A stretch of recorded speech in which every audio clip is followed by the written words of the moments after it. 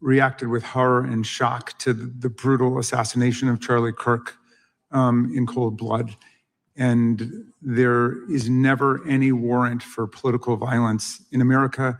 And just as we all recoiled together at the shocking assassination of Melissa Hortman and others who died in that Minnesota attack, we all stand together categorically against political violence in America and determined to end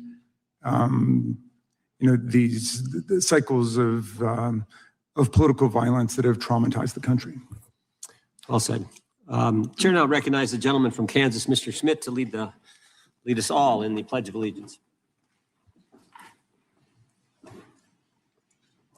I pledge allegiance to the flag of the United States of America and to the republic for which it stands, one nation, under God, indivisible, with liberty and justice for all.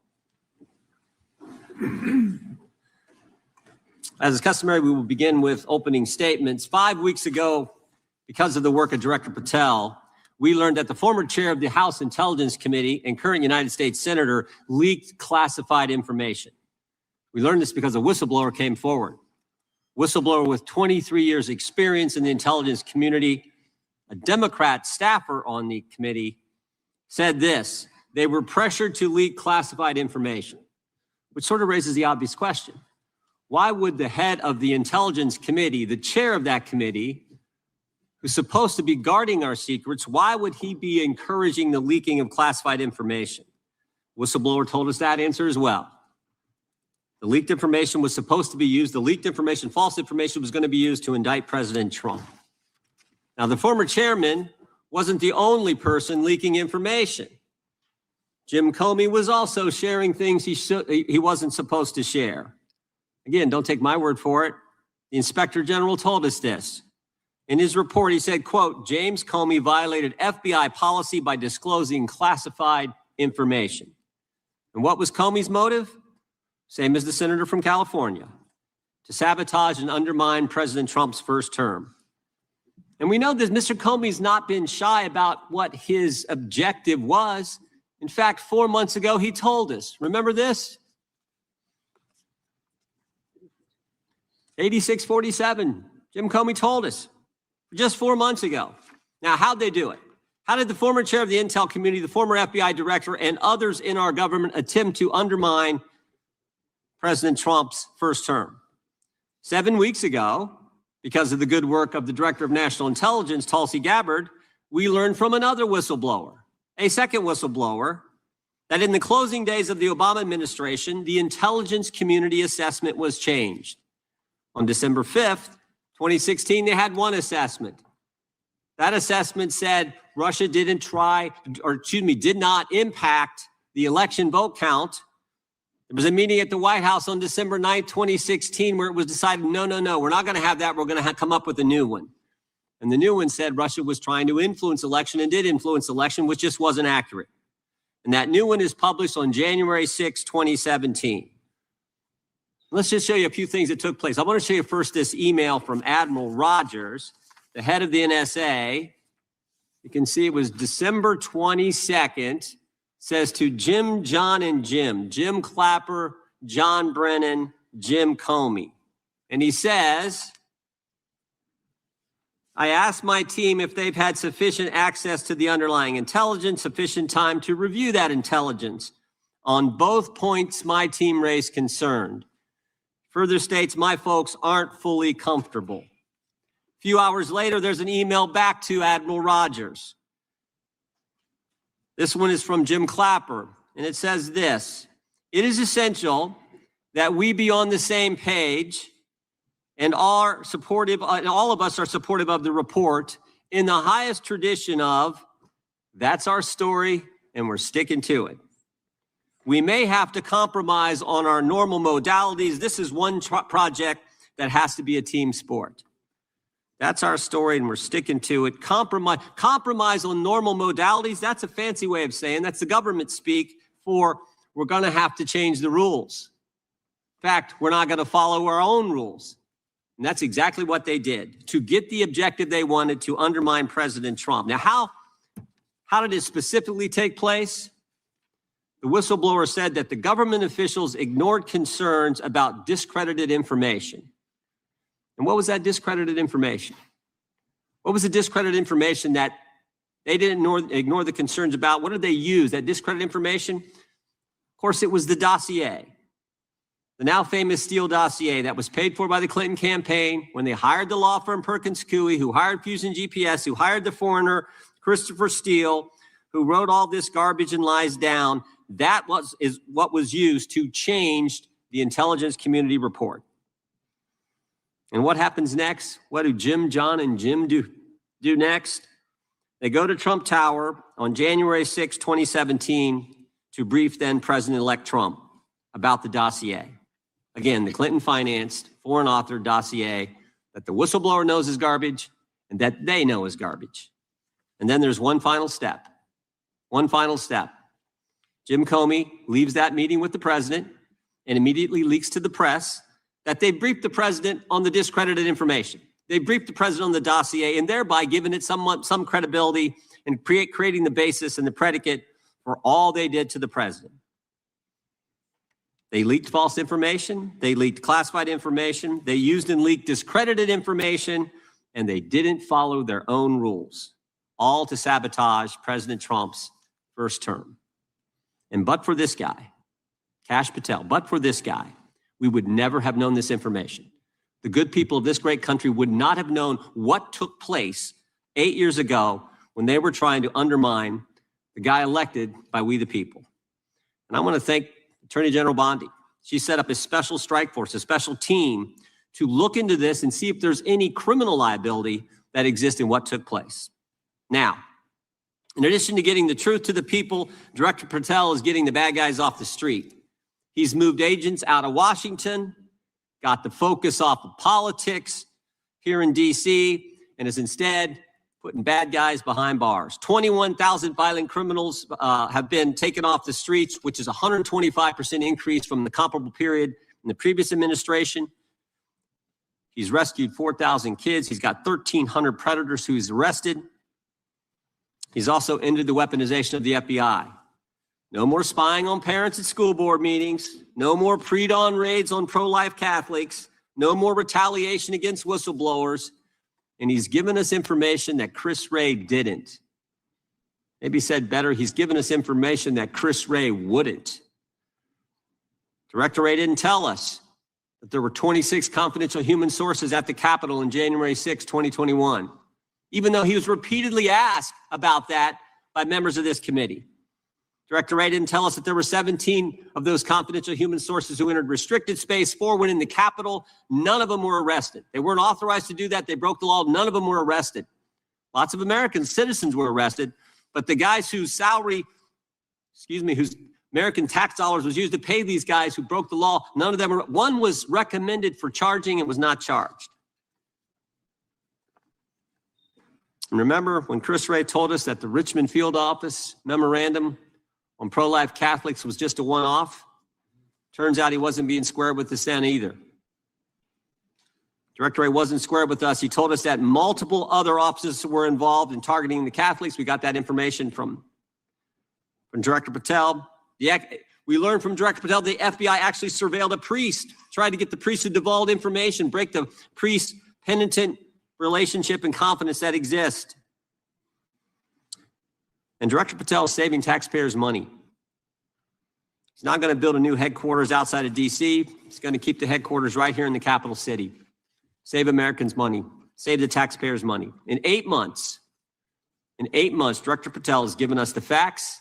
He's ended the weaponization at the FBI. He's taken bad guys off the streets, and he's saving taxpayers' money. But my guess is the Democrats won't focus on all that good news. They'll focus on politics. They'll stick with Comey and Clapper and Brennan and continue to try to undermine President Trump. That I yield to the ranking member for an opening statement. Thank you very much, Mr. Chairman, and welcome, Director Patel. You and I have not had the opportunity to meet, and alas, you failed to respond to the 8 oversight letters I've sent you over the last 7 months. So we do have a lot of questions piling up for you, but I want to start with a word of praise. The first FBI director was J. Edgar Hoover, who steadfastly refused to hire women, African Americans, and other minorities as agents. And although he was a closeted homosexual who lived in domestic partnership for decades with Clyde Tolson, he also participated in anti-gay crusades. He aggressively promoted what we would today call white Christian nationalism.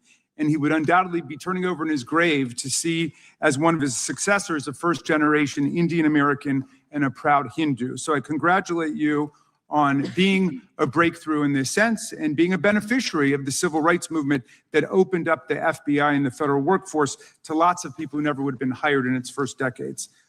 Alas, you share J. Edgar Hoover's dangerous obsession with blind loyalty over professionalism and effective public policy. For Hoover, it was blind loyalty to him in keeping his secrets. For you, it's blind loyalty to Donald Trump in keeping his secrets. During your confirmation, it was widely noted on all sides that your primary qualification was your unwavering loyalty to Trump. Unlike other directors, you had no work experience at the FBI, but you had made over 1,000 media and political appearances in support of Trump's campaign. Your Senate confirmation vote was 51-49, the closest in history, with your opponents warning you were not qualified and had no interest in actually developing the qualifications for the job. I hoped that they were wrong. Alas, they were not. While most other new FBI directors drew on their experience as FBI agents, you didn't have that. But you did write a picture book trilogy for children ages 5 and up based on your experience clashing with President Trump's political enemies. In your book, you describe your literary alter ego, Kash the Knight, as a wacky, easily bored wizard carrying out King Donald's vengeance by driving his enemies out of the kingdom. In the books, King Donald is besieged by the evil Hillary Queentown, but saved in the end by Kash. Then Kash goes on to catch mules who are stealing the 2020 election for the great King Donald from Sleepy Joe. And then in the third book, Kash takes down the dragon of the jalapenos, nicknamed the DOJ. Your supporters had hoped that you would graduate from imagining yourself a romantic fairy tale knight to actually running America's premier federal law enforcement agency. Alas, just as we've learned how dangerous it is to put a science-denying anti-vaxxer in charge of our public health, we've learned how dangerous it is to name as director of the FBI a man who thinks of himself as a fairy tale knight who keeps a fire-breathing dragon named DOJ at home to forcibly drive villains out of the kingdom.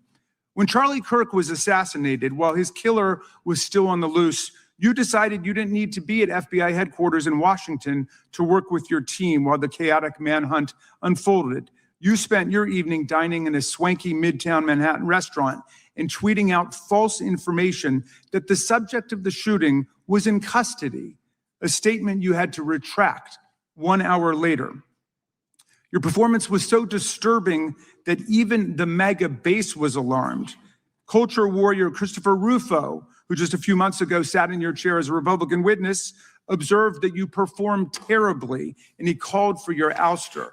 The FBI might be able to survive your delusions of grandeur and the explosively volatile temper that was on display yesterday in the Senate, but the intractable problem is that you are running the FBI not as a law enforcement agency charged with keeping the American people safe, but as a political enforcement agency working directly for the president's vengeance campaign. 7 months in, it's impossible to overstate the destruction, chaos, and demoralization you've brought to the FBI and its workforce and the resulting danger your actions have caused to our country. You've been systematically purging the FBI of its most experienced and qualified agents, division leaders, and experts in counterterror, counterintelligence, and cybersecurity, precisely the people who have the expertise you lack, in which the FBI and the country need.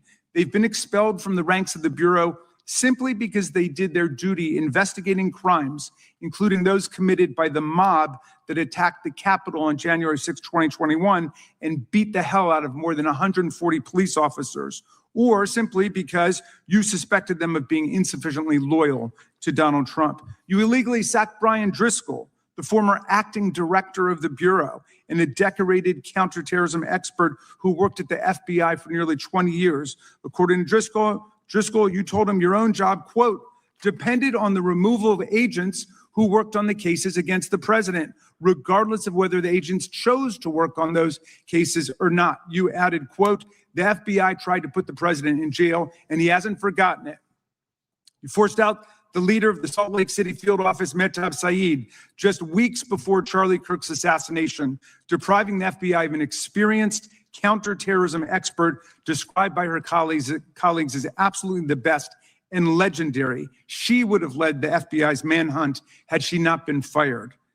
When Trump decided that rounding up immigrants with no criminal records was more important than preventing crimes like human trafficking of women and girls, drug dealing, terrorism, and fraud, you ordered the 25 largest field offices to divert thousands of agents away from chasing down violent criminals, sex traffickers, fraudsters, and scammers to carry out this immigration crackdown.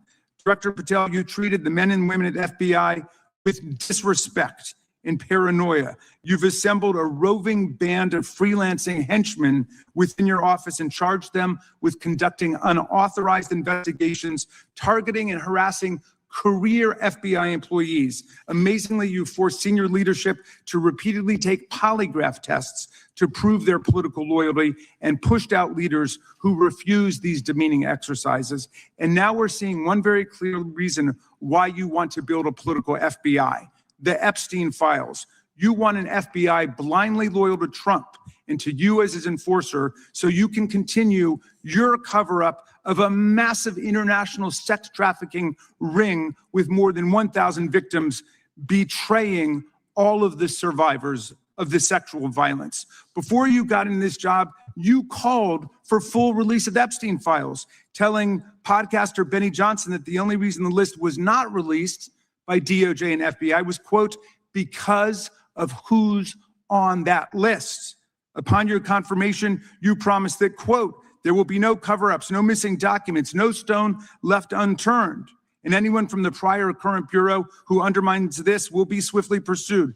This spring, you ordered hundreds of agents to pore over all the Epstein files, but not to look for more clues about the money network or the network of human traffickers. You pulled these agents from their regular counterterrorism or drug trafficking duties to work around the clock, some of them sleeping at their desks, to conduct a frantic search to make sure Donald Trump's name and image were flagged and redacted wherever they appeared, whether an email, a text, a letter, an interview, a photograph, or a video.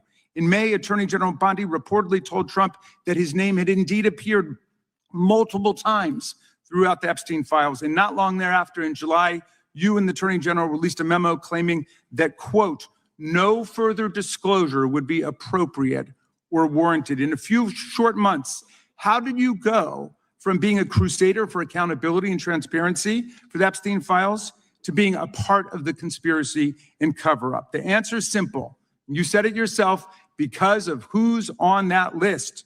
Donald Trump's relationship with Epstein over the years is well documented. A week ago, the Oversight Committee released Trump's disturbing birthday book, Note to Epstein, written over a drawing of a woman's naked body, referring to a, quote, wonderful secret.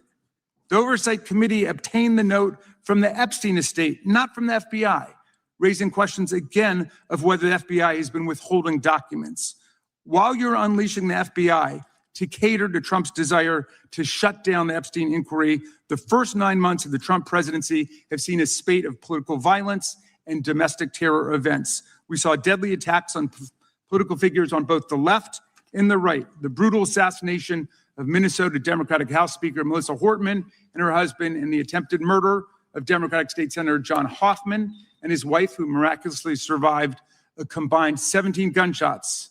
We saw an arsonist set Pennsylvania Governor Josh Shapiro's residence on fire. And of course, last week, we saw the horrific, cold-blooded assassination of Charlie Kirk in Utah that has shaken the nation. 1 minute after Charlie Kirk was shot in the neck, a 16-year-old shooter in Evergreen, Colorado, radicalized by white supremacist ideology online, opened fire and critically wounded 2 other students at Evergreen High School. We've seen lethal anti-Semitic violence, including the murder of 2 young Israeli embassy staffers just blocks from the Capitol, and then in the attack on a gathering of Jewish people in support of hostages held in Gaza in Boulder in June. We've seen continued mass shootings at schools, like the domestic terror incident at a Catholic school in Minneapolis last month, which killed 2 children and wounded 18 others. And in August, a man fired more than 500 bullets at the Centers for Disease Control and Prevention, killing a police officer who was a Marine veteran and a father. People like Melissa Hortman and Charlie Kirk should be able to participate in politics as elected officials or active citizens without being shot down in cold blood in the United States of America. People should also be able to go to elementary school, to middle school, to high school, to work, to the mall, and to church without being shot down in explosions of gun violence. The important position at the FBI requires a leader who puts public safety and national security and the rule of law first. I'm afraid, Director Patel, you've given us reason to believe you've used the powers of the FBI to serve Donald Trump and his agenda of partisan retribution. You've broken your promise not to do that. You've betrayed Jeffrey Epstein's victims and survivors. You've turned your back on the career law enforcement officers of the FBI. And as a result, you've left all of us less safe than before. Mr. Chairman, I yield back. Gentleman yields back. That opening statement may have been longer than any book director's ever written or anyone else has written. Without objection, all of the opening statements will be included in the record. We will now introduce today's witness. Mr. Patel has been the director of the FBI since February of 2025. He previously served as chief of staff at the Department of Defense, deputy director of national intelligence with the National Security Council, and also as a congressional staffer, as a federal prosecutor, where he focused on national security cases. And he also worked as a public defender in the state of Florida. We welcome our witness, appreciate his work, and thank him for appearing here today. We will begin by swearing you in. Director, would you please stand, raise your right hand? Do you swear or affirm under penalty of perjury that the testimony you're about to give is true and correct to the best of your knowledge, information, and belief, so help you God? Let the record reflect that the witness has answered in the affirmative. You can be seated as you are. You've been through this yesterday. Did a fine job. Please know that your written testimony will be entered into the record in its entirety. Accordingly, we ask that you summarize your testimony. Director, you may begin. Good morning, Mr. Chairman, Ranking Member Raskin, and members of the committee. I want to begin today by discussing the appalling assassination of Charlie Kirk. It's important for this FBI to be transparent without jeopardizing our investigations. So a little bit of the timeline is important. Charlie Kirk was unfortunately assassinated on September 10th. We immediately, the next day, released images early in the day in local time in Utah to start the public partnership in our manhunt for the assassin and culprits. At approximately 5 p.m. local time, I arrived on the ground and walked the crime scene myself. And we flew multiple FBI assets in and out to process DNA simultaneously while bringing in evidence response technicians, hostage rescue teams, and other experts to assist state and local law enforcement with their investigation. At 8 p.m. local on September 11th, the FBI collected and populated and promulgated at a press conference a video of the suspect on the ground. We also released enhanced images. Due to that release that I directed and ordered, the suspect involved was apprehended and in custody at 10 p.m. local time. That's less than 2 hours after we did the video release and the photo release. So within 33 hours, that individual suspect was in custody, and his family, who has since been interrogated, specifically stated to FBI interrogators that because of the video that the FBI released at my direction and because of the photographs that they released, they identified their son, they confronted their son when he swung by their home, and that's what led to his apprehension. We are still, the FBI has that investigation ongoing, and it continues to be ongoing. And I want to thank the state of Utah and the state and local authorities there. And I also want to thank the Attorney General and President Trump for directing resources to allow us to conduct that investigation as we have. Under this administration, the FBI has arrested more than 23,000 violent criminals, 23,000 in 7 months. That's twice as many year to date last year. We've taken over 6,000 firearms off the streets. 6,000 guns are no longer in the hands of criminals in 7 months. We've identified and found and located 4,700 child victims. That is a 35% increase year to date last year. We have arrested 1,500 child predators. That is a 10% increase year to date last year in just 7 months. We've assisted our partners with countless counterterrorism operations around the world. We've captured at the FBI 4 of the most top 10 wanted fugitives in the world in 7 months To put that in perspective, that's as many as my predecessor nabbed in the entirety of the Biden administration. We got 4, we got more coming. On top of that, in 2 weeks, thanks to the help of the CIA, we collected and captured one of the individuals responsible for the horrific Abbey Gate bombing that led to the murder of 13 service members. We did that in 2 weeks. They didn't do it in the 4 years of the entire prior administration. Nationwide, we've been executing our Operation Summer Heat, the FBI's national focus on targeting violent crime based on intelligence-driven operations. Ask the citizens of Seattle, Miami, Memphis, Charlotte, Chicago, New Orleans, to specifically highlight New Orleans and Nashville. There has been a 250% increase in violent crime arrests in those cities alone and other mid-major cities that I've just listed. In just a few short months, we have already unleashed 1,000 FBI personnel across this country. Every single state across this country is getting a plus up. This is a fiction that the FBI is short or that we are compromising the men and women in the field. They do not need to be in Washington, D.C., so we're sending them into the field to each and every one of your states. Because of that, crime is at an all-time low. We had to do it because of the explosion of crime. And maybe the most important stat for Americans to realize, in just 7 months, we are on track to produce the lowest murder rate in modern U.S. history by double digits. Those are results not of mine. Those are results of the men and women of the FBI. If you want to criticize me, bring it on, but do not attack the brave leaders in the field. We are also working 24/7, 365 on the opioid epidemic that is killing more than hundreds of thousands of people a year. We have seized 1,600 kilograms of fentanyl off the streets so far in 7 months.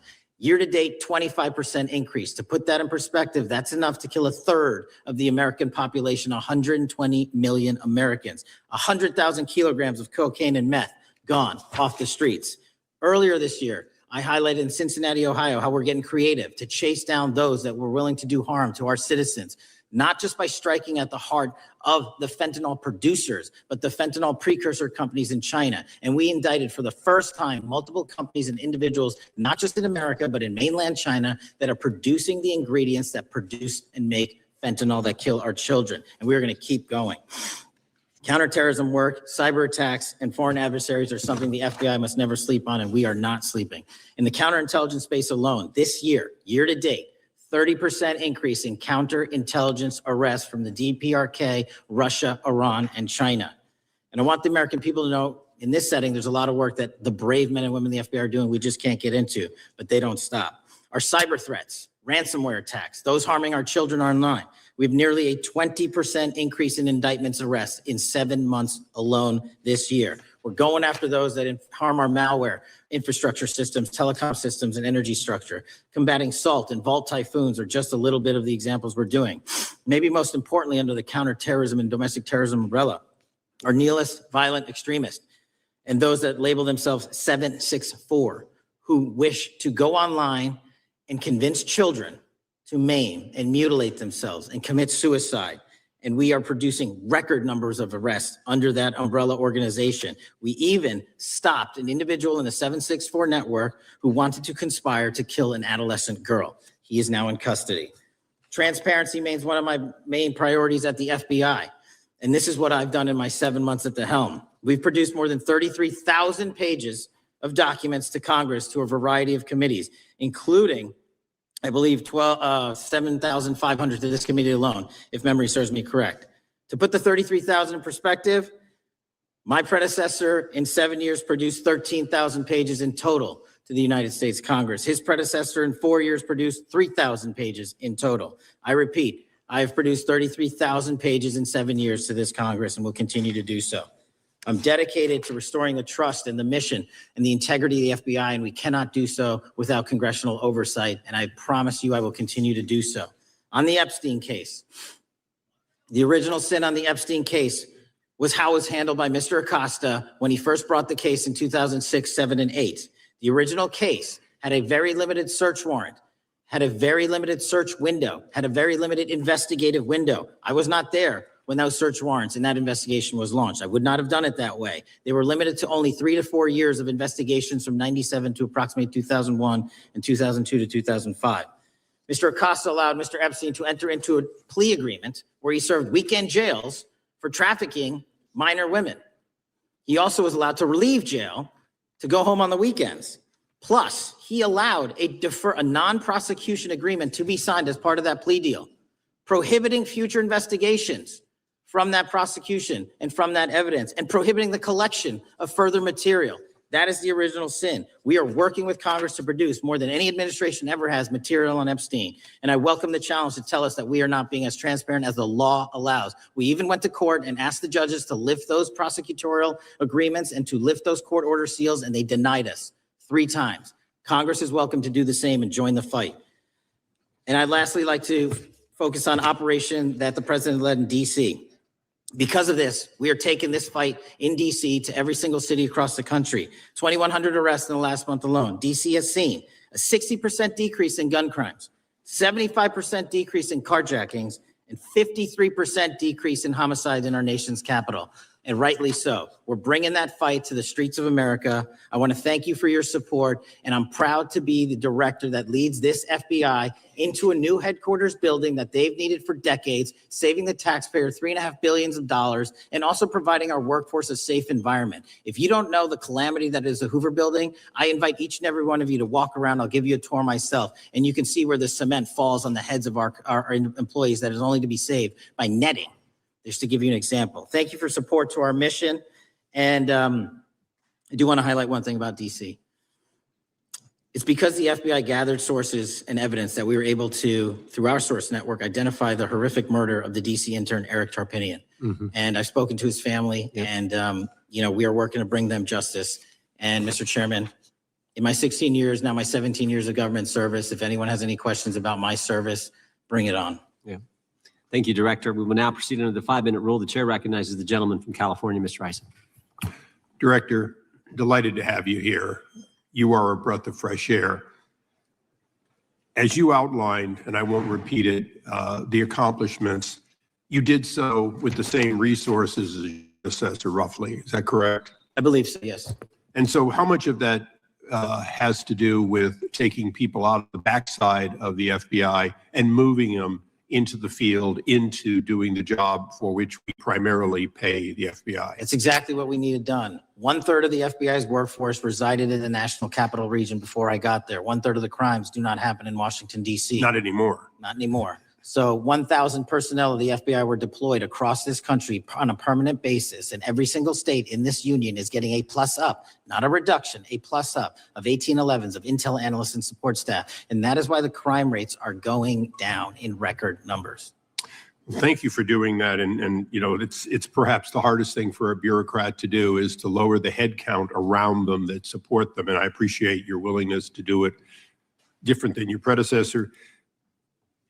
A lot of what you covered earlier was the find, the discovery, and then the prosecution that is done by the DOJ. But I want to talk a little bit about the prevent side. On the Charlie assassination, sir? No, on all of these. Okay. For example, and I'll bring it up before the Democrats bring it up, January 6th. January 6th, we now know because of your find that in fact there were people involved who were not just observers, but participants who, in fact, it's been alleged, and I personally believe, in fact, were part of promoting, perhaps even the one woman who died, encouraging her to walk through a door that led to her death. When you see that kind of activity, and you know it was done under predecessors with full knowledge, whether it's January 6th, where embedded people crossed the line, or any other activity, including obviously the Russian hoax that we're now dealing with up in front and center. My question to you is, what can you or others do to prevent it from occurring again? Not on your watch, but on future watches. How can we know that this won't happen again the moment you leave the FBI? It's simple. What I'm doing through our leadership cadre is having FBI agents do what they were trained to do, not what they were not trained to do, not put them in situations that both harm them and the public. We're also utilizing our SORT networks and prioritizing the threat structure to go after the narco traffickers, the counterterrorism people, the counterintelligence threats, and the cyber threats. That's what they were trained to do, and that's what we're letting them do. One major question I have, after decades of doing this, on our side of it, both the chairman, myself, and others, both at oversight and here, have seen that the FBI and the Department of Justice hide behind non-statutory practices. Now, you've changed the interpretation of many of those practices. That's why we're getting the discovery that was previously withheld. How do we work together to make sure that we never again have false walls, non-statutory walls that say the Department of Justice has a prohibition about giving, quote, you fill in the blank, that has led to the chairman not seeing anything until you took over? I'm wedded to aggressive constitutional oversight. Having been a House congressional staffer, I know that is an important part of securing our democracy. And the way we make it an everlasting, enduring process is by showing the American people the results of what we are doing and the important work of this committee and putting it out to them so they can see government waste, fraud, and abuse. And then they can demand from our constituents and our electors that they want this process to continue. Last major question here. Some things are so sensitive that we both would agree they cannot be made public. Will you commit to this committee when it is too sensitive to disclose that you would at least make it available for in-camera review by the chairman and ranking members or others designated? I have done that and I will continue to do that. Well, thank you, Mr. Chairman. This is a breath of fresh air.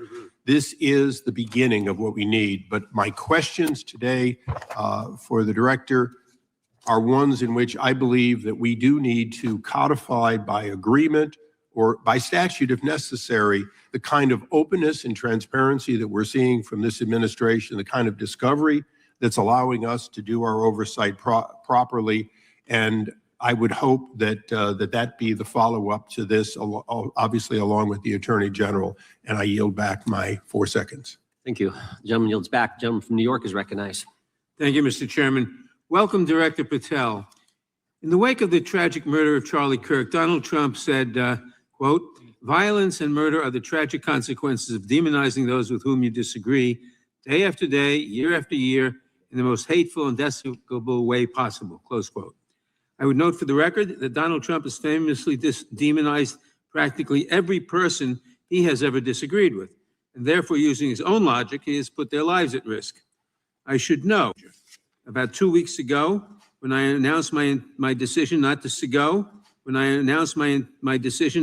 re-election, many people on both sides of the aisle, including the chairman, offered me well wishes and thanked me for my service. Donald Trump, on the other hand, took to Truth Social to call me a, quote, psychopathic nut job, among other things. Yesterday, I received a threatening note filled with anti-Semitic comments and hateful attacks that mimicked some of the same language used by the president. I am sure many of us on this committee face similar threats every day. We have seen political assaults on both the left and the right. The attack on Charlie Kirk, the attempted assassination of the president, the murder of the Democratic Speaker of the Minnesota House, the assault on Paul Pelosi, and the attack on the Capitol on January 6th, for example. Director Patel, do you agree that there is political violence from both the left and the right? There is too much political violence. Do you agree, yes or no, that there's violence? There is too much political violence based on ideologies from either side. From either side, okay. Are you aware of the study by the Cato Institute, a well-known conservative group, that found that 69% of the violence is from the right? I'm not familiar with that study. You're not familiar, okay. I would commend it to you. Are you aware the administration has threatened to use violence as an excuse to crack down on liberty and freedom of speech? Say that again, I'm sorry? Are you aware the administration has threatened to use violence as an excuse to crack down on liberty and freedom of speech? Nobody at the FBI is doing that. I didn't ask you about the FBI, I said the administration. I speak for the FBI. I would like to enter the record an article from today's New York Times titled, "Trump Invokes Kirk's Killing and Justifying Measures to Silence Opponents." In the wake of Charlie Kirk's killing, President Trump and his allies have laid out a broad plan to target liberal groups, monitor speech, revoke visas, and designate certain groups as domestic terrorists. I ask unanimous consent to insert this into the record. Thank you. Politicizing the murder of Charlie King to go after free speech is not a legacy I believe Charlie King would have wanted. Moving on, I want to address another topic. The FBI has traditionally played a key role in prosecuting public officials for corruption.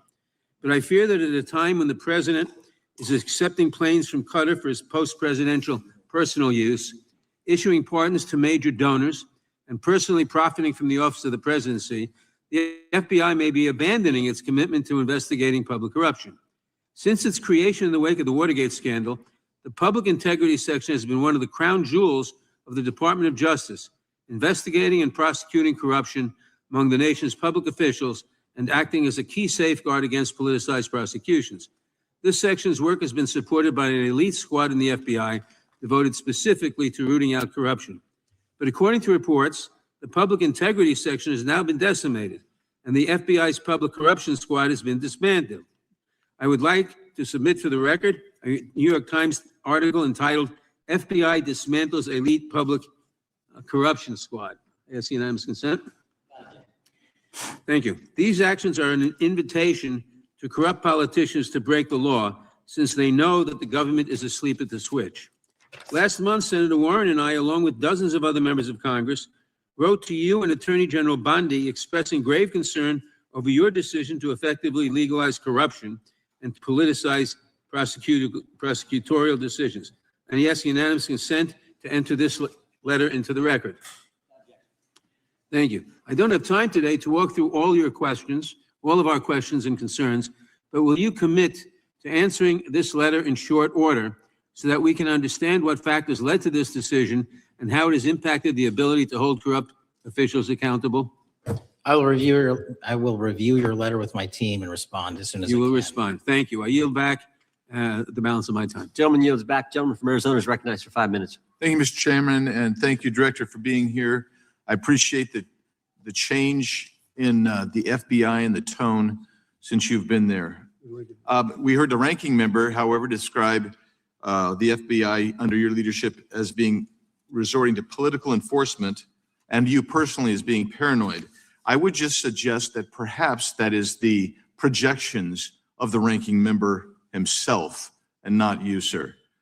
I want to refer to something that was said yesterday in yesterday's hearing by Senator Grassley. He said, "It's well understood that your predecessor left you an FBI infected with politics." At your nomination hearing, he gave you records, made public records about whistleblowers regarding something called Arctic Frost. Arctic Frost was the FBI case opened and approved by anti-Trump FBI agent Thibault, and Arctic Frost became Jack Smith's elector case. The new records show that Arctic Frost was much broader than just an electoral matter. In fact, it was expanded to Republican organizations. Some examples of the groups that the Ray FBI sought to place under political investigation included the Republican National Committee, Republican Attorneys General's Association, and Trump political groups. In total, 92 Republican targets, including Republican groups, Republican-linked individuals, were placed under the investigative scope of Arctic Frost. On that political list for investigation was one of Charlie Kirk's groups, Turning Point USA. In other words, Arctic Frost wasn't just a case to politically investigate Trump. It was the vehicle by which partisan FBI agents and DOJ prosecutors could achieve their partisan ends and improperly investigate the entire Republican political apparatus. I'd ask that, Mr. Chairman, that document be administered. Without objection. So I know that this may be under current investigation, but I wish to ask specific questions about this for just a moment. What search tools were used in Arctic Frost to view private communications of targets? I believe the traditional search tools, search warrants, lawful service of process, and the tools that the FBI has in our infrastructure systems, cybersecurity systems, and counterintelligence systems. But generally speaking, if I may, I want to use this to highlight the fact that I'm continuing my promise to work with Congress to produce documents simultaneously and also conduct ongoing investigations. I'm giving you as much as I can, and I'll give you more when I can. Thank you. Another question regarding that is, were there any directives from the Biden White House concerning the Arctic Frost investigation? Were there any directives or communications from the Biden White House itself concerning the Arctic Frost investigation? I'll just rely on what was turned over to date, sir. Okay. So I want to add here, the search warrants that were used included the seizing of a U.S. member of Congress, his phone. I think we all know who that was and how that was taken away and used for political purposes, Mr. Chairman, Mr. Director. So we'll leave that for a second, and let's go over to the Charlie Kirk case for just a second. Let's emphasize this. How many hours did it take from the assassination to the arrest of the assassin, Mr. Director? 33. That seems pretty swift, and it was because of the actual release of videos and photographs that you directed to be released, sir. That's correct. And to put it in perspective, the Boston bomber took 5 days and Luigi Mangione took 5 days. Was the platform Discord forthright from the start with law enforcement about the shooter's communications on its platform? Discord, the platform ownership, has been working with our lawful process, and we are obtaining materials from them on a rolling basis. Thank you. And I want to get back here to Article Frost for just a second, Mr. Chairman. I'd like the unclassified document from the FBI released to be admitted to the record. Without objection. And a document from the Economic Times also to be admitted to the record. Without objection. So I'm going to give you the last 30 seconds. We could go on about the Epstein case. I've got a bunch about that, but I'm just going to let you, if you wish to respond to either of the two vitriolic questioning or statement from the Democrats. The work of the FBI speaks for itself. It's on showcase here today. Anyone that wants to attack the FBI can attack me, but leave our leadership structure alone. When you have 23,000 violent felons arrested, twice as many as this time last year, the work speaks for itself. Thank you, Mr. Chairman, and thank you. Appreciate your good work, Director Patel. Yield back. Gentleman yields back. Gentleman from Maryland is recognized. Thank you kindly, Mr. Chairman. Director Patel, before you joined the FBI, you railed against it for covering up Jeffrey Epstein's human trafficking ring. Let me refresh your memory with this clip. It has Epstein's list. They're sitting on it. That doesn't seem like something you should do. You're protecting the world's foremost predator. That seems like an evil thing to do, regardless of who may be embarrassed in the release of that list. Why is the FBI protecting the greatest pederast, the largest scale pederast in human history? Simple, because of who's on that list. So you finished that December 2023 interview with a challenge to the FBI and harsh words for Republicans in Congress for not getting the Epstein files out to the public. You can see this clip. Boy pants and let us know who the pedophiles are. Put on your big boy pants and let us know who the pedophiles are, you said. You emphasized that the president and the FBI director each had complete authority to release Epstein's client list. You said Epstein's black book is under the, quote, direct control of the director of the FBI. Look at this clip. Things way off the topic, but who has Jeffrey Epstein's Black book? black book? FBI. But who? That is, I mean, there's... Oh, that's under direct control of the director of the FBI. All right, so you were sworn in as director more than 200 days ago. Now the black book is under your direct control. So why haven't you released the names of Epstein's co-conspirators in the rape and sex trafficking of young women and girls?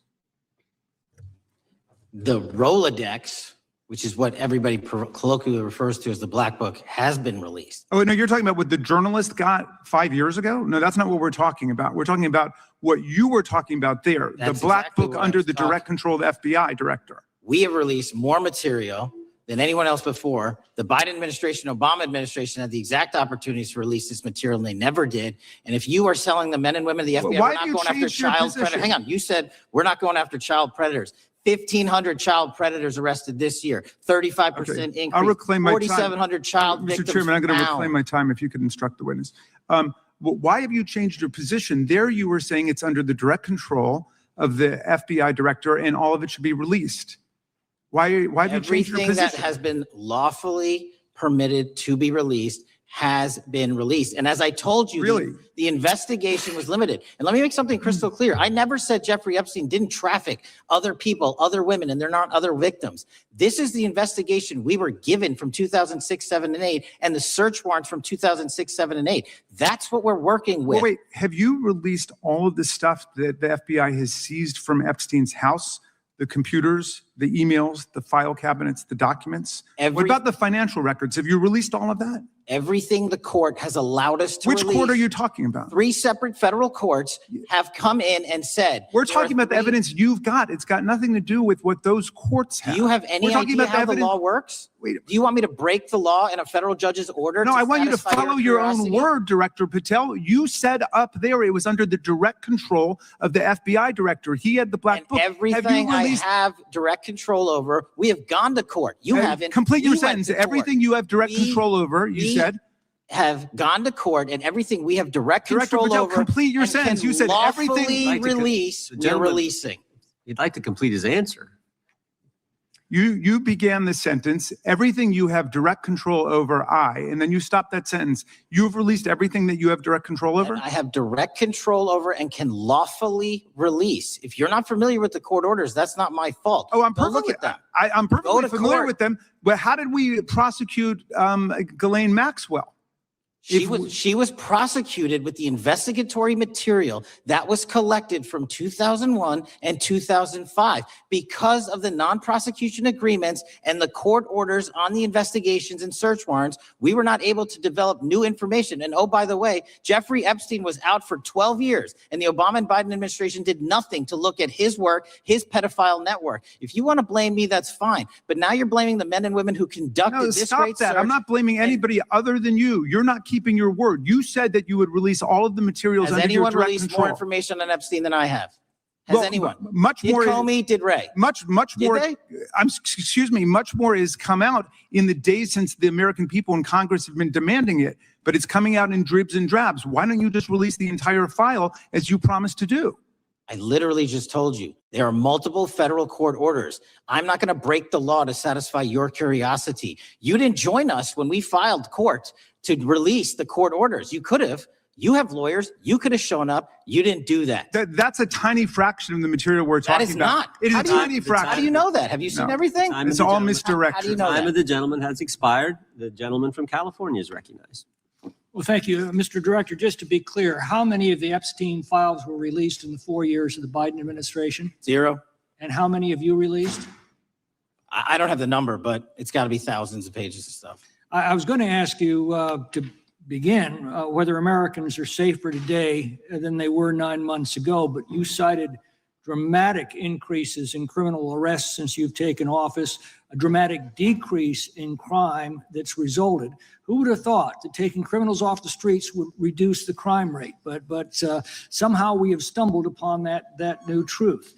But it begs the question, what was the FBI doing during the 4 years of the Biden administration to see that dramatic an increase in work under your tenure? The simple answer is I'm letting good cops be cops. We're working with our state and local law enforcement. We're energizing our partnerships. We're bringing on more task force officers. When you have more cops in the streets, when you're using ground-based intelligence, when you're not weaponizing law enforcement and focusing on DC and focusing on the rest of America, this is what happens. It is not a significant mind shift in terms of how we maneuver the FBI.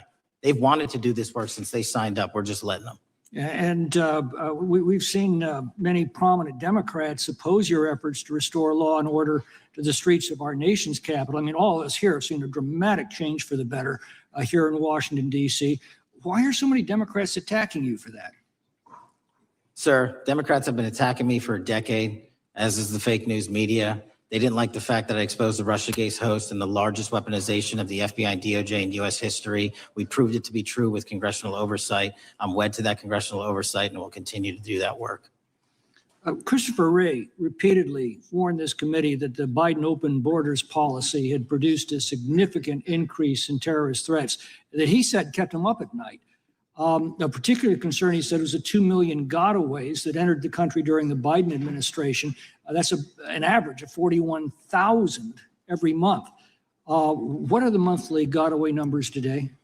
Sir, I'll have to get back to you on the exact gotaway numbers, but identifying that there are gotaways is step one. Going and manhunting them is step two. And that's what we're committing our resources to do. Well, that's my next question is what progress has administration made in apprehending and removing terrorist threats that came in during the Biden years? I think you're talking about, if you're not, let me know, known or suspected terrorists. And we've encountered almost zero at the southern border since the southern border has been sealed. But the problem that we are running into is our northern border. It's largely expansive. The enemy has adapted, and we need more focus on the northern border to stop known or suspected terrorists from coming in from places like China, Russia, the Middle East, Africa, Afghanistan. And what can you tell us about the remaining threat posed by potential terrorist cells here in the United States?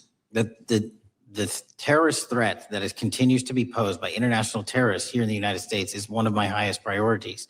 We are working through our intelligence community partners to identify those individuals, and we've taken down numerous individuals in numerous rings across this country to neutralize that terrorist threat, including places like New York City, Los Angeles, and I believe Dallas, Texas most recently. How extensively did criminal cartels like Sinaloa, Jalisco, New Generation, MS-13, Tren and others infiltrate our country during the Biden administration? By the tens of thousands.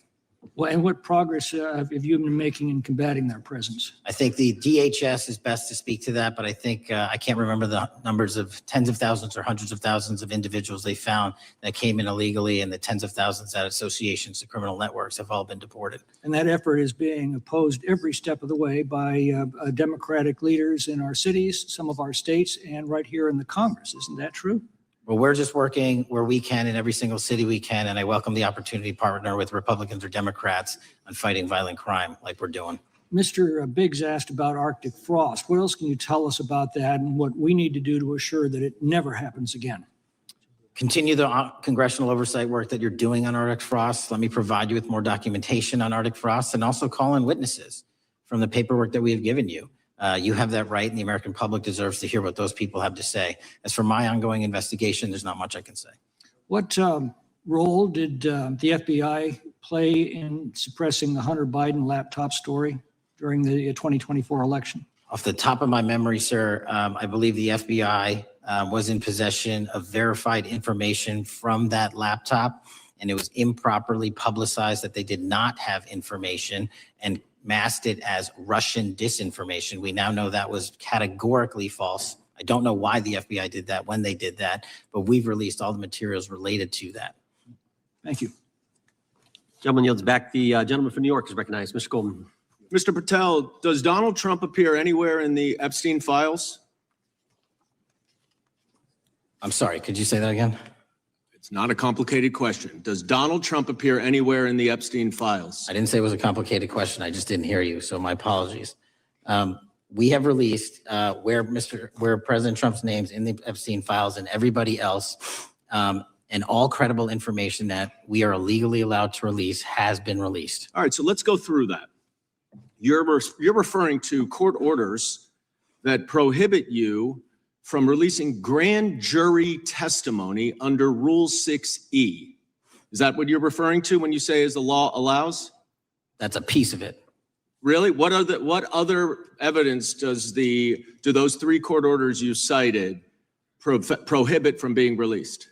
Information that was collected pursuant to those search warrants that were limited in fashion. Wrong. That's not what the court order says, and that's not under 6E. And you're talking, and I said that's 6E, and I said there was others, and I'm answering that. There are sealed court order documents. There are protective orders. They are unsealed as part of discovery given to Ghislaine Maxwell. They are no longer sealed. That's just not true. We can argue about it all you want. Okay, well, you agree that there are, so your testimony here is that the reason why you are not releasing all of the videos that you have acknowledged, there are so many, and that the FBI spent thousands of hours of reviewing, the photographs, the photographs that you have. You're saying that you're not releasing those because there's a court order requiring them to be sealed? Is that your testimony? Never said that about the videos. On the totality of the videos, of the thousands of images that were seized pursuant to the search warrants executed at the time,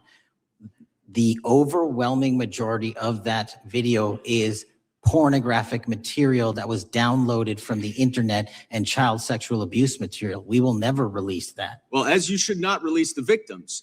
But if there are videos that relate to others who Epstein trafficked to, such as maybe Prince Andrew, or photographs, that you have total control to release. Yes, and if it exists. And so why haven't you released it? Why are you supposing that that is a fact when in fact it is false? Are you saying that? You're I'm saying that sitting none on of that the evidence? videos Hang on. relate to anything relevant to the Jeffrey Epstein trafficking ring? Every single video that we have collected pursuant to the prior search warrants has been examined for the last 10 years. And every single video has been utilized for whatever prosecutions were able to be legally brought. I'm not asking about prosecutions. I'm asking about why you aren't releasing the full Epstein files, including the names of people who were involved in the sex ring that you promised to do before you became FBI director. I just told you, I'm not going to release downloaded porn. Of I'm not children on asking the about internet. that. Fine. I'm asking about all the other files. What other videos? Tell me. Tell me. That's what I'm asking. Tell me. You're saying there are no videos that would be relevant to anyone else involved in the Jeffrey Epstein sex ring. Pursuant to Mr. Acosta's collection of information based on the search warrants. That's all we have in our I possession. understand. And I'm asking you that stuff. That's all we got. I'm not asking all you got. I'm asking you in that stuff, there's nothing that's related to the to any other sex traffic, any other people engaged with Epstein in underage sex. That's correct. To my knowledge, no. Okay. Let's talk about the witness interviews. 302s of witness interviews. Those are not subject to the court order. Those are not subject to any fictional sealed order for a search warrant. Why aren't you releasing those with the redacted names of the victims? We are releasing as much as legally allowed. That's why we went back to How the is that? courts. How is that not legally allowed? Sir, do you know how court orders work? Do you know how protective orders work? Actually, Do you know how Mr. sealing Patel, orders I was work? a prosecutor, a real prosecutor for 10 years. I know exactly how. So I was a court fake one? orders- And I want to understand what the court order prevents you from releasing witness statements that the FBI took. You should know that as a real prosecutor, when the court hand downs a protective order and a motion to seal, the material is sealed unless So that your judge testimony waives here it. is that all of those witness statements are under a court order, a protective order. We are providing everything we can legally provide. Now, that's not my Congress has sent question. us a My subpoena. question is, why are those witness statements that are not grand jury testimony, that if they were under a protective order are no longer under a protective order, why are they not being released? How are they not And under protective? Why are you not going to the court like you did for the grand jury testimony to unseal those The records? DOJ did go to the court. No, not on those records. Why aren't you going? You just went on grand jury. Time of the gentleman has expired. The You are hiding the Epstein files, time Mr. of the gentleman Patel. has expired. You are part of the cover-up. Can I respond? Sure can. Any allegations that I'm a part of a cover-up to protect child sexual trafficking and victims of human trafficking and sexual crimes is patently and categorically false in the work of my. So I hope you will talk to them when they Gentlemen's time have has requested expired. to speak with you. Because the Gentlemen's time has victims have expired. Gentleman requested yields and you are back. not responding to them. Director, yes or no, is the FBI still spying on parents at school board meetings? No, sir. Is the FBI still targeting Catholics? No, sir. Is the FBI still spying on President Trump? I don't believe so. Is the FBI still censoring Americans? No, sir. Is the FBI still targeting Americans for shopping at Cabela's or purchasing Bibles? Nobody is targeted for their faith. Is the FBI still targeting Americans for pro-life? Nobody is targeting anyone for their Is beliefs. the FBI still cooking the books on crime data? The crime data is real. Is the FBI still purging agents for conservative viewpoints? No one at the FBI has asked their viewpoints on Is policy. the FBI still labeling the Betsy Ross flag, the flag of the American Revolution, a hate symbol? No. Well, maybe that's why you've been able to, what was the number? 23,000 bad guys you've arrested, a huge increase from the same time period in the previous administration. I think you said 1,400 predators, 4,000 children rescued. Were those facts? 4,700, 35% increase on children rescued. Yeah. And you got the guy that, Abbey Gate. We got the Abbey Gate We had guy. a guy from the 4th District of Ohio who lost his life there serving our country. We appreciate that. Maybe when you're not focused on politics, you can actually do what the FBI is supposed to do. Go get the bad guys, right? That's what the men and women of the FBI do. Director, did John Brennan lie to Congress? Let me just read a couple things actually before you answer that. 2 years ago, we had Mr. Brennan in for an interview, And I asked him, how'd you learn about the dossier in December of 2016? Mr. Brennan replied, I received a copy of it from the FBI, and the CIA was very much opposed to having any reference or inclusion of the Steele dossier in the intelligence community assessment. That's what John Brennan told the United States Congress. 7 weeks ago, the Director of National Intelligence told us this: John Brennan lied and denied using the dossier in the intelligence community assessment because he knew it was discredited. CIA officer told the House Intelligence Committee Brennan refused to remove it, and when confronted with the dossier's main flaws, he responded, yes, but doesn't it ring true? John Brennan lied to us? Mr. Chairman, I won't stylize the evidence. What I will say is that the intelligence community assessment, those that created it and any individual involved with it, is an ongoing investigation. There's an investigation into what took place in December and January of December 2016, January 2017, when this whole thing started, this grand conspiracy. That is being investigated. Is that right? That has been publicly announced by the department. That's been announced by the department. Did Chris Wray hide documents from this committee? You would know better than me, sir. Well, I think you told us like 700 pieces of information you've given this committee since you've been the director relative to just one incident, the Catholic memorandum from the Richmond field office. I can give you the comparison, sir. Yeah. The Catholic memo, I believe we turned over 750 documents. In Mr. Ray's tenure, I believe they turned over 19 pages. 19 pages. You've given us 700. Why would Chris Wray hide information from this committee? You'd Want have to to hazard a guess? I'm sorry. Hazard a guess why he would do that? I don't know, sir. I think maybe it was because FBI was spying on a priest, trying to get him to break the priest penitent confidence that exists. You think maybe that was the reason? You'd have to ask him, sir. Yeah, we'd love to do that. I want to read a few names here. Arctic Haze, Tropic Vortex, Riding Hood, Foggy Falls, Echoes Fate, Sirens Lure, Janae Christmas. What are these code names about, Director? You know? Not off the top of my head. Arctic Haze, Tropic Vortex. My understanding, these are code names for leak investigations of classified information from the year 2017. Does that ring a bell? In terms of leak investigations, many of those are classified and many of those are ongoing, Mr. Chairman. But we are working with you to produce documents as we close those investigations or as we declassify them. Let me ask you this question, because this is something I've wondered about, the way the FBI used to work. Wade, this whole thing so many of these things unfolded. Seems to me you had all these people in government leaking information that then gets reported in the press. There's a story written about it. And then that article is then used to further the investigation and move forward with what they want to do. Did that take place back in 16 and 17? That's the exact scenario that took place in the FISA application for Carter Page and the rest of the Trump campaign. And that is frightening, because that's what the CIA is supposed to do in foreign countries. It's not supposed to happen to Americans, but it did, didn't it, Director? Yes. And not just any Americans, it happened with the President of the United States. Is that accurate? Yes, sir. Yeah, and you were the key guy in helping expose that. And I think our country will be forever grateful for what you did to let the country know that was going on involving Americans, which is not supposed to happen, and not just, again, any American, but the President of the United States. Chair now recognizes the gentlelady from California. Thank you, Mr. Chairman. I'm concerned by reports that FBI agents have been diverted from their important work on crime and anti-terrorism to work on matters that are not critical to our safety.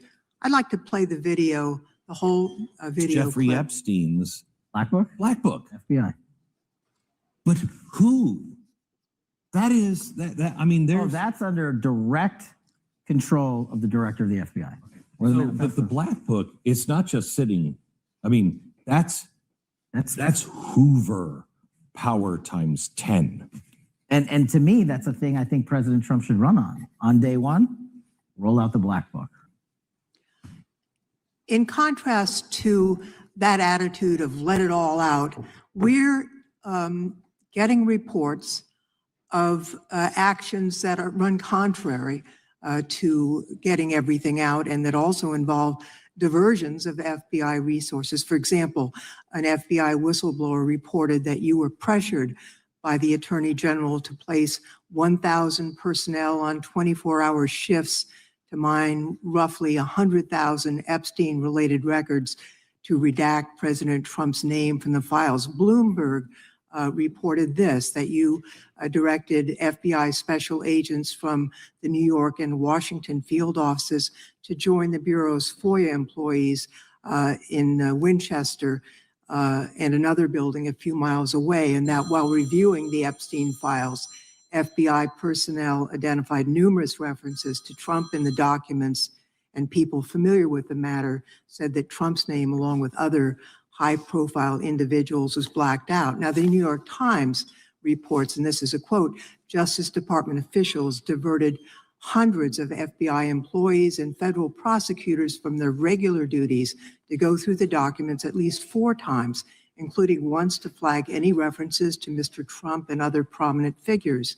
Details of the review were based on accounts by 3 former FBI and Justice Department officials who spoke on condition of anonymity because of fears of retaliation, and further that the FBI finished, after they finished its review of the files and materials, was sent to a team of Justice Department lawyers who double-checked the FBI's redactions and, quote, were instructed to flag any mentions of Mr. Trump and other celebrities.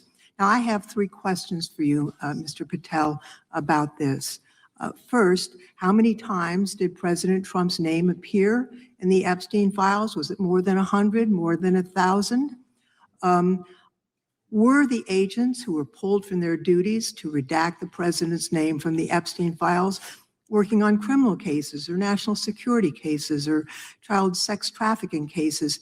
And are the number of agents that have been reported diverted for these purposes, is that accurate? No. No what? You asked if it was accurate. I said it wasn't. So you're saying that none of this happened?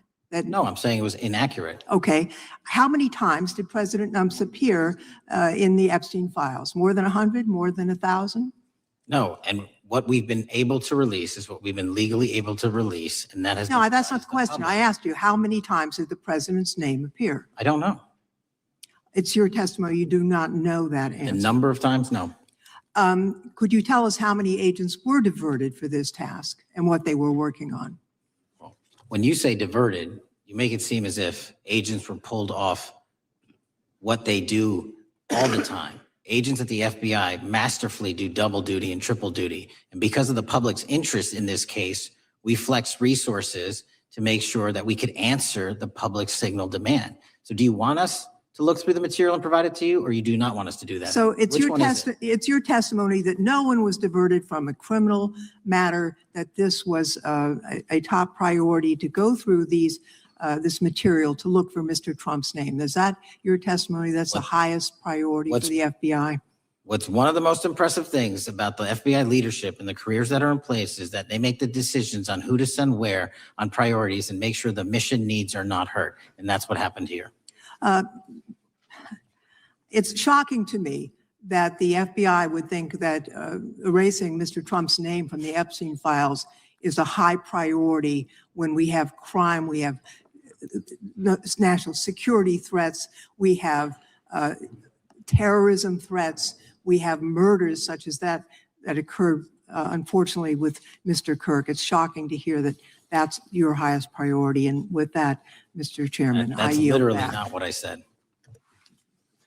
Gentleman yields back. Gentleman from Wisconsin is recognized. Director, is President Trump implicated in any wrongdoing related to Jeffrey Epstein? Based on the entirety of the evidence that we have, absolutely not. The president is not implicated. Correct. Thank you. I want to talk a little bit about China's malign influence here in America. And, we've seen spy balloons traverse the United States. We've seen police stations in communities around America. And sitting in the chair you're in just 2 years ago, there was a sheriff from Cochise County, Arizona, Mark Daniels, that was here, who said that the exponential increase in the amount of fentanyl that is coming into America is directly related to the open borders policies of the previous administration. Do you agree with Sheriff Daniels' characterization? In large part, yes. So since you've been director, has there been a reduction with, I mean, we've talked about how the border is largely secure now, right? The southern border, yes, sir. The southern border is largely secure. Has there been a concomitant reduction or a reduction in the amount of fentanyl that is coming into America? There has been a massive reduction to the tune of, we've seized more than 25% year to date this year than the prior year. And that's enough fentanyl to kill 120 million Americans. Does China play a role in this fentanyl that's coming to America? As I stated in my opening, sir, what they do and the companies in China, mainland China do, is produce the precursors and the cutting agents that they ship overseas through various countries into the Mexican drug cartels who produce it. So they basically are the cooks in terms of the ingredients. Tell us, what is the FBI doing to stop China from delivering death to America? So for the first time in a decade, I actually reached out to my counterpart at the Ministry of Public Security. No one at the FBI had done so, to engage. Ministry of Security, where's that? In mainland China. In mainland China, thank you. To engage in a conversation to say, hey, can we have a certain number of these precursor chemicals listed in China so that they become illegal and illegal to trade. We're also working with our counterparts in places like India and Guatemala because the transshipment routes of the precursors, the Mexican drug cartels have gotten creative, and instead of coming directly to America, are going into these countries. And we've had massive success in India and Guatemala, and in those governments, great partnerships in shutting down the ability to ship the precursors into those countries, which are ultimately destined to America. So those people that are working with security agencies have been working with you, is that accurate? Yes, sir. So I want to turn to a couple cases that are at the University of Michigan, where Chinese nationals on behalf of the Chinese government smuggled in illicit biological materials, stuff that can harm our agricultural industry. What actions are you taking as we see repeated stories of Chinese nationals doing this in the United States? So just that, sir, in this calendar year alone, as I was mentioning, our counterintelligence operations and cases brought against the Chinese are up by, I think, something like 40%. And specifically, the cases in Michigan show two threat streams, not just against our agricultural industry, which is a threat to national security, but they were also bringing in chemical agents and mushrooms. I'm not the exact expert that would have ultimately hurt our population. We arrested and charged all of those individuals, and we are aggressively going after them in every single state because they weren't doing it in Michigan alone. Should research universities across the United States be doing a thorough job of vetting Chinese nationals that are coming to their universities? They should. Turning to spying in America, you know, we heard the stories about Senator Dianne Feinstein's driver, who was a Chinese spy. We're familiar with Linda's son, who worked in Governor Hochul's office, Christine Fang in California. What are you doing to find these people who are Chinese spies that are trying to burrow themselves into the politics of America? Because we know it's happening, right? Yes, it is. And what our counterintelligence unit is doing is aggressively seeking the intelligence into where these individuals are working. Then we are utilizing our operational authorities to go in and investigate them either through our human source networks and collecting information through lawful process, online search warrants and data so that we can bring proper arrest charges and publicize to the world what they're doing here. And just because we've caught a few doesn't mean we've caught everybody. We've got a lot more to go. I get one more quick question in. The FBI arrested a judge in Wisconsin, Hannah Dugan, for interfering with a federal law enforcement operation. Could you tell us a little bit about that? And is a judge above the law here in the United States of America? Well, no one is, and that case is ongoing. But as you stated, and these allegations said, there was an interference in a federal lawfully executed federal law enforcement priority that was interfered with. I yield back, Mr. Gentleman yields back. The gentleman from Tennessee is recognized. Thank you, Mr. Chair. Director Patel, I believe you had primary importance in starting Operation Viper in Memphis. Is that correct? Yes, sir. And Operation Viper brought in the FBI, the DEA, the ATF to help the Memphis police in policing the city. That'll be phase two, sir. Phase one was FBI and local law enforcement in Memphis for the last few months. Okay. You did a good job, and the police director and the mayor have told me that has been helpful. the FBI working with the police. And the FBI are trained in law enforcement. They know Miranda rights, they know how to do policing, and they do a good job working with the police. Do you think that the National Guard is necessary to do the work that the FBI is doing now? Thank you. I do think it's necessary to finish it. What we've done is 500 arrests in Memphis and 110 federal indictments. But what we need to do is we've only secured a piece of where the criminal conduct is occurring in Memphis, and we can't work inside perimeters that are not established and safe, and we don't have the manpower to give us the space to fully go into the areas where the criminal activity remains. Well, are you suggesting that the National Guard is going to go into the more heavily crime areas? They're going to establish, like they did in Washington, D.C., perimeters where local law enforcement and the FBI, DEA, ATF, and U.S. Marshals can go into. We can't be going into all these areas knowing that they're extremely volatile and jeopardizing the safety of our agents. Did the National Guard do anything in Washington to help the FBI stay safe from these dangerous elements? They established perimeters. Established perimeter, and the criminals knew about it, so It was a visible force, sir, so they kind of saw it. Well, what you did, I commend you for what you did, and I think the FBI coming in, we have a crime problem in Memphis. The FBI has helped, DEA will help, and the ATF will help. I don't think the National Guard is going to help, and what I've seen, they're not trained in law enforcement, are they? No, sir. And so that could be a problem. Who will direct the National Guard in Memphis? Will it be, will they have control over your agents? No, sir, they won't. Who will have control over your agents? You? Well, the SAC and then ultimately the chain of command up to Washington, D.C. will control the FBI, but there's a task force that was put together that is going to be led by an interagency. The heads of U.S. Marshals, DEA, and FBI will be working together with DHS collectively on this. Have you visited Memphis before? Yes, sir, I have. So you know how good a city it is. I love Memphis. A lot of us do. And Memphis is a great city, great history, civil rights museum. Might say something about slavery, but that was the history. Needs to be taught. Blues, Elvis. Beale Street, right, barbecue. And people should come. It's not a troubled city. We've got some crime, but it's not a troubled city. We're not troubled, and we love our city. And we hope that the National Guard doesn't come in and cause people to have questions about Memphis, because it's a city they should visit. Let me ask you this about, you said that the homicide rates are coming down to an all-time low? In modern recorded U.S. history, yes, When sir. does modern recorded history start? I think the FBI, and I'll get back to you on this, has stats on that going back about 30 years, sir. Okay, I was thinking back to Ozzie and Harriet, and I didn't think you could beat Ozzie and Harriet's time. Secondly, you mentioned the Epstein case. Did any of the women that were victims, and they came up here and had a press conference and all, did any of them contact your office and ask to give information? To my knowledge, no, sir. If they did, let me ask you first, is there a statute of limitations on sex crimes like that, with sex with a minor, rape? The DOJ is the expert, but I do not believe there's a statute on that, limitations on that. So if there's not a statute of limitations, should you not be interviewing those people who know who raped them and the names and the places and give you that information? That seems like that's a treasure trove of information, and it's a serious, serious, serious number of crimes. Sir, I couldn't agree with you more. We've been very public about asking individuals to come forward with new information, and we would run out every single lead on that. Well, I'm sure the women will come forward, especially today, to be sure that they will get an opportunity, because that seems like something we ought to do.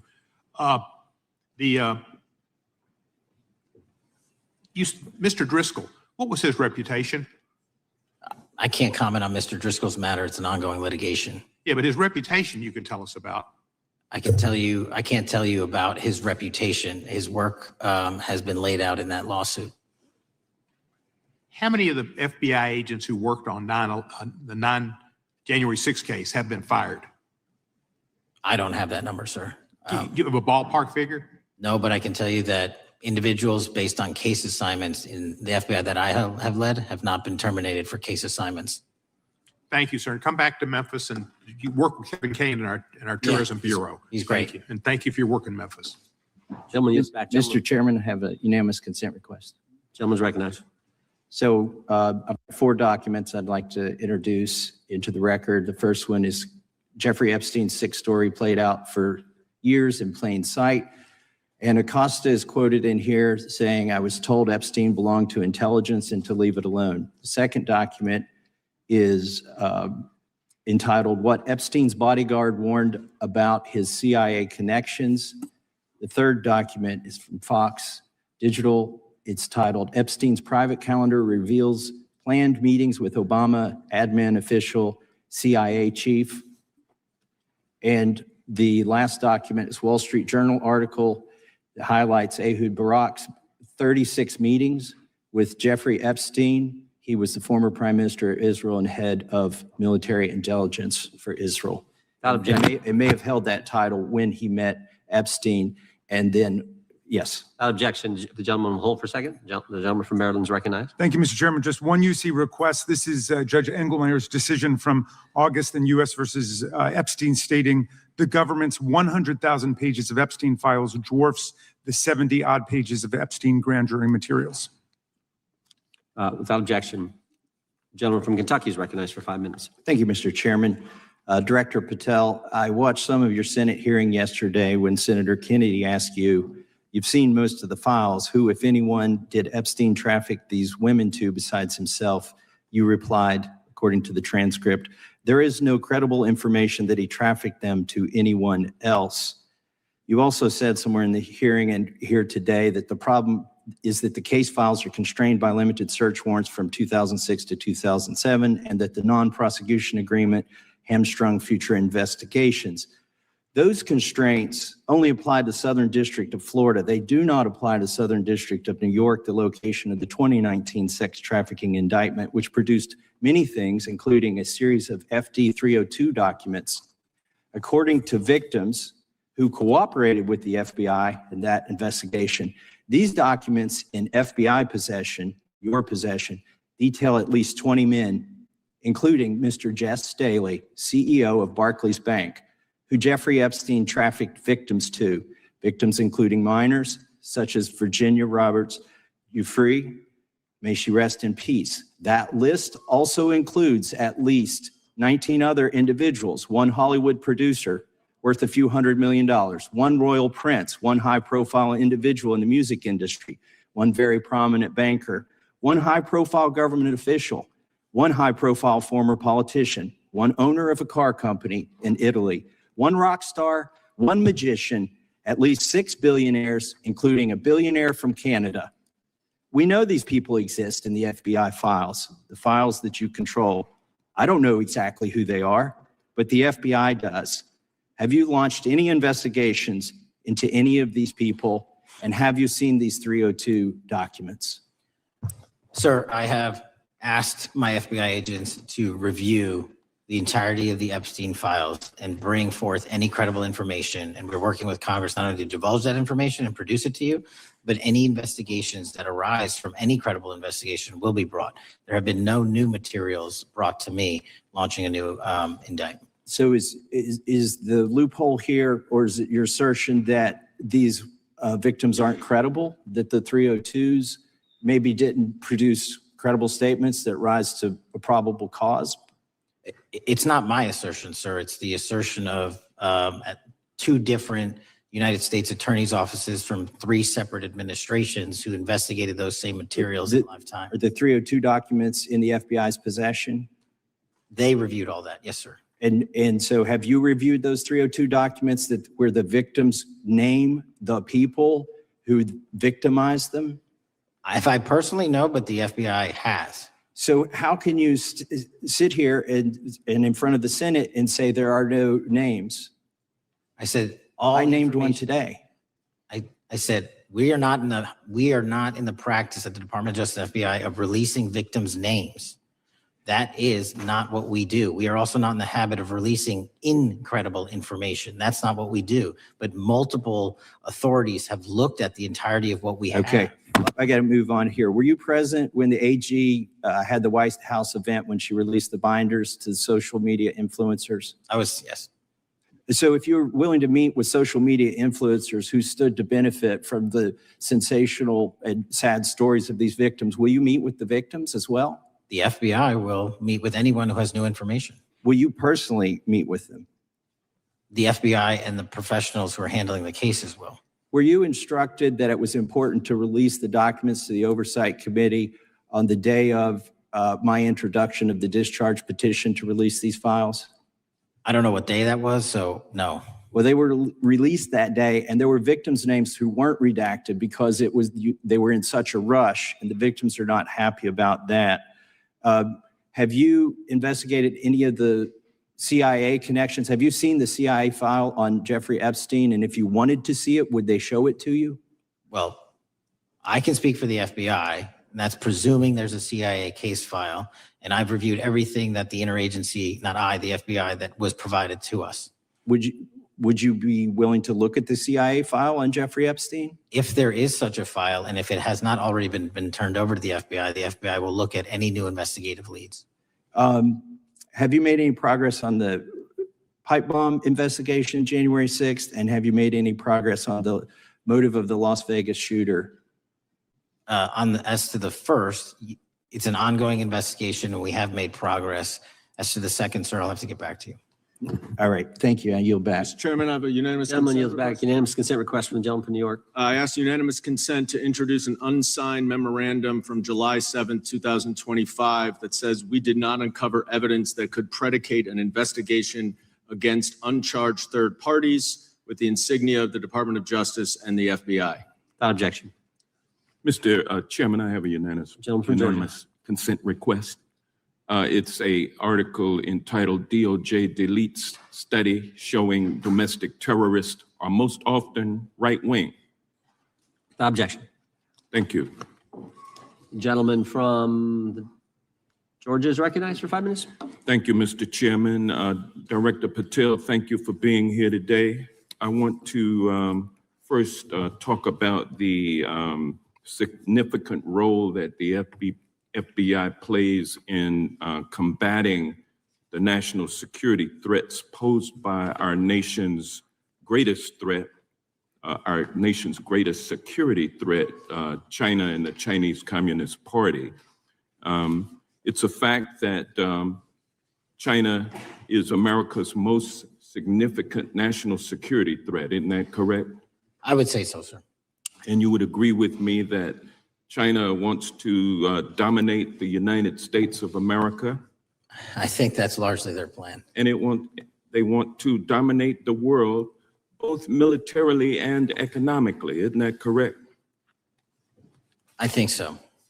And sir, you've been FBI director for the last, 8 months? 7 months, yes. 7 months. And during that time, have you held any stock in any companies founded in China? I don't believe so. Well, you do own stock in a company known as Elite Depot, don't you? Which one, sorry? Elite Depot. You own stock. I think that's, I'll have to get back to you. I think it's a law firm and it's a company out of Singapore. Okay, well, no, the company out of Singapore, which is owned by Elite Depot, is the Shein Company, which was founded in China, correct? That company operates out of Taiwan. Well, they changed their headquarters from China back in 2022 to Singapore for tax purposes, but it's owned by a Chinese billionaire. I think his name is Charlie Kirk, and you own stock in the company that owns Shein. Which I disclosed during my confirmation process. You certainly did. And now, do you still hold that stock in that Chinese company? Pursuant to the Department of Justice, who reviewed my material that was submitted during my confirmation process, I was able to hold certain stocks, and they made the decision. You still hold the stocks that you have? You still hold on to these Chinese stocks, these stocks in this Chinese company? I disagree that it's a Chinese company, but I was in the DOJ, when you're appointed, makes a call on what you can and can't possess. Well, now, let me ask you this. Chinese companies steal trademarks. They produce counterfeit products and sell them over the internet on platforms such as Shein. They steal intellectual property. They steal data from American companies. And to me, it seems inconsistent with your role as FBI director that you would own stock in a company that is based in a country that is the nation's premier national security threat. It's like you are putting your own financial security over the security of the nation. I disagree with that characterization. Well, I think the American people look at it like it's a classic situation of the fox guarding the hen house. If the FBI is charged with investigating espionage, economic espionage by companies controlled by the Chinese Communist Party, and you are the director of the FBI, you've got a conflict of interest. Sir, I would just show if there's any intimation that I'm against. Why are you holding on to this stock? It wasn't a decision I made. And it's valued at up to $5 million as of when you last reported, correct? $5 million in stock? No, I don't follow it. You don't follow it, but you're still making money off of it. I don't have any money off of anything. What I have done, Trump's trade policies directly impact the value of that Chinese stock. Won't you agree with that? Which trade policy? I'm not a trade expert. Okay, all right. But I want to tell you this. Crazy on me today. Let me ask you this question. Why are you hiding pedophiles? Why are you shielding pedophiles? Why are you protecting pedophiles? That is maybe the most offensive thing you could say to me, given the numbers. Well, you have not released Given the Epstein numbers files of pedophiles. You were aware of we the have Epstein arrested- client list that was published in the 18,000. Time the gentleman has emails released? expired. The gentleman yields back. Can you answer the Can I question? just respond? Of course, the gentleman can answer the question. Since I took over the FBI, there has been a 33% increase. Sir, all of that Encounter- started under Christopher Your Wray. time is done. but No, it didn't. The witness gets All to of answer that the started question, under and the then we'll go to our previous, next. 33 FBI director, sir, and you're coming in here trying to take credit for something that a previous director Gentlemen, instituted and largely brought to conclusion. I take I no think it's been credit. clear that the It's director offensive. has numbers are so incorrect much also. better than the previous director. It's Dr. Patel, if you deceptive. want to answer the question. I take no credit. The men and women of the FBI have seen a 33% increase in the number of counterintelligence arrests out of the PR. And so all of a sudden, with you coming in 7 months ago, And, Gentleman's time has Heaven on earth. expired.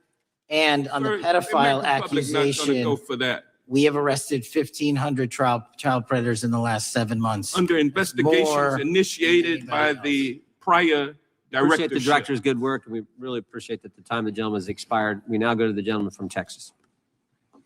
I thank the chairman. Thank the FBI director for coming before the committee. I assume the FBI director, Mr. Patel, I believe you probably agree with me that there is a significant organized effort on the left side of the political spectrum to advance criminal organizations being able to put more criminals out on the streets. And that what we've seen this in daily action. Are you familiar with the report that came out this last Monday from the Law Enforcement Legal Defense Fund? I'm not familiar with that, sorry. So this report came out this past Monday, and it said that significant amount of the money flowing out of George Soros and other leftist organizations and funders has been funding DAs and prosecutors, and quote, many of these DAs had never managed an office, prosecuted a criminal case, developed organizational policies. In dozens of America's largest cities and counties, this report finds these progressive district attorneys have outsourced core parts of the American criminal justice system to activists and political donors, taking direction and advice on everything from staffing decisions and communication strategy. Organizations, it's a complex web of donors going in through these organizations to put radical DAs and prosecutors out there, putting criminals on the streets. Does the FBI director agree that this exists and is a problem? I will accept the factual representation, and if that exists, it is a problem. The organizations such as TIDES, the Fair and Just Prosecution, Brenner Center for Justice, Partnership for Safety and Justice, the Vera Institute of Justice, the amount of dollars flowing from George Soros through and to these organizations and to the various prosecutors that have resulted in increased crime on our streets, including the brutal murder of the Ukrainian refugee in Charlotte. I bring that up because that is one component of the problem. In addition, we have an organized effort targeting our border, the NGOs, the nonprofits, and the deep pockets, the United Nations, charitable organizations, and a long list of over 250 organizations that the Center for Immigration Studies put out that lays out a complex web of organizations that were moving people into our country, knowing that they're dangerous, knowing that they're criminal, associated with taxpayer dollars flowing through the United Nations and donor dollars flowing through organizations, including ostensibly religious ones, putting these dangerous individuals on the street. That resulted in fentanyl in our communities, that resulted in the death of Jocelyn Nungare, of hundreds, thousands even, as the director testified, 100,000 people dying from these narcotics every year. All of this in an organized effort, a complete effort by the radical left to use taxpayer dollars and these dollars to put people on our streets. In addition, the extent to which we've seen now with the Southern Poverty Law Center and their hate map targeting, for example, the Family Research Council, where we had a shooting right here in DC over a decade ago, putting Charlie Kirk, putting a target on TPUSA, Antifa, other radical organizations that are very specifically organized in targeting conservatives and ordinary Americans.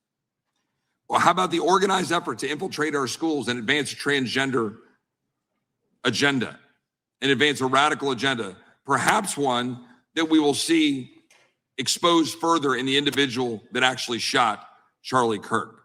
So here's my question. Will you as the director, and are you as the director, pursuing all legal channels to follow the truth wherever it may lead on this organized effort, one?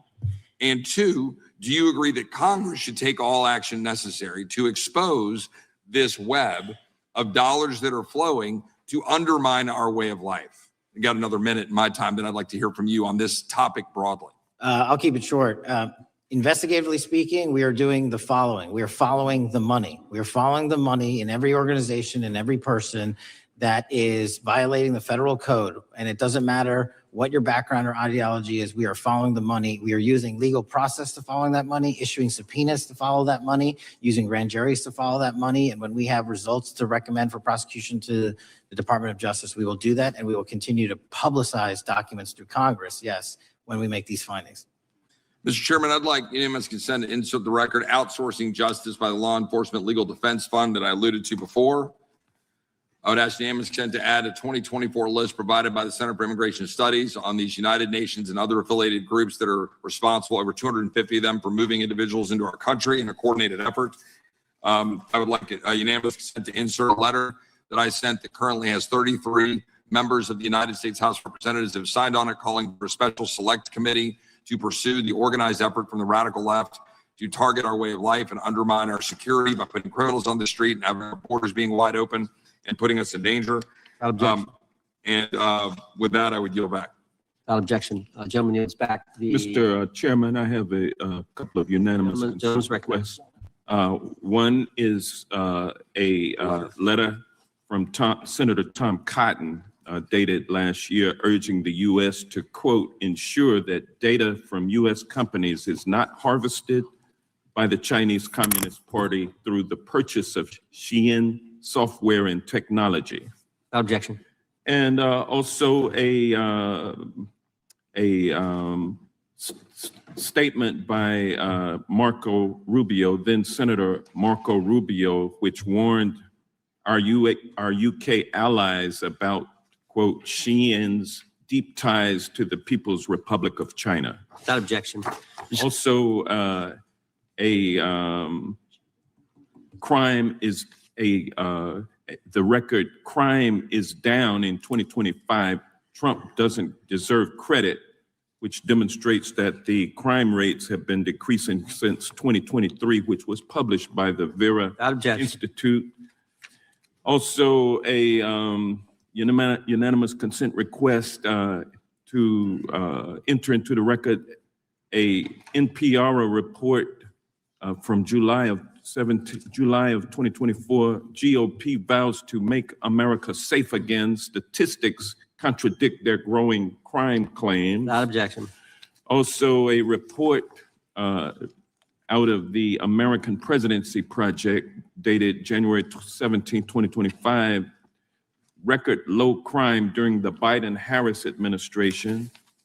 Without objection. Also, Joe Biden is correct that violent crime is near a 50-year low, which was a PolitiFact publication of May 2024. And last but not least, a FBI releases 2024 reported crimes in the nation statistics. These are FBI statistics published on August 5th, 2025, which details decreases in murder, rape, aggravated assault, and robbery in 2024.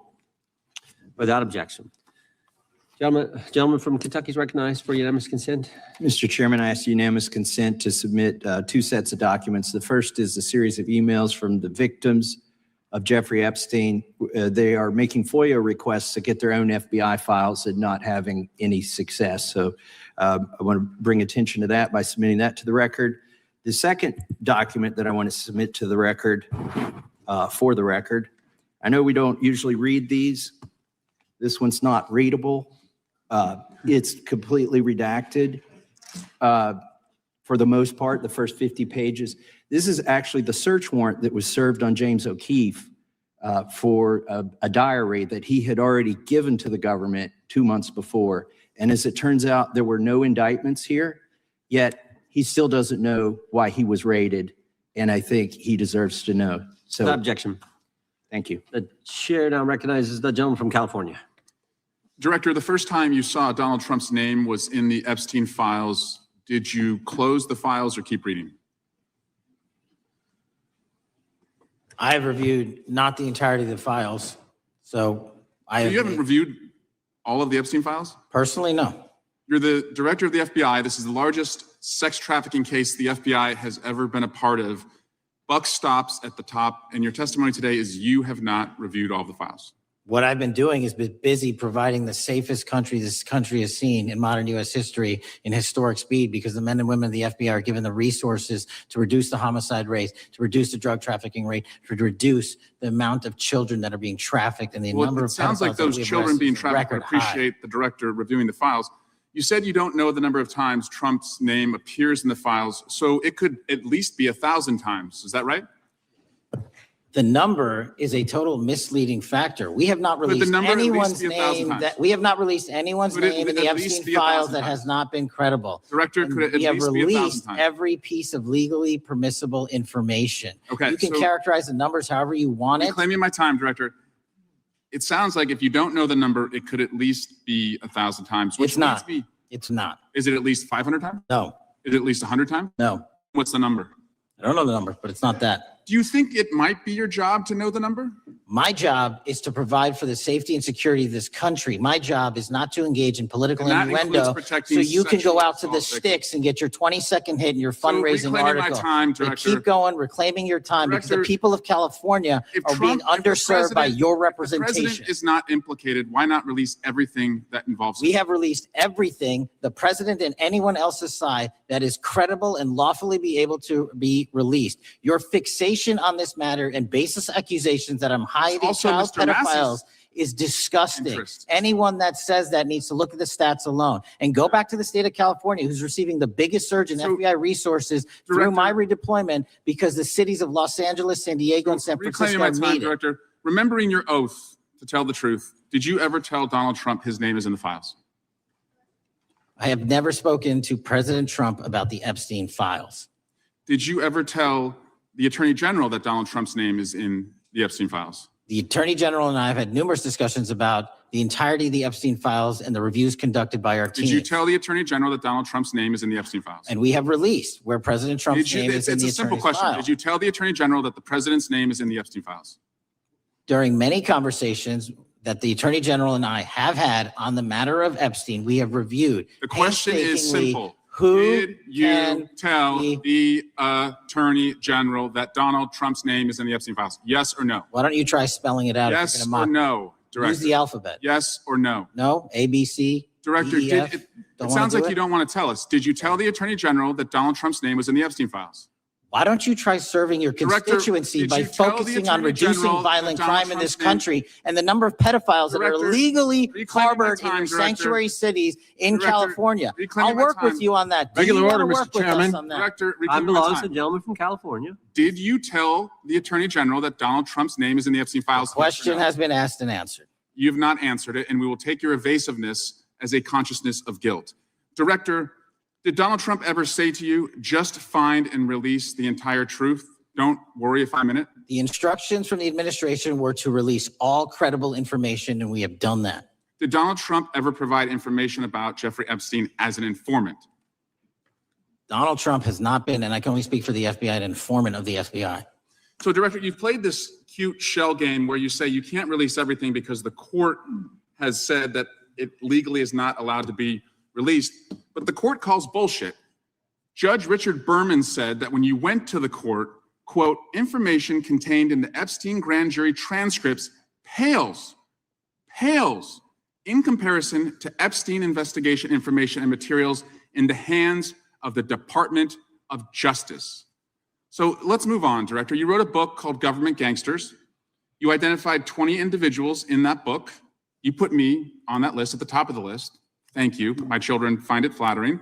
20 of those individuals have been investigated or have had adverse actions.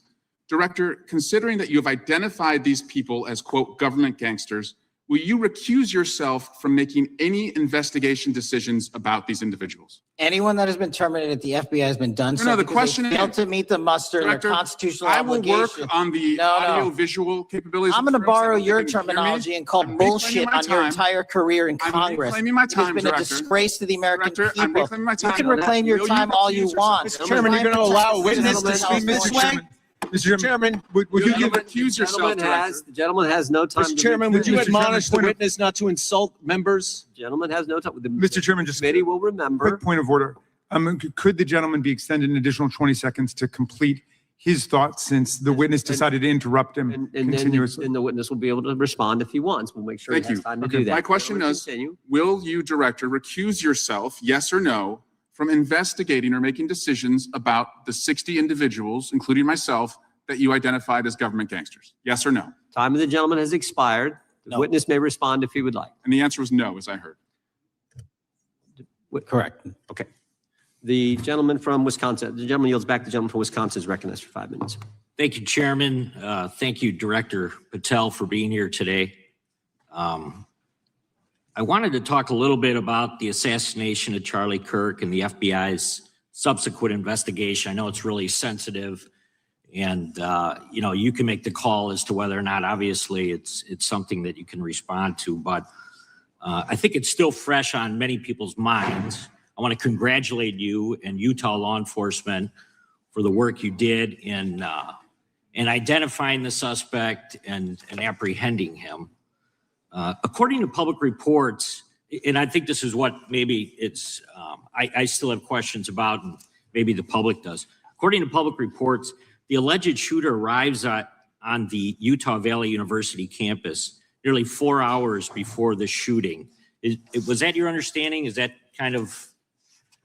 I'll let the public reports reflect themselves. I don't have the exact timeline. Okay, so we don't have any idea kind of his prep or how he set up or how he utilized that time when he first showed up on campus? All of those are being currently investigated through our cell phone analysis and through our witness interviews. And the state of Utah has now announced charges seeking the death penalty against his suspects. So we're a little limited in what we can continue to say. Sure, I understand. And that suspect, like you referred to, is then captured on security footage jumping off the roof of the alleged shooting location, the Losey Center. Do we have any idea how the suspect got up on the roof in the first place? I think for members of Congress, especially after Butler and Pennsylvania, it's just unimaginable that there could be some type of security breakdown prior to an event of that size where somebody could access a rooftop. So not commenting on the case, but having gone to the crime scene and walked the steps that we believe were taken, the roof was actually readily accessible through an exterior stairwell. So anyone could have gotten on it. Okay.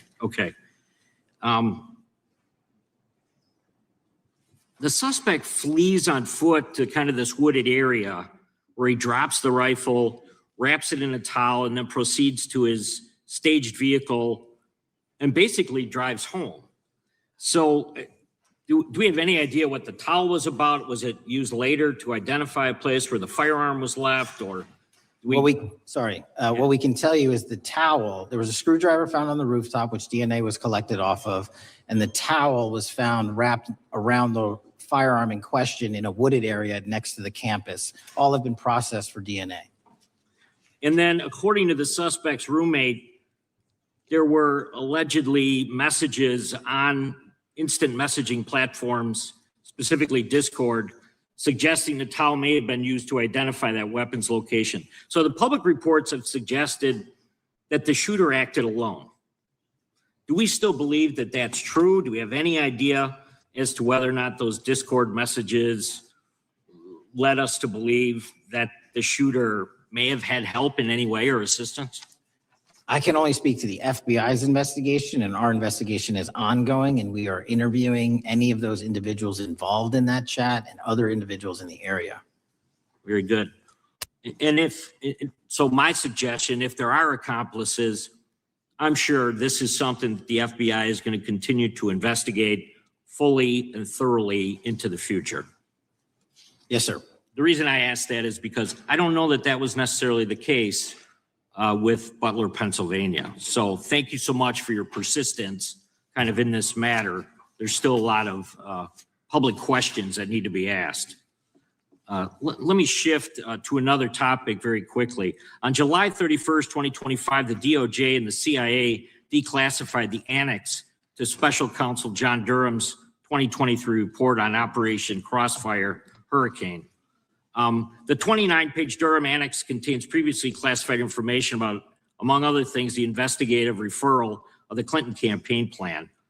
Why would somebody place documents in a burn bag related to this case? That case is very much ongoing, so I can't comment on the stylization of the evidence we're collecting.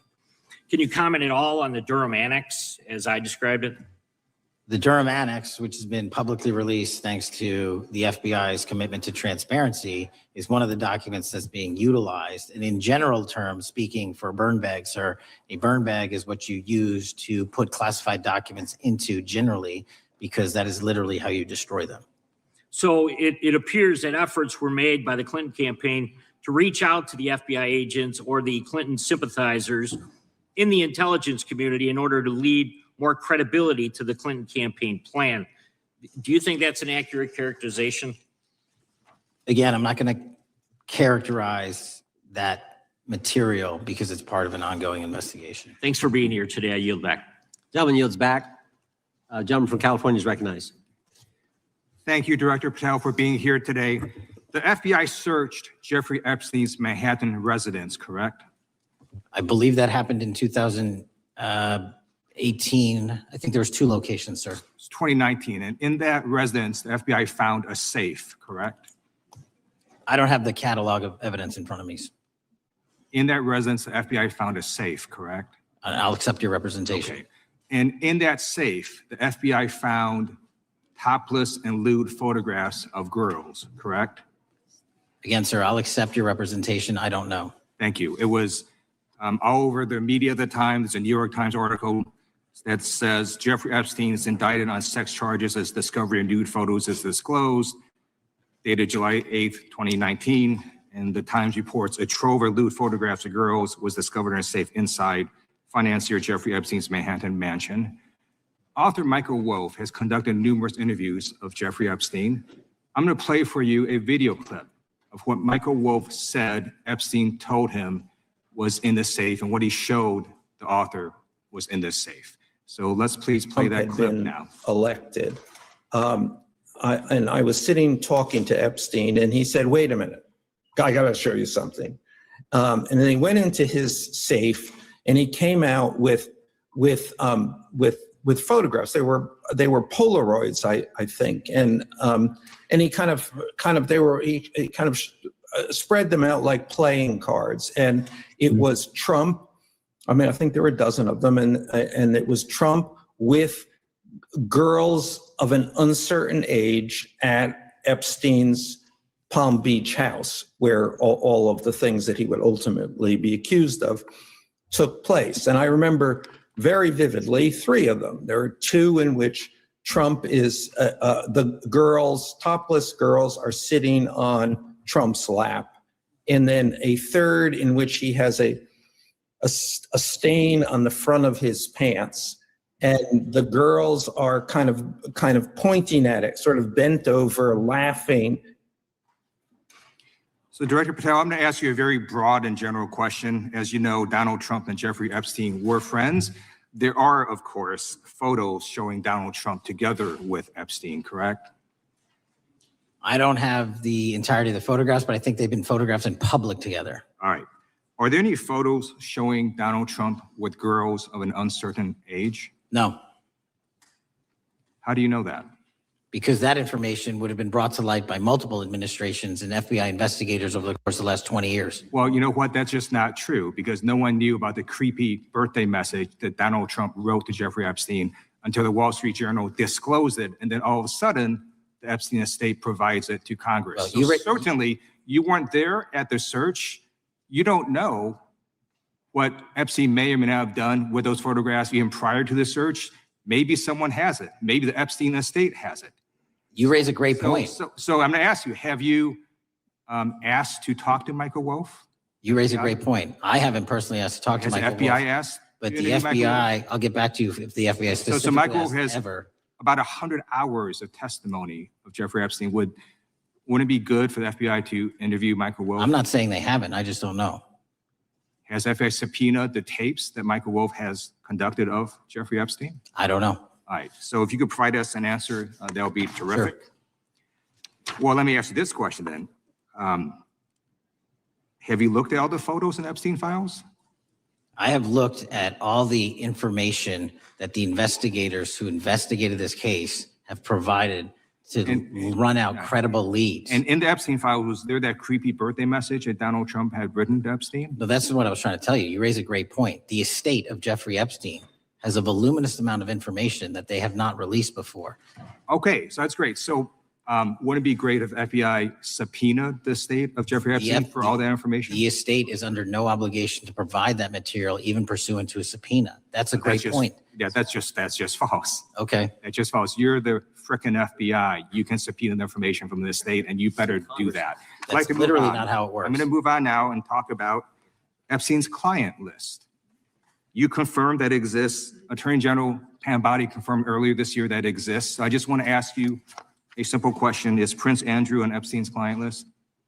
The material related to Prince Andrew has been made public. Is Prince Andrew on the client list? We have released the index of names that were in Jeffrey Epstein. Is Donald Trump on Epstein's client list? The index has been released, and the index will speak for itself. So I'm just going to say, America, there's a huge red flag. The FBI director could not answer whether Donald Trump was on Epstein's Gentleman's time client has list. expired. I Now yield back. recognizes the gentleman from Virginia. Thank you, Mr. Chairman. I want to thank the director for being here and for his work over the last several months, removing the taint of partisanship that has infected the intelligence community over the past several years under the last administration, under the last several directors, standing up for law enforcement, standing up for the brave men and women who work in your agency. But to set the record straight, we have to correct the record. And the record, early days of the first Trump administration saw a dramatic spike in news stories that contained sensitive and sometimes classified details about the FBI's bogus Russia probe, about a leak a day. It's unacceptable that senior FBI officials coordinated to leak classified information to try and harm President Trump. Documents produced to the committee in August of this year revealed that the FBI interviewed a former intelligence committee staffer who gave details on a systematic process through which leaks of classified information were affected by then Chairman, now Senator Adam Schiff. Were these findings escalated within the Bureau's chain of command, and if so, to what level? Sorry, were the findings escalated? Were these findings that were given to us escalated within the Bureau's chain of command, and if so, what level? Did you receive this information? That entire matter is currently under investigation by the people at the FBI that handle leaks of classified information. All right, it's good to know that there is an ongoing investigation. Can you tell me whether these leaks to the media compromised any ongoing FBI investigations during the Trump-Russia probe? I can tell you, generally speaking, the leaks of classified information are detrimental to any work the FBI is doing. Now, former Director James Comey testified before the Senate Judiciary Committee that he had never been an anonymous source, nor authorized anyone to be an anonymous source in news reports about matters relating to the Trump investigation or the Clinton investigation. Was Comey's testimony true? In reference to Director Comey, I'm very limited in what I can say because of what the current status of those matters are with the FBI and the Department of Justice. When I am able to make those public, I will. Can you tell me if there's an ongoing investigation there? Again, without identifying any individuals related to the information you're generally speaking about, there is an ongoing matter that has been under review by the Department and the FBI for some time. Because we know that the documents that we received last month revealed that former Director Comey used Columbia University law professor as a conduit to leak stories to the media that contained classified information. Let me move on to the way that the FISA process was weaponized by past directors. Prior to your confirmation, you raised concerns about government misuse of FISA, including Section 702, stating that FISA was in need of major reform. Specifically, you highlighted that the FISC report that the FBI had conducted 278,000 improper searches of the FISA database. Do you remain concerned about governmental abuse of FISA in Section 702? I'm always concerned, but what we've done since I became FBI director is implement new audit systems. We are nearing 100% review of the 702 query system that you are specifically referring to. And we've also eliminated anyone that has ever touched that database that has in any way made a mistake, whether intentional or not. And we have also identified a system in which those going forward who misuse the 702 system, they don't get 2 strikes. They get 1 and you're done. Okay, I'm glad you mentioned you're continuing to audit because, as you know, in May, the New York Times reported you closed the FBI's Office of Internal Auditing. Can you explain why you decided to close this office? Yeah, because under the new restructuring of the FBI, to save resources, there were 2 different places doing the exact same thing. We have a specific division dedicated to audits. I didn't need another audit system doing the audits again. And so we folded some of those folks with their expertise into our specific division and then took the rest of those folks and are moving them out across the country. Under previous FBI leadership, FBI agents were found to have lied to the FISC. There have been hundreds of thousands of violations of querying standards. In light of past violations, what action is the FBI taking to ensure that similar abuses do not occur in the future? Exactly what I've outlined. You cannot have access to the 702 query system if you improperly queried that system at all at any time in your career. Okay, at a Senate hearing 2 years ago, your predecessor, Director Wray, testified FBI had previously purchased U.S. phone geolocation data for a specific national security pilot project and further stated that the project had not been active for some time and that the FBI relies on court-authorized process to obtain location data from companies. Does the FBI purchase location data or any other data of Americans from data brokers? I don't believe so, but I'll get back to you. Thank you. That'd be important. I appreciate that. I yield back. Gentleman yields back. Gentleman from Washington's recognized. Thank you, Mr. Chairman. Mr. Patel, before you joined the FBI, you had very strong opinions about what the FBI was hiding regarding Jeffrey Epstein. In a September 2023 interview with Glenn Beck, you said the Black Book is under the, quote, direct control of the director of the FBI. In December 2023, you said, let us know who the pedophiles are. Even for a short time after becoming FBI director, in February of 2025, you tweeted, quote, there will be no cover-ups, no missing documents, no stone left unturned. In June, you told Joe Rogan, quote, we've reviewed all the information. We're going to give you every single thing we have and can. But then suddenly in July, everything changed. You and Attorney General Pam Bondi released one video and said that there was nothing more to see. Your July memo says you uncovered more than 300 gigabytes of data and physical evidence, but that you had decided no further disclosure would be appropriate or warranted. That is a quote. I think what happened, Mr. Patel, is that suddenly you discovered that Donald Trump's name was all over these files, and you started a giant cover-up. So you are under oath, Mr. Patel. You just testified to Mr. Swalwell that you did not speak to the president about the Epstein files. To your knowledge, did Attorney General Pam Bondi speak to the president about what was in the Epstein files? I can't speak for Attorney General Pam Bondi. So to your knowledge, you don't have any information. The question was, do you have any knowledge? Do you have any knowledge? I can't speak. You are for the refusing to Attorney answer the General, question. So Pam let me Bondi. tell you that the Wall Street Journal reported that in May, Bondi told Trump that he was in the Epstein files, and at the same meeting said that the DOJ did not plan to release the files. Yesterday, you testified to Senator Kennedy that there was, quote, no credible information that Epstein trafficked girls to anyone else, and that you have, quote, continuously and publicly asked the public to come forward with more information, and we'll look into it. Mr. Massey's question, you appear to say that the survivors were not credible. These are survivors. That's not what I said. Okay, great. I'm going to ask you this in a second, but let me tell you about Then the don't lie about survivors, me. and let's bring them up here into the room. These are women who came to the Hill and testified that they were groomed and raped at the age of 14 and 16 years old, and they called to meet with the president and to meet with the FBI and to have people investigate their claims. Some of them have never testified before. If you are so interested in getting the public to submit any information, why have you not met with them? You said you haven't met with them. Have you met with them? I'll give you one more chance.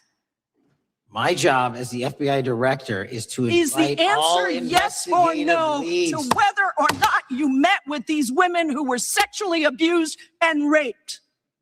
Any insinuation by you or any What people is on the your an- side that I am not manhunting child predators and sex traffickers, just look at the Mr. stats. Patel, And you talk Mr. about Chairman, cover-ups, man. Mr. Chairman, You this talk is about my time, cover-ups. and I will take Why as much time as I Where were want. you during the Instruct the Obama and witness, Biden Mr. administrations Chairman. when these so-called Instruct the cover-ups were witness. going on? Mr. Why didn't Chairman. anyone in those administrations talk to any of these Mr. purported Chairman. witnesses? Let's I get have some regular welcomed order, Mr. every Chairman. single person to provide credible information. Time belongs to the gentlelady from Washington. And I'm gonna When you- take when another you couple accuse of the minutes. witness of something, he's allowed to respond. That's how it works. You say Listen, he something, didn't even, the- excuse me, Mr. Mr. Chairman, Chairman, you have point always of been order. fair, but I'm- this and is I'm not being fair. fair, and you will get No, your- this you will is get my your time. time, and he You will give the said gentlelady that the a few witnesses additional were not credible. seconds of time. I'm going to get an additional minute of time because No, that's you'll how get much what, time you he won't get a took. minute, you'll get some seconds, what we think is under 5 minutes. You don't get to demand how Mr. much time you Patel. get. That's not how it works. Mr. Patel, are the victims of the Jeffrey Epstein horrific trafficking ring, are they credible? Any person with information about ongoing sexual trafficking. I'm asking you if they're credible. Ma'am, I'm Are they commenting on the credible? evidence we have. But And we have routinely asked for people to come forward with more evidence and we will look at Mr. it. And the evidence that we have was the same evidence that the Mr. Biden and Patel, Obama Justice Departments Mr. had. Patel, And they this is determined, not new. me, they determined Mr. that Chairman, information was not Mr. credible. Chairman, he's not letting me even ask my questions. You This is ask the ridiculous. questions, he gives an answer. You may not like what he says, No, but that I'm doesn't mean you asking, get to he's not interrupt him. answering my question. Mr. Chairman, could we haven't- restore the gentlelady 45 seconds so she We can will give complete her her question? additional 30 seconds, which is what I said I'm going earlier. to keep taking my time No, because you'll here's take the time thing. that you get. You get are 30 not seconds. answering the question. The question I is, have, you just don't like the these answer. are these women credible? It's a yes or no answer. I have answered the question. Well, and I what is keep the telling answer? you, I'm the only FBI director that has welcomed new information in this case. This You're not- administration is the only one that has welcomed any new information in this Is there case. a yes or no to Present whether the new credible victims are credible? information. Present new Are information. the victims credible The victims- or not? I'll tell you what happened in the last Trump Are they administration. credible or not? You can't even Victims say. credibly came forward. And you know what happened? President Trump authorized the indictments President of Jeffrey Trump Epstein. called Not them a Biden, hoax. not Obama. President Trump No one called else. the entire thing a Democratic hoax.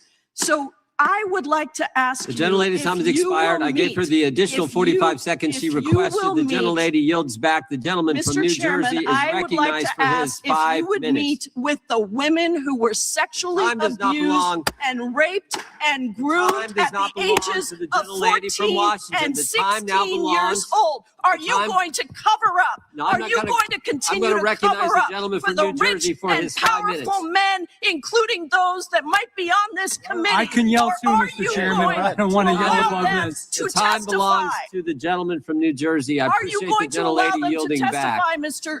Patel? Go ahead. Will you allow them to testify to you, Mr. Patel? Mr. Patel, thank you for being here. I know it's been an interesting and difficult 2 days. And I wasn't going to talk about the Epstein thing because there's a lot of other issues that affect the FBI, but I have to say a few words.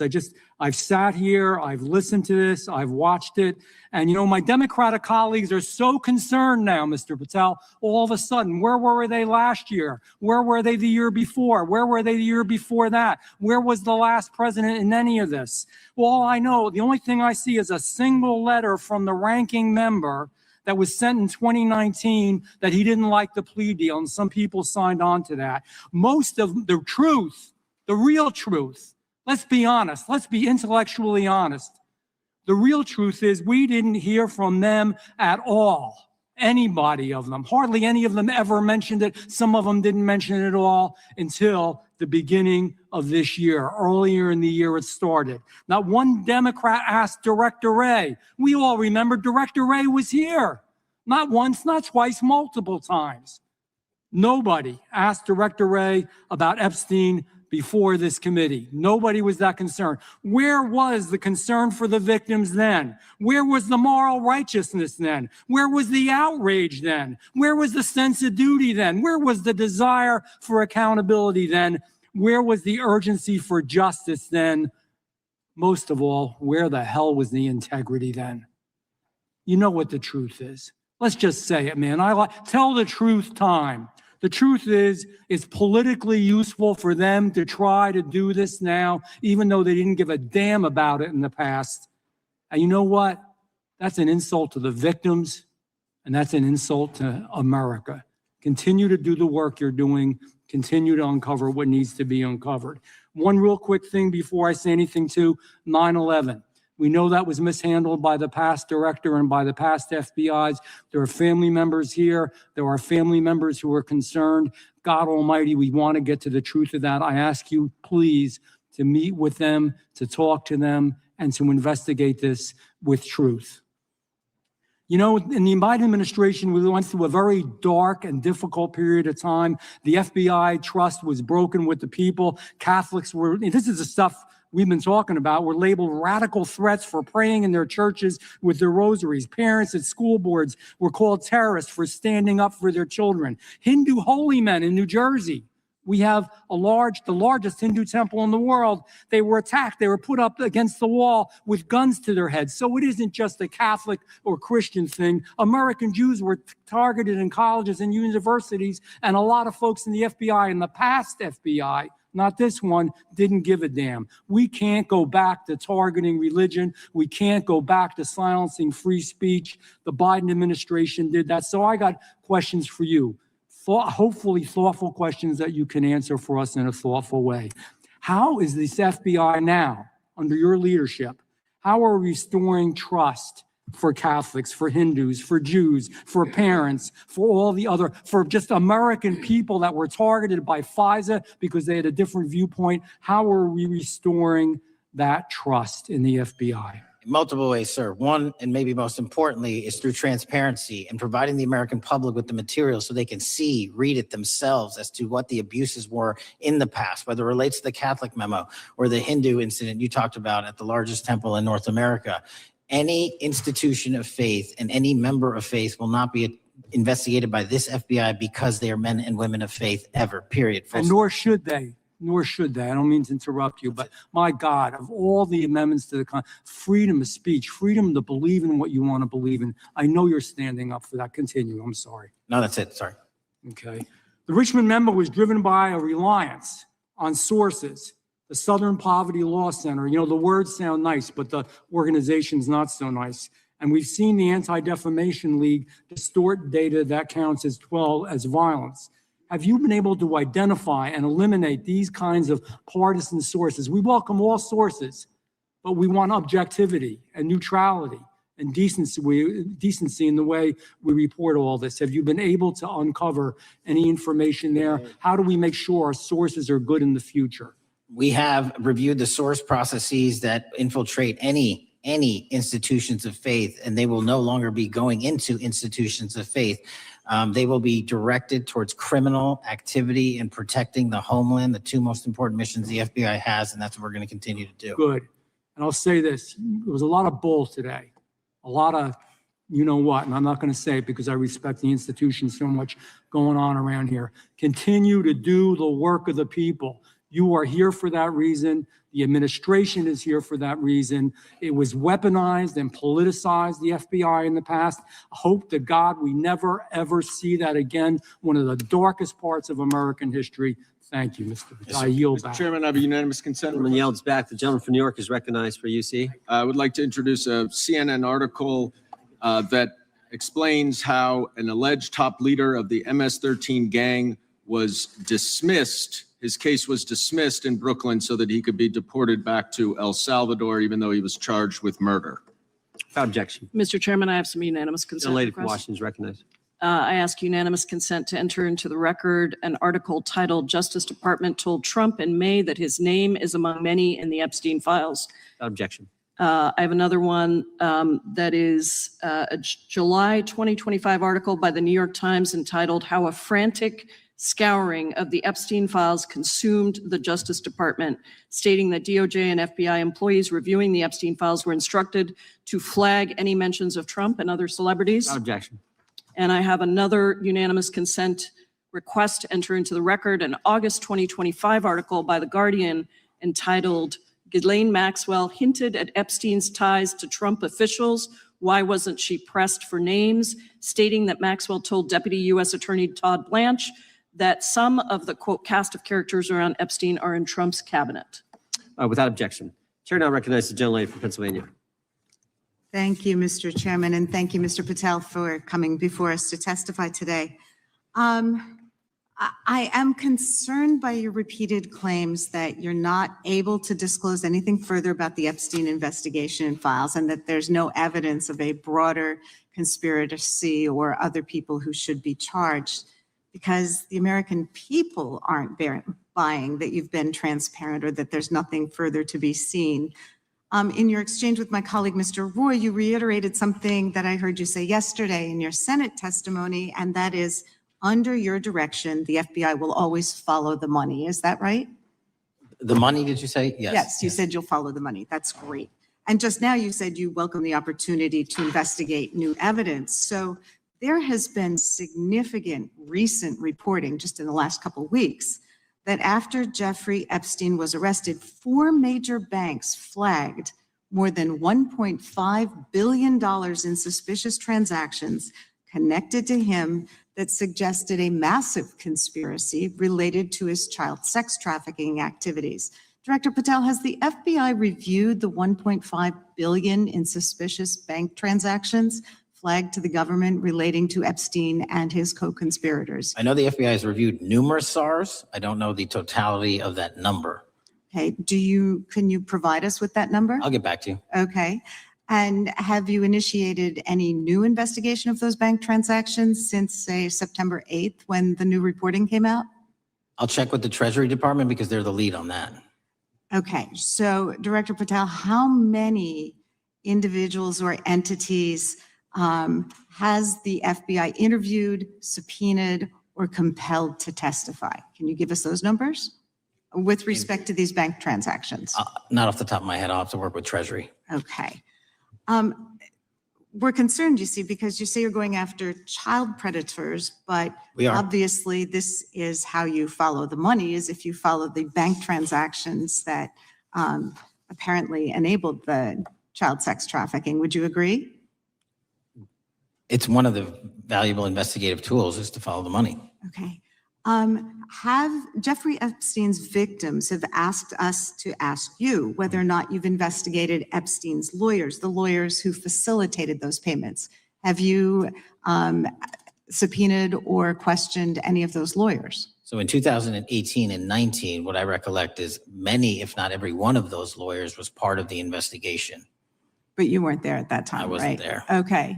So can you get us the names and the numbers of who was investigated then with respect to those lawyers? As long as I'm allowed to release it, absolutely. Okay. Well, if we provide you with subpoenas, I assume you can release it. Is that right? We have a current subpoena and we're working with Congress to provide it.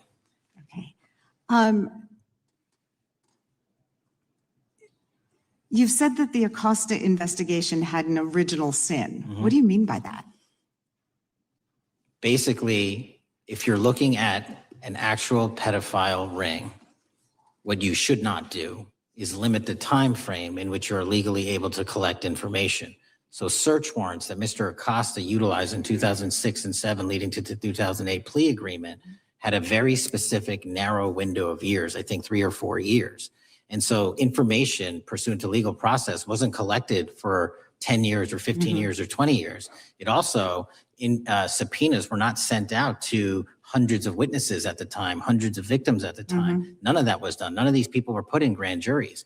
And so the totality of information from the jump, instead of being this big, was like this. And that, in my opinion, is not how you run an investigation if you're trying to break a sex trafficking ring. So you're now in charge of the FBI. Why haven't you done that investigation?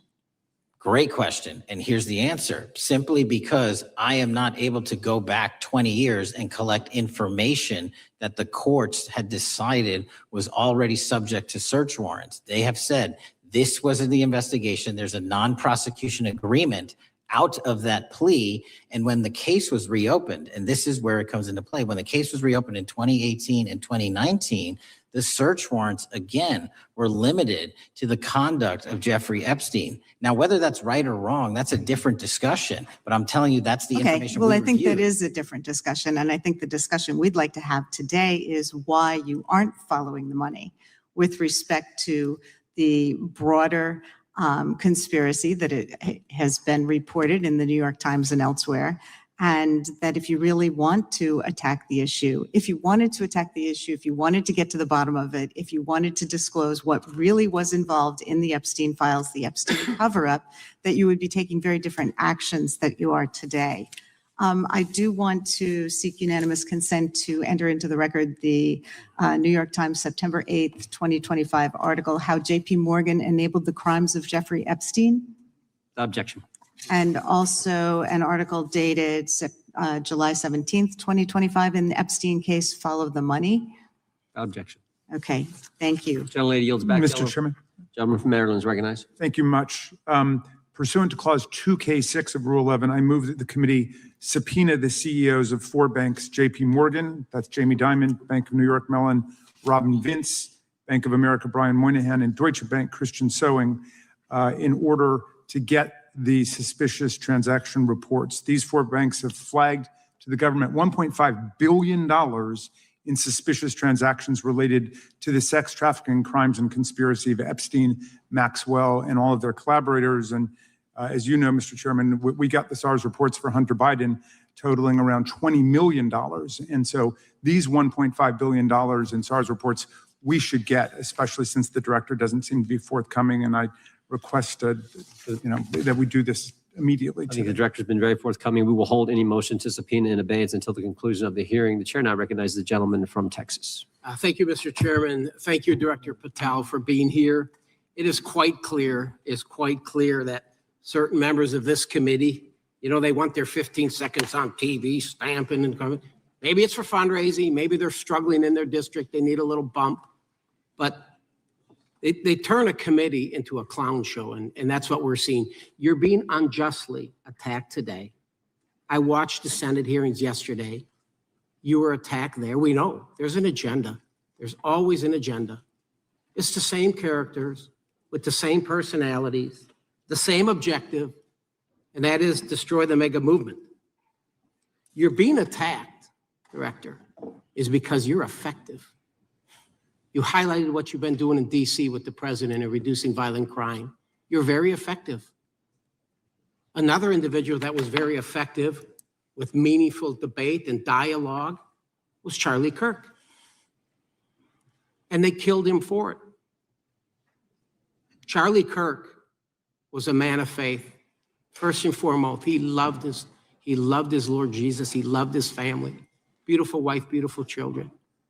just a remarkable, honorable man that was silenced with this assassin's bullet.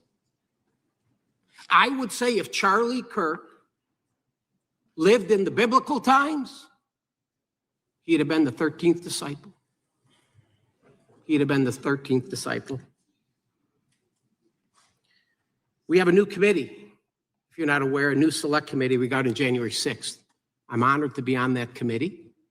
I'm looking forward to working with other members to expose truth, questioning federal agencies that were involved on January 6th, like the FBI, played a role, but we don't really know, Director, to what extent.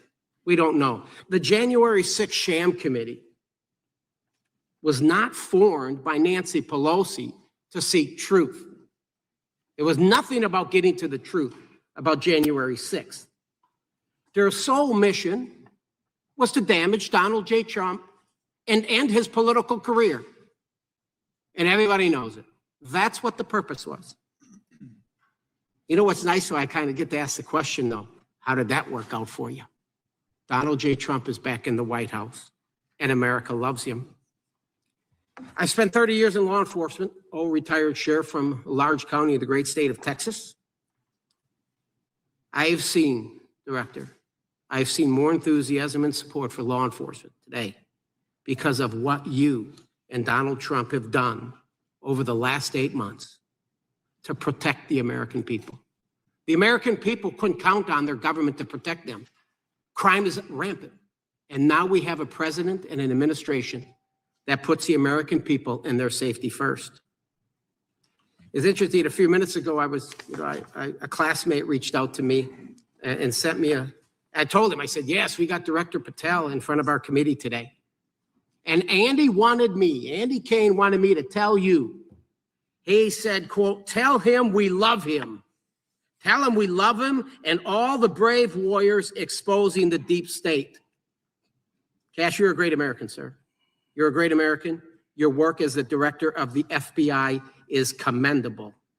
It's commendable. And I want to thank you, sir. Thank you for your service. Keep up the good fight, brother. Don't let him tear you down. Keep up that good fight. You have it in you. With that, sir, I yield back. Gentlemen yield. Gentlemen yield to me.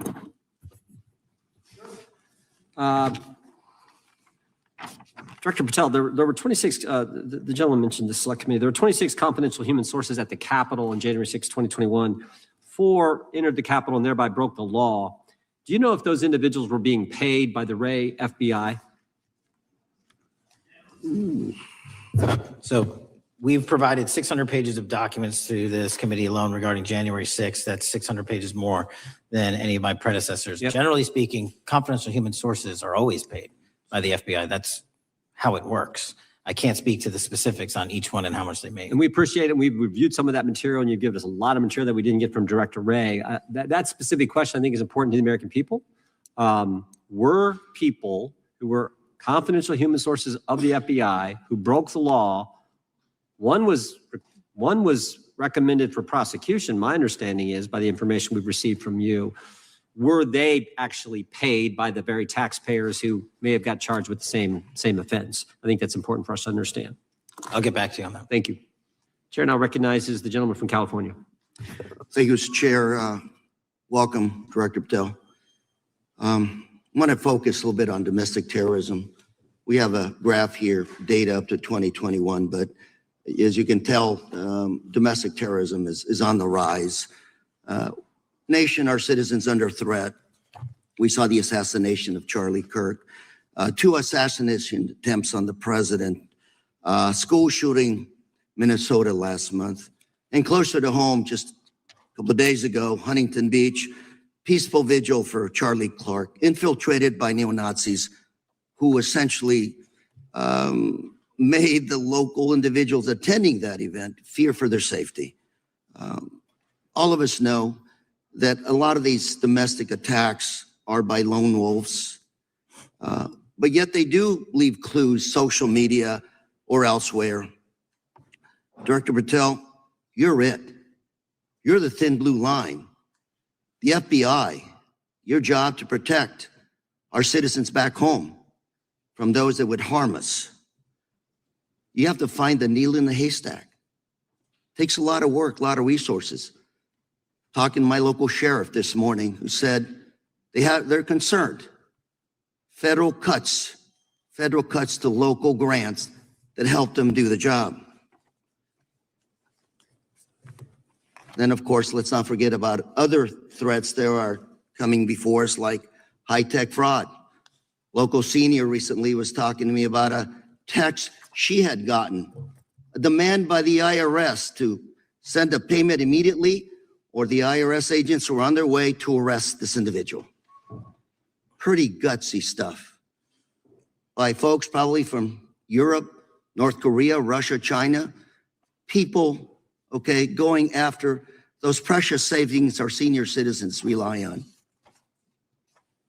Yet the president's proposing a budget cut of $500 million or more to your organization, the FBI. You've said that that'll essentially equate to about 1,300 less jobs at the FBI. So I'm going to ask you essentially, what is it that we can do to help you do your job? Little concerned. Friday Night Lights. One of the events I love to do on Friday nights, go to the local high school football game. Sit there at the stadium and you always say, what if? What if? You're the thin blue line. Can you do your job cutting $500 million from your budget?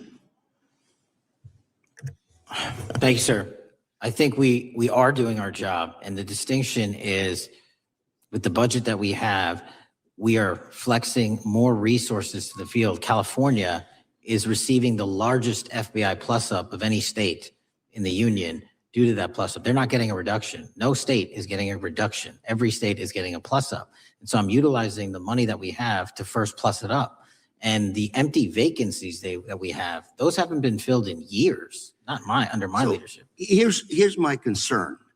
You're going to do well. You're doing more with less, is what you're saying. Yet we're about to vote on a budget that has $88 million more to protect members of Congress, the executive branch, and the Supreme Court. There's a contradiction here. Back on Main Street, we're saying you can do more with less, you can protect them with less money. Yet here in Washington, we're saying we need more money to protect members of Congress. It's a little contradiction here. Or maybe, sir, you ought to talk to leadership about coming in with your management style to protect the Supreme Court, Congress, and the administration. Otherwise, it's essentially a hypocritical situation. We need more protection, yet folks on Main Street can do with less. My concern is folks on Main Street. We also were, I think we received over $300 million in the big, beautiful bill. And we're also receiving pots of money from our interagency. So this sort of $500 million cut isn't entirely accurate. You're still getting cut $200 million plus. You're still moving your agents to do ICE work. So you are leaving a lot of bases uncovered. And I'm not going to be argumentative with you, Director Patel. I'm just saying, if that thin blue line does not hold, people on Main Street will pay the price. I agree with you, sir. And I just look forward to working with you because I am very concerned that these kinds of budget cuts are short-sighted, especially when my local sheriff calls me and says, we need more support, and we're looking at budget cuts. I'll work with you, sir. Thank you, Mr. Chair. I yield time. Mr. Chairman, I have another unanimous consent request. Gentleman yields back. The gentleman from New York is recognized for unanimous consent. I seek to introduce a December 2024 OIG report from the Department of Justice, which confirms the conclusion of the Bill Barr Justice Department that the so-called whistleblower, a disgruntled former employee of the Intelligence Committee, was not a credible witness and there were no further actions taken. Without objection. Mr. Chair, I'd like to submit some items for the record. You bet. Gentleman from California. First one, Trump's deportation diverts FBI agents off child predator cases. Second one, FBI director backtracks on administration's proposed budget cuts. And number three, Trump administration says 70% of ICE detainees do not have criminal convictions. Without objection. Gentleman from Texas is recognized. Thank you. Director, earlier this year, the committee learned of new documents tied to the Crossfire Hurricane investigation and the Russia collusion hoax against President Trump. Your efforts in declassifying key documents tied to this investigation allowed the committee to acquire thousands of pages that it did not have previously. Did any of your predecessors make any effort to declassify these documents? Not to the extent we have. Did any of your predecessors share or leak any details that were classified at the time? There are ongoing leak investigations across the board at the Bureau related to this. I believe one of those is Mr. Comey, and I thank you for continuing that investigation. Among the declassified documents are the Durham Report Annex, the Crossfire Binder, and the Nellie Orr Criminal Referral. Could you summarize for those watching that what we know about the Russia collusion hoax so far? Well, sir, I think the record will speak that the Russia collusion matter was perpetrated by a political party to go overseas and obtain information from a foreign intelligence asset, only to have that information, which was demonstrably false, turned over to the FBI, who walked into a federal FISA secret court and asked for a secret surveillance court order and lied to the federal court. And we know that because someone was convicted of it, and only to surveil the political opponent. So that is a massive scandal. We helped expose it.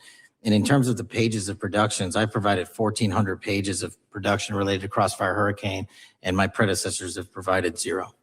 I appreciate that, and I appreciate your courage and commitment to declassifying these important documents for our review, and hope that you'll continue with this commitment. Can we expect to see more declassification efforts regarding the Crossfire Hurricane and Russia collusion hoax? Yes. Thank you. I yield the remaining balance of my time to Chairman Jordan. Oh, I thank the gentleman for yielding. And Director, that's when it all started, right? The whole Russia, that's when it all began. And then it was Mueller, then it was impeachment, then it was Jack Smith and Fonnie Willis and Alvin Bragg and you name it. But it all started then. And that's why I think the gentleman from Texas wants to make sure we get all the information there. And I want to go back to when it was changed. We talked about this earlier. I just want to read to you what the CIA officer said to the House Permanent Select Committee on Intelligence, quote, Brennan refused to remove the dossier, and when confronted with the dossier's main flaws, he responded, yes, but doesn't it ring true? So that's what he initially said. And then when he was talking to this committee, he said the CIA was very much opposed to having any reference or inclusion of the Steele dossier in the intelligence community assessment. So on one hand, you got a witness who was there who said he refused to remove it, even though he knew it was garbage. And then he's, on the other hand, telling the committee, no, we didn't want anything to do with it. It shouldn't have been a part of the intelligence community assessment, which we know it was. You know it was. You found that. Those are two entirely different stories. I think Mr. Brennan has some explaining to do, frankly, what happened there. And I think you said earlier that this whole thing, and I think you said to Mr. Gooden, this whole thing is being looked at as part of this grand conspiracy to undermine the president, whether it's Comey, Brennan, Clapper, former head of the Intelligence Committee, now senator from, whoever it is, that's all being looked at. Is that accurate? Yes, sir. Well, we appreciate that.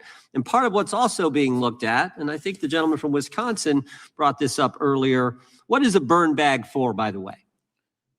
Generally speaking, the intelligence community obviously utilizes and possesses classified documents, but drafts of those classified documents and even ultimate finished products of those classified documents have to be recorded and or discarded. And if they are discarded, the only way we do that, the hard copies, is we literally put them in burn bags that are identified specifically for that purpose. And there is a very exact courier system in which those burn bags are obtained and the material inside is destroyed. So it's to get rid of the material, right? Yes, sir.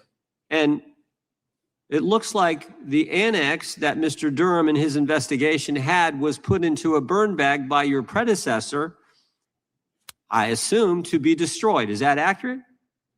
Without getting into the stylization of the evidence, anything that's put in a burn bag is for purposes of destruction. Do you find that interesting that the Durham annex was placed in a burn bag, that you would discover that when you took over as the head of the FBI? We found a lot of information in a lot of burn bags. Well, we appreciate you finding that. We'd like to know a little bit more about that, and we look forward to that information coming forward. And I appreciate the gentleman yielding. With that, we now recognize the gentleman from Colorado. Thank you. Thank you, Mr. Chairman, for holding this hearing. Thank you, Director Patel, for being here today. I have a couple of questions regarding a terrible shooting that occurred in Colorado, a state, as you may know, that I represent. You've testified previously about, I think, what you would describe as your efforts to provide more information regarding the investigation with respect to the horrific assassination of Mr. Kirk. And so, in that same vein, I'm hoping you can provide this committee and my constituents in Colorado with some clarity. Absolutely. I think, as my colleagues know, in Evergreen, Colorado, Jefferson County, a county that I proudly represent, at Evergreen High School, a shooter ultimately injured. 2 students were praying for their swift recovery. There's an article here from Colorado Public Radio. The title is, quote, FBI was already investigating an account that may have been linked to the Evergreen shooter. You're familiar with the circumstances generally, Director, regarding this terrible tragedy. Yes. So my understanding from the public reporting is that an organization reported to the FBI in July of this year regarding, just reading here from the article, that the FBI opened an assessment into a social media account user whose identity was unknown and who was discussing the planning of a mass shooting with threats nonspecific in nature. This is the FBI's statement to the press. And that the FBI continued to work this assessment investigation to identify the name and location of the user up until September 10th, 2025, which was the day of the tragedy. Can you provide us some clarity on what were the impediments to finding, the account user, and maybe describe in greater detail the FBI's work in that regard? Generally speaking, yes, because I know even though the shooter's deceased, the investigation we're not done. Sure. And so the impediments to finding these individuals, and you highlight a great point. We had 2 huge tragedies in the span of days in this country. The school shooting in Evergreen, Colorado being one of them. And proactively going out onto these social media platforms, which are so large, is our biggest impediment.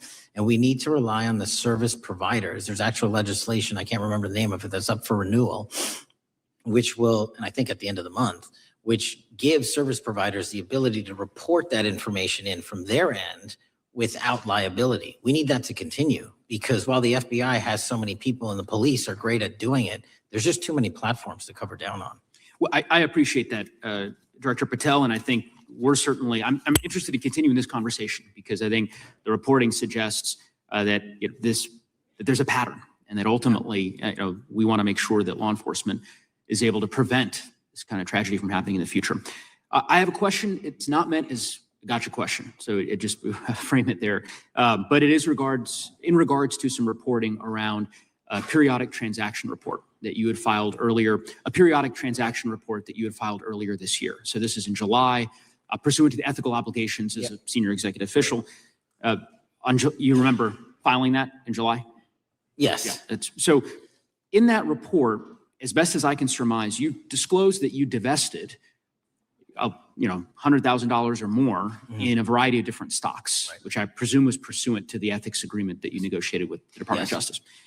In that same report, there's a disclosure regarding purchases of 2 different transactions. So between $15,000 to $50,000 in a national coffee house chain, and between $50,000 to $100,000 in a semiconductor company on May 9th and May 12th. Are those transactions that you're doing personally, or are these through a stockbroker, or are these transactions that you're handling yourself? So how they happen is I submit proposals under DOJ guidance to say, hey, I would like to trade this or that. And they run their review, and the FBI runs a review, and then they come back and say yes or no. And then I make the transaction. Is there a reason that you decided to make the purchases into those 2 companies? Generally speaking, before I got this job, I was, trading stocks, but not a lot like most people. And I just follow certain industries, and I thought they would be a good investment. So the reason why I ask, right, because you had divested in other companies. Yeah. And I presume that wasn't because there were actual conflicts. It's just that you wanted to avoid an appearance of impropriety. It was both. Both. Yeah. But not all of the companies were conflicts. Whatever they make divested from. I don't make the call, they make the call. Sure. Yeah. I guess my point would be, the reason why I ask is, why I said it's not a gotcha question. I have for years led an effort here in Congress to try to ban members of Congress, senior executive officials, from trading stocks. And it's bipartisan in nature. We're working really hard to get that done, Republicans and Democrats. And you can understand, I think, given your role, given the nature of the position that you hold as the leader of the largest law enforcement agency in our country, that divesting entirely, not, doing day trading now, I think would be something that would be in the interest of the American people. So I just would hope you would consider that, and that moving forward, that perhaps not purchasing stocks in individual companies, I would think would be something that would be worth pursuing. Gentleman's time is. I'm happy to give the witness an opportunity to. No, thank you. I'll work with you on it. Gentleman from Alabama is recognized. Thank you, Mr. Chairman. Thank you, Director Patel, for being here today. Newly declassified documents confirm that the intelligence community under President Barack Obama knowingly relied on unverified and fraudulent evidence to manufacture a false claim that Russia, in fact, meddled in the 2016 election. Is there more to be done to uncover the depths and origins of the Russian collusion hoax? There is, and we're doing it. Why should Americans still care about that, Director Patel? Everybody wants to talk about a weaponized bureaucracy. And when we put out the facts about a weaponized bureaucracy, not because I said so, but because we found the FISA documents, because we found the 302s and the 1023s, then it becomes a political football. My job is to continue to put out that information and let the American public read it for themselves when I'm lawfully able to do so. And that's been my commitment on any subject, Russiagate or otherwise. Wherever the law allows me to do it, I will do it. When I first came in 2020, the number one concern as I was doing town halls was the weaponization of the government against the American citizen. And so are there things that you're doing, structural reforms that implementing so that the FBI cannot be weaponized again, whether it's against President Trump or future elected presidents? It shouldn't be weaponized against anyone. And the structural reform is simple. If you're going to go after a political individual or someone seeking political office, there has to be a grounded basis in law and fact to open up a criminal investigation. And if there's not, the investigation isn't even opened. And I've also gone back and reviewed other cases that were opened in prior administrations related to public officials. And we've closed a number of them because we felt that some of these actions were weaponized on either side of the aisle. I felt it wholly inappropriate for the FBI to be playing umpire and referee amongst these decision makers when there was no factual or legal basis to continue those investigations. So I shut them down. And I think that's so desperately needed because we need to restore trust in law enforcement and certainly in the DOJ and the FBI so that American people don't fear the very government that is supposed to protect them. And so thank you for doing that. On August 11th, you released to the committee documents concerning leak investigations that began in 2017. You believe these leaks were accidental or were they intentional in order to influence public opinion against President Trump? When I can publicly make a final decision on that, either through a recommendation of charging that the DOJ makes or findings that I have, I'm able to do so, but they're still not complete. Why did the FBI under Director Comey want to undermine the Trump administration? I don't know. You'll have to ask him. Think it might have been political? How will Director Comey be held accountable for his leaks and classified information concerning the Russian collusion hoax? Well, anyone. Doesn't matter what you did before or what seat you were in. If you leak classified information, that's illegal. And we will investigate it fully. And if we can bring enough evidence to recommend charges to the Department of Justice, we will. But as you know, in these leak investigations, it's very difficult to produce the information necessary. We know leaks happen. They literally happen every week. It's one of the most destructive things to this country. Media receives classified information beneficial to one side or the other. I'm a fan of none of it, and I want to shut all of it down. And we need to bring some real cases to deter individuals from doing that, and that's my focus. What was Comey's role in creating the ICA? Speaking from my memory, as the head of the FBI, he was charged under then Director Brennan, and Director Clapper and the other IC elements to come in with the NSA, CIA, FBI, and ODNI and put together a collection of information on how the information sort of surrounding Russiagate came together. So he represented the FBI in that. Was former Director of CIA, John Brennan, he's denied that the Steele dossier was used in creating the ICA. Is that true? Well, it's without commenting on him, the FISA has been released. And the dossier was in the FISA. It was in 4 FISAs. So I'll let the public decide. Well, former Director Brennan actually denied repeatedly that he pushed for the Steele dossier to be included in the ICA. Is that true? Did not. I'll let his testimony speak for itself, but then Deputy Director Andy McCabe also testified to the House Intelligence Committee, which has now been declassified, that were there no Steele dossier, there would have been no FISA. Well, my time's getting close, but let me tell you this, sir, and my colleague from Texas said, thank you for the job you're doing. You're making the American people safe. You're restoring trust in these agencies that so many of us have lost trust in. So thank you for the work you're doing. That thin blue line, you're doing a fine job, and we want to let you know we appreciate it. Thank you. God bless you. Lady from California is recognized. Thank you, Mr. Chair, and thank you, Director, for coming here today. And actually, thank you for your response to my colleague from New York who asked you earlier about violent extremism. And you said that there is violent extreme ideology on both sides. And I think you actually alluded to that same statement yesterday in the Senate. So I too have some questions I'd like to ask you. These are not gotcha questions, and just deny, please, what you deem to be false. So Dylan Roof, who followed white supremacist propaganda, murdered 9 Black parishioners in Charleston in 2015. Do you deny this? I'm sorry, Dylan Ruth? Roof, can you give me some more information? You're head of the FBI, you probably know this. If you don't know, that's fine.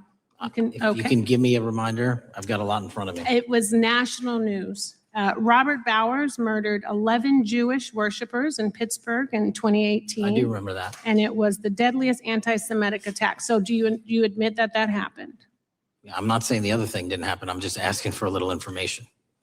Patrick Cruces, who posted a manifesto about a Hispanic invasion, walked into a Walmart in El Paso, Texas in 2019 and began firing. He murdered 23 people that day, and the youngest was 15. Do you admit or deny that that happened? I'll take your presentation as accurate. All right, well, I have to say all of these cases have been adjudicated. As I said, they are not gotcha questions. These incidents were national news. And as director of the FBI, you have access to all of this information. So in 2022, Peyton Grendon walked into a supermarket in a Black neighborhood in Buffalo, New York, and started shooting. He murdered 10 people that day. And on September 10th, your friend Charlie Kirk was assassinated. Tyler Robinson has been taken into custody and charged, but also on that day, Desmond Holley, a 16-year-old white male, shot and injured 2 students at a high school in Colorado before killing himself. And according to the Anti-Defamation League, he had a fascination with mass shootings and white supremacy. So do you admit to, deny these facts? Those happened. Okay. Your predecessor, former FBI Director Christopher Wray, said that one of the most dangerous concerns is that racially motivated violent extremism, especially white supremacists, has been the biggest chunk of our domestic terrorism cases and is responsible for the most lethal attacks over the last decade. Do you admit or deny, A, that he said this? I'll let the record reflect that. Whatever he said was what he All said. right, and do you agree? That there is racially motivated crimes being committed in America? Yes. Yes, especially white supremacists, which is the biggest chunk of our domestic terrorism. I'm glad that you said this. So last week, President Trump was asked if there were extremists on both the left and the right. He was actually asked this by Fox and Friends, and his exact words were, "I'll tell you something that's going to get me in trouble, but I couldn't care less. The radicals on the right oftentimes are radical because they don't want to see crime. The radicals on the left are the problem, and they're vicious, and they're horrible, and they're politically savvy." Do you agree with the president? I don't speak for the president. The president speaks for himself. Do you agree with the president? On what matter? On the question that I just asked, do you agree with his statement about the radical left? That there's ideology that's driving violence on both sides? Yes, that's what he acknowledged. No, he didn't. He didn't. But I'm glad that you're saying that and actually creating some separation between you and the president. And I'm glad that you literally are not what happened. He said acknowledging both. that there is violent extremism on both sides. What's interesting is that the research arm of the Department of Justice, the National Institute of Justice, do you know what that is? I'm familiar with them. Okay, great. It is the research arm of the Department of Justice, and it published an article in 2024 devoted to domestic radicalization, violent extremism, and terrorism. I have it. It's interesting that it's no longer on the website. It has been scrubbed, but I ask these questions because what makes a strong, qualified director of any business, of any household, of the FBI, what makes a reputable prosecutor is not lapdog loyalty, but a commitment to the creed that evidence is agnostic and that the evidence will lead you to making the right decisions. In your job, no one's job is to like the data or the evidence. It is to collect it. That is how you gain trust. And Mr. Chair, I would like to enter into the record, if I may. White supremacist group stands by racist ideology with unanimous consent. Without objection. Dylan Roof, the radicalization of the alt-right and ritualized racial violence. Without objection. Thank you. Another article, how Robert Bowers went from conservative to white nationalist. I'd like to enter that into the record with me. Without objection. Patrick Cruces believed he was fulfilling Trump's wishes in El Paso attack, his attorney said. I'd like to enter into the record. Without objection. Buffalo shooting, how far-right killers are radicalized online. I'd like to enter that into the record. Without objection. Evergreen high school shooters online activity reveals fascination with mass shootings, white supremacy. I'd like to enter that into the record. Without objection. Murder and extremism in the United States in 2024, a report by the Anti-Defamation League. I'd like to enter that into Without the record. objection. And the article, the report that was scrubbed from the DOJ just recently, National Institute of Justice Journal focusing on domestic radicalization, violent extremism, and terrorism. I'd like to enter that into the record. Without objection. And lastly, the libertarian think tank Cato and their analysis on violent extremism and the right rising in extremist acts. I'd like to enter that into the record. Without objection. Thank you, and I yield back. Gentlelady yields back. Gentlelady from Wyoming is recognized. Just very quickly, Director Patel, thank you for being here, for your service to this country, and for the transparency that you have brought to the FBI and for the American people. Transparency that was absolutely non-existent in the Biden administration and FBI. I believe that you might have been asked earlier about whether you had had an opportunity to visit with any of Epstein's legal counsel. Were you asked that question earlier? I think so. Okay. One of the legal counsels or legal fixers for Mr. Epstein was Stacey Plaskett, the Democrat delegate to Congress from the Virgin Islands. So perhaps for those on the other side who are interested in talking to Jeffrey Epstein's attorneys, they could sure visit with one of their own colleagues. I want to focus on something that I think is very important that has not been addressed enough today, and that is related to the consequences of the Biden open border. One consequence of the Biden border crisis is the impact that it continues to have on our tribal communities, with the cartels taking advantage of our open borders, the Mexican drug cartels, by infiltrating our reservations and bringing violence, drugs, murder, trafficking, and more. Last year, when I questioned the Attorney General Garland about what the DOJ was doing to protect these communities, he simply deflected responsibility and said that Congress had not appropriated sufficient resources for them to be able to protect our tribal communities. Mr. Patel, what is the Trump FBI doing to counter the drug cartel infiltration and other violent crime targeting our Native American communities? Thank you. It only took more than half of this proceeding to talk about one of the priorities that the FBI has, which is crimes on tribal lands. Every single crime that we have been talking about, whether it's child predators, human trafficking, narco traffickers, murder, they all happen on tribal lands as well. And I've said since the beginning, it is a priority, which is why we launched Operation Not Forgotten on tribal lands. And I'm the first FBI director to meet with the staff and tribal leaders here in Washington, D.C. and elsewhere, and invited them into my office and headquarters to see them, because I need engagement with tribal leadership, and I need our police and FBI agents to be engaging with tribal leadership. Otherwise, we're not going to break through. We have 1,900 Indian country cases open right now. We've got 600 indictments this year alone. We cannot forget tribal lands. Every single one of those people lives in the United States of America, and it is an absolute priority to protect them and their children just as it is anyone else. So I think it's fair to say that what Mary Garland testified to, that the FBI and DOJ did not have the resources to address that. I think that that was an absolutely false statement. Would you agree with me? It's a decision by him not to do so. That's not my decision. At the end of August, the U.S. Attorney and FBI announced that nearly 100 personnel representing members of the Safe Trails Task Force operated near Wyoming's Wind River Reservation to assist with reducing drug trafficking and illegal guns. Director Patel, you have routinely stated that it is your mission to partner with and strengthen local and state law enforcement partners. How does the task force and other FBI efforts bring tribal law enforcement into this process?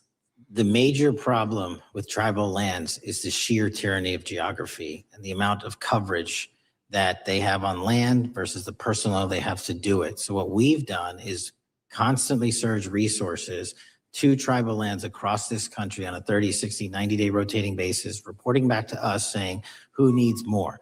And what we found is that most of these lands can be assisted by our counter-UAS program, our drone capabilities, and we're going to do it because what's happening is the Mexican drug cartels are literally flying overhead, dropping their cargo, their narcotics onto this land where no one's looking, and then it's being disseminated to children, to youth, to adults on that land and killing them. And we got to stop it before it gets dropped off. Well, and your testimony proves that the Biden administration did not lack the resources to address drug and violent crime in tribal communities or around the United States. It instead expended and wasted these resources investigating parents, Catholics, we now find out Turning Point USA, the RNC, and Republican organizations, rather than protecting our Native Americans by closing the border. Is that fair? I think so. Wonderful, thank you. And I do appreciate the work that you've done in this regard. I was previously the chairman of the subcommittee on Indian and Insular Affairs with the Natural Resources Committee, and safety and security on our reservations and for our tribal members has been one of our priorities, one of my priorities, and I very much appreciate the work that the FBI has done. Let me know if there's anything else I can do to help you. And with that, I yield back. I will, ma'am. Gentlelady yields back. The gentlelady from Georgia is recognized. Thank you, Chairman, and thank you for coming in today, Mr. Patel.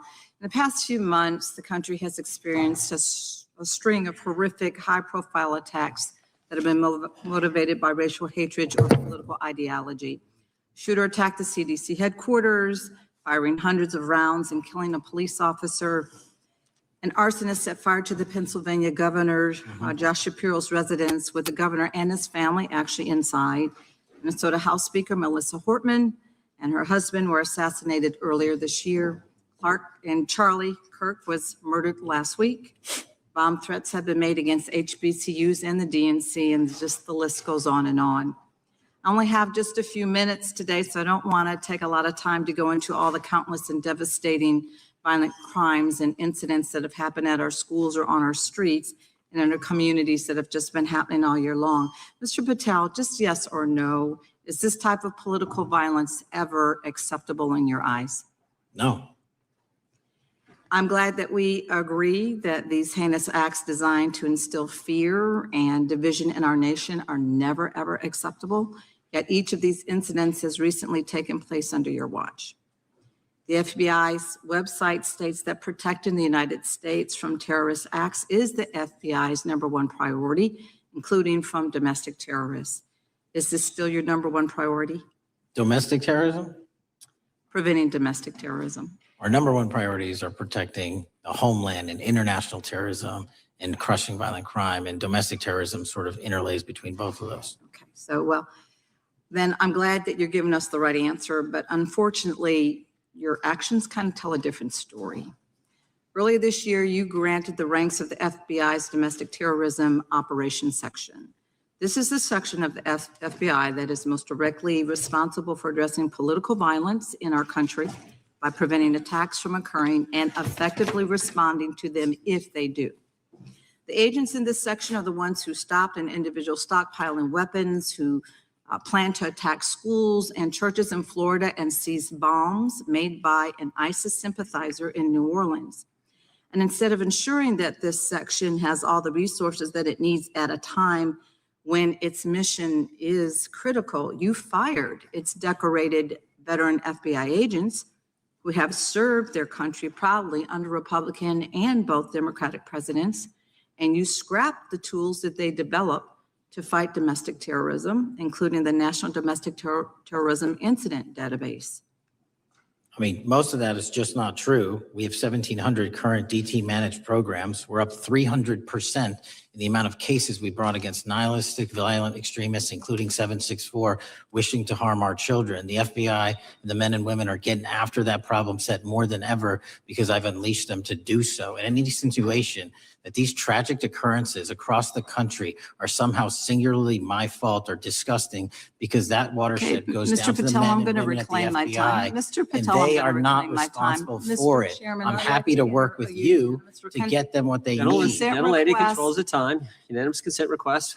She'll state Thank a you request. very much. Into the record, an article from Reuters titled FBI Scales Back Staffing, Tracking of Domestic Terrorism, Probes Sources Say. Thank you very much. Without I objection. appreciate that. So, Mr. Patel, and it isn't just the domestic terrorism operations section. Under your watch, agents are fully diverting their attention to these anti-immigrant and city takeover operations, leaving our children vulnerable to dangerous networks of online predators, both domestic and international.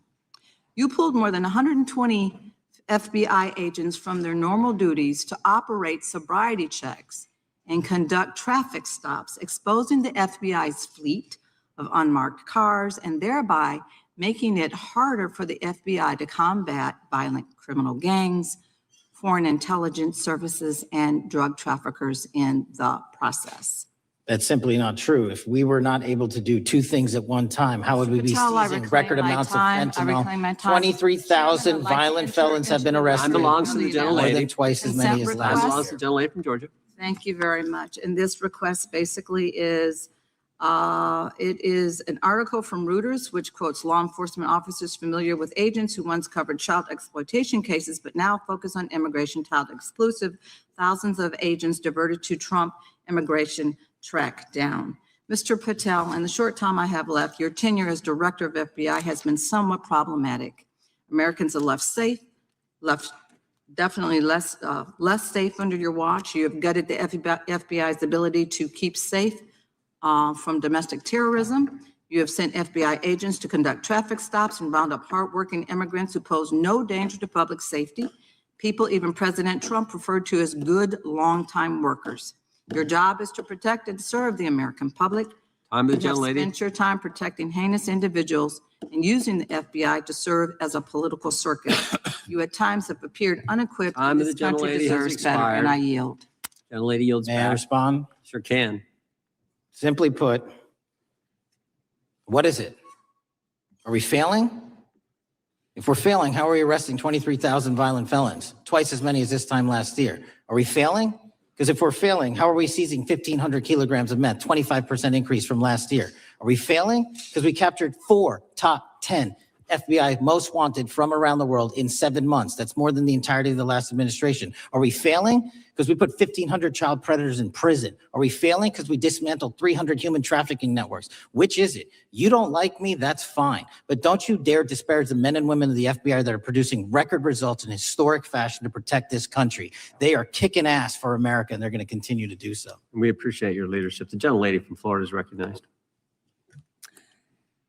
When I was home recently, I met with the agents leading the Tampa office of the FBI, and I saw what they're focused on in my community: stopping drug traffickers, rescuing children from exploitation, fighting cybercrime, protecting us from acts of terrorism, foreign and domestic. And I know from my time as a federal prosecutor and a judge that this work by the Bureau doesn't make headlines, but it is happening every single day.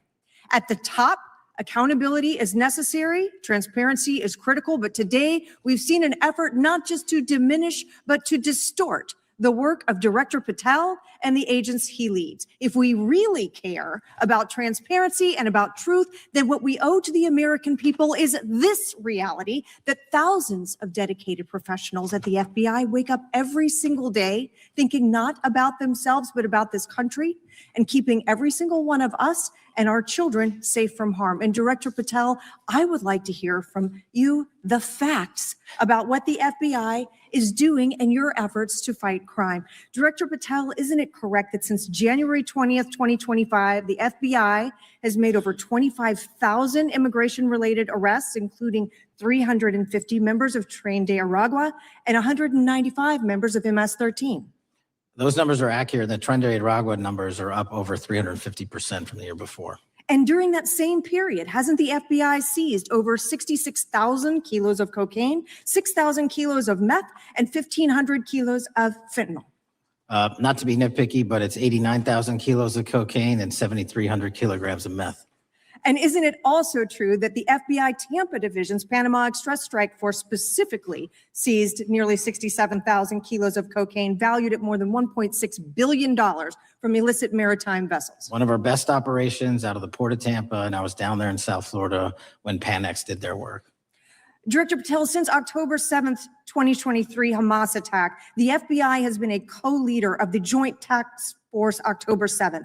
Isn't it correct that this task force is actively working to bring justice for victims and to prevent terrorist infiltration at our borders? Yes, ma'am. Since January 20th, hasn't the FBI arrested 59 foreign intelligence operatives for spying or smuggling dangerous material into the United States? Yes, we have, and that's on track to be more than 25% than ever before. And the FBI has also been leading operations against major cyber threat actors, including those from Russia, China, Iran, and North Korea. Isn't that right? A 17% increase from year to date last year. Director Patel, the FBI's child exploitation task forces continue to investigate predators who target children online and across our communities. How significant is that threat today, and what results have you seen under your tenure in bringing these offenders to justice? We have, under Operation Grayskull, dismantled dark web units that are operating online, not just in the United States, but across the world to do our children harm. We have taken into custody more suspects than ever before on those who seek to harm our children. That is what the men and women of the FBI do, and that's what they're going to continue to do. Those are the real results when you let good cops be cops and when you let us get on these platforms and expose them to the public and show them the harms of these predators on these online gaming systems and social media systems. And we need more help from Congress to allow us more authorities to do that work. The FBI laboratory manages the Combined DNA Index System, or CODIS, which compares over 25 million DNA profiles and aids more than 125 investigations each day. Director Patel, why is this important to law enforcement nationwide? All of law enforcement relies on our CJIS operation out of West Virginia. And what that does is allow 19,000 agencies to come in and say, hey, does this guy have a criminal history? Hey, is this an illegal firearm? Do we have a DNA hit like we did in these recent assassinations? That's what the FBI brings to bear, because local and state law enforcement agencies just don't have that capability. And we're doing it 24/7, 365. CJIS does not close for 1 minute. In your testimony, you noted that the FBI has ongoing counterintelligence investigations into China, Iran, and Russia across all 55 field offices. Why is it essential to maintain that scope of coverage, and what success can you point to in disrupting nation-state actors? Our biggest threats involving nation-state actors are the PRC, Russia, and China, and they are up 33%, 83%, and 60% respectively in arrest alone this year. Those nation-state actors wish to do harm in our infrastructure, our critical infrastructure system, our energy, our water supply, and also go after and target individuals and senior citizens and take their money through online pig butchering schemes, which we've exposed in Cambodia by way of the CCP. This is groundbreaking work that the American public should be seeing that their FBI is doing, and I'm happy to have the opportunity to report on it. Thank you, Director Patel. I yield back. Gentlelady yields back. The gentlelady from Mr. Chairman, I have a couple. unanimous consent. Thank you so much. I appreciate it. In response to Mr. Patel's making the remarks that that maybe our colleagues are disparaging the men and women of the FBI, I'd like to enter the record 3 unanimous consent requests. One is an entitled FBI Using Polygraphs to Test Officials' Loyalty. The second is Kash Patel knowingly broke law when firing top officials, lawsuit alleges, published by NBC. And the third is FBI forces out more leaders, including ex-director who fought Trump, demand for January 6 agents' names. Without objection. Thank you. Gentlelady from Vermont's recognized. Thank you, Mr. Chair. Director Patel, thank you for being with us today. Appreciate your time. Let me say at the top, political violence should have no place in this country. And I strongly, unequivocally condemn the killing of Charlie Kirk last week. And this is exactly the kind of case that warrants a swift and thorough investigation by the FBI. What shouldn't be happening, however, is this administration's seeming attempt to exploit Mr. Kirk's death within minutes of this horrible, horrible assassination, dividing us even further without knowing enough about the killer's complicated, confused political ideology and the extent of his motivation. And this week, Vice President Vance claimed that this is, quote, an extremely destructive movement of left-wing extremism, and said that, quote, it's part of the reason why Charlie was killed. He pledged to go after organizations on the left. But Director Patel, it was just 3 months ago that Melissa Hortman, the Minnesota House Speaker, and her husband, Mark, were shot to death in their home in the middle of the night by a self-identified right-wing extremist and Trump supporter. When that assassination happened, the FBI released a written statement denouncing the killings and pledging to hold the killer accountable. And I thank the Bureau for that. It was clear, concise, to the point. But when you compare that statement to the over 50 mentions of the Charlie Kirk killing and just 4 for the Hortmans on accounts affiliated with the FBI and your personal account, it appears to many Americans that you're valuing some lives more than others, and that's painful. And this is what I'm hearing from my constituents, so I just want to convey that to you. And the vice president didn't even call on right-wing organizations to tone down their rhetoric after that horrific killing in Minnesota. And he never once spoke about dismantling conservative institutions. This week, when the president was asked by a reporter about Speaker Hortman, he claimed he didn't even know who she was. One of the most high-profile assassinations of an elected official in recent memory, and the president claims to know nothing about it, hasn't even heard of it. It was absolutely devastating for her colleagues and for her family. And I think we all can agree in this room that we have to stop this political violence. So my first question to you is, Director Patel, what is your plan as director of the FBI to turn down the temperature, especially in light of the fact that it seems like members of the administration are reacting to political violence based on party affiliation? What's your plan? I can only speak for myself and the Of course. FBI. And what we are doing is, I think I mentioned earlier, we're following the money, because whatever attack you are describing, and they are all despicable, equally so, people need money to operate. People need money to conduct these attacks, to conduct these investigations. And so what we are doing is finding the people that supported this infrastructure system, because even when you say there's a lone, quote unquote, lone wolf actor, he's not truly a lone wolf actor. Something happened along the way. I agree. And so can I just because we have such little time, are you making a commitment right now to follow where the evidence goes in investigating whether it's violence on the left or the right? Because over the last 10 years, when you look at the ideology, I want to follow up on what my colleague from California said. When you look at the data, you look at the Anti-Defamation League data, 96% of ideological motivated killings were committed by the right wing. When you look at the Institute of Justice report that she cited, it's 5 times the number that 5 times the number of far left extremist incidents are perpetrated by far right. And it's been reported, and she mentioned this, that as of September 12th, 2025, just 2 days after Charlie Kirk's killing, that the DOJ removed that report from the DOJ website. That's why Americans are concerned that there seems to be a separate system of justice, that if you are a Republican and you are attacked, you will get the full weight and authority of the FBI and this administration. But if you are somebody serving in the Minnesota State Legislature and you are assassinated in your home, that the response is different. And I think to ignore the threats from the right or try to do a both and when there are multiple instances when it's overwhelmingly coming from the right, this is a disservice because Americans want to know that whoever they are, whatever their political affiliation, that the response is going to be the same. And it is going to be done with the same diligence. And I'm wondering if you will commit to me right now that you will be a voice right now standing up to those voices in the administration that are adding to the violent rhetoric right now. That's what I'm asking you. Will you commit to this? Time the gentlelady's expired. The gentleman can respond. My voice will be through the investigations that the FBI conducts, and we will conduct them all lawfully and equally. Can we expect in the future that your tweets in related to one killing will be the same level of concern? The gentleman from Texas is recognized. Thank you, sir. Director Patel, thank you for being here today. And most importantly, thank you for restoring trust and faith in the FBI, which has been severely eroded under the Biden administration. Thank you for your service and your continued service in this capacity.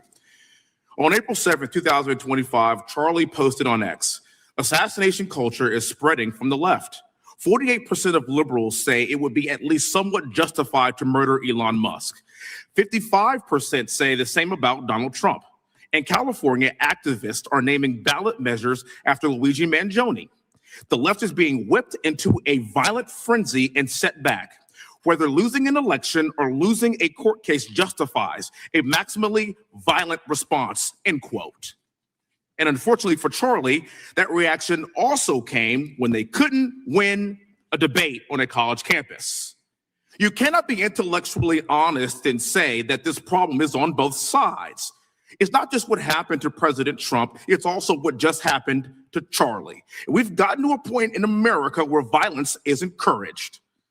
We have a former president of the United States that opens up his campaign in 2019, that's Joe Biden, by saying that his opponent is a, quote, existential threat to this country. Houston, we have a problem. People that you disagree with are not existential threats. They are not Nazis. They are not fascist. They are not racist. They are not deplorable. They are not irredeemable. They are your fellow Americans who have a different perspective on how government should run and what government should look like. Whether or not we should have strong sovereign borders, whether or not we should have safe communities, whether or not we should have places to worship our God and not worry about being shot, whether or not we live in communities and cities that are not overwhelmed by drugs and crime, whether or not we have two genders, and whether or not we have common sense in our policies and our values. And people that believe these things are not existential threats. I happen to be one of these people that believes all of the above. And as someone that served this country in combat, I can assure you I am not an existential threat to this country because I swore to protect her. I also want to point out, how many cities have you seen burned to the ground since Charlie Kirk's death? Zero. No summer of love, no riots, no nothing, no looting, no killing, none. We simply gathered and prayed for his soul, his family, and this country, because that's exactly what we represent. And while we might be angry, this righteous anger will carry on Charlie's message and legacy. I want everybody to know something very simple. Charlie is not dead because of what he said. He is dead because people listened. My time is limited, so I have a few questions for you, sir. And again, thank you very much for being here. I really appreciate your time and your service. In your experience in the FBI, have you noticed a precipitous rise in political violence and other associated crimes that you have been investigating so far this year? And if so, is this trend in motive left-wing or right-wing violence? I can always speak generally, sir. There is too much political violence, and it has been a precipitate rise on too many fronts. How do we solve this? We solve this by giving the FBI more authorities to go into and work with the private sector. There are too many online platforms. There are too many social media platforms. There are too many gaming platforms. There are too many places for people from America and around the world to get together without their parents knowing anything about it, without their school teachers knowing anything about it, and infesting the minds of our children and infecting them with radical ideology. And with that is the root cause of these problems. And we must tackle it. It is not a 1950s America anymore. In 2025, the cyberspace needs to be tackled. Thank you. Switching gears, when your predecessor sat right there in that seat a couple of years, last year in a committee hearing, I asked him a very detailed question about Matthew Thomas Crooks, the shooter responsible for the assassination attempt on President Trump's life. I didn't get an answer from Chris Wray that day, and I submitted written questions to the FBI and into the record of this committee. And I want to resubmit those questions today because I think we are still awaiting answers to those questions. So, Mr. Chairman, I'd like to submit them for the record, please. I'd like to ask you, sir, and the FBI, under your leadership, would you please respond to these questions, and can you commit to doing that? As soon as the trial's over. Thank you very much. I will end with this. Charlie Kirk is not dead because of what he said. Charlie Kirk is dead because people listened. He set up a tent that said, "Prove me wrong," and exercised his First Amendment right. That's all he did. And we will continue to do so in this country in order to preserve this constitutional republic. With that, I yield back. Thank you. Gentleman yields back. The gentleman from Florida is recognized. Thank you, Mr. Chairman. Before I begin, I want to caution my colleagues on one-sided violence in this country. We just heard that there were no riots on the right. We're literally sitting in the building where there was a giant riot by supporters of the president, the right. We also heard that only leftists, have said that Trump is a Nazi. In 2016, the current vice president of the United States said, Trump is either a cynical asshole or he's America's Hitler. And so this is the problem. I don't want to have to say this garbage, but you want me to sit here and get painted with one brush, the whole left. No, there are extremes on the left, and there are extremes on the right. And we collectively should tackle that. But to come here and just look at us and say we all support what's going on in the extremes is why we can't solve anything in this building. Director, let me say first, thank you for being here, and my condolences on the loss of your friend. And I'm happy to hear that you want to do more on the social media platforms. It's crazy what's going on the social media platforms.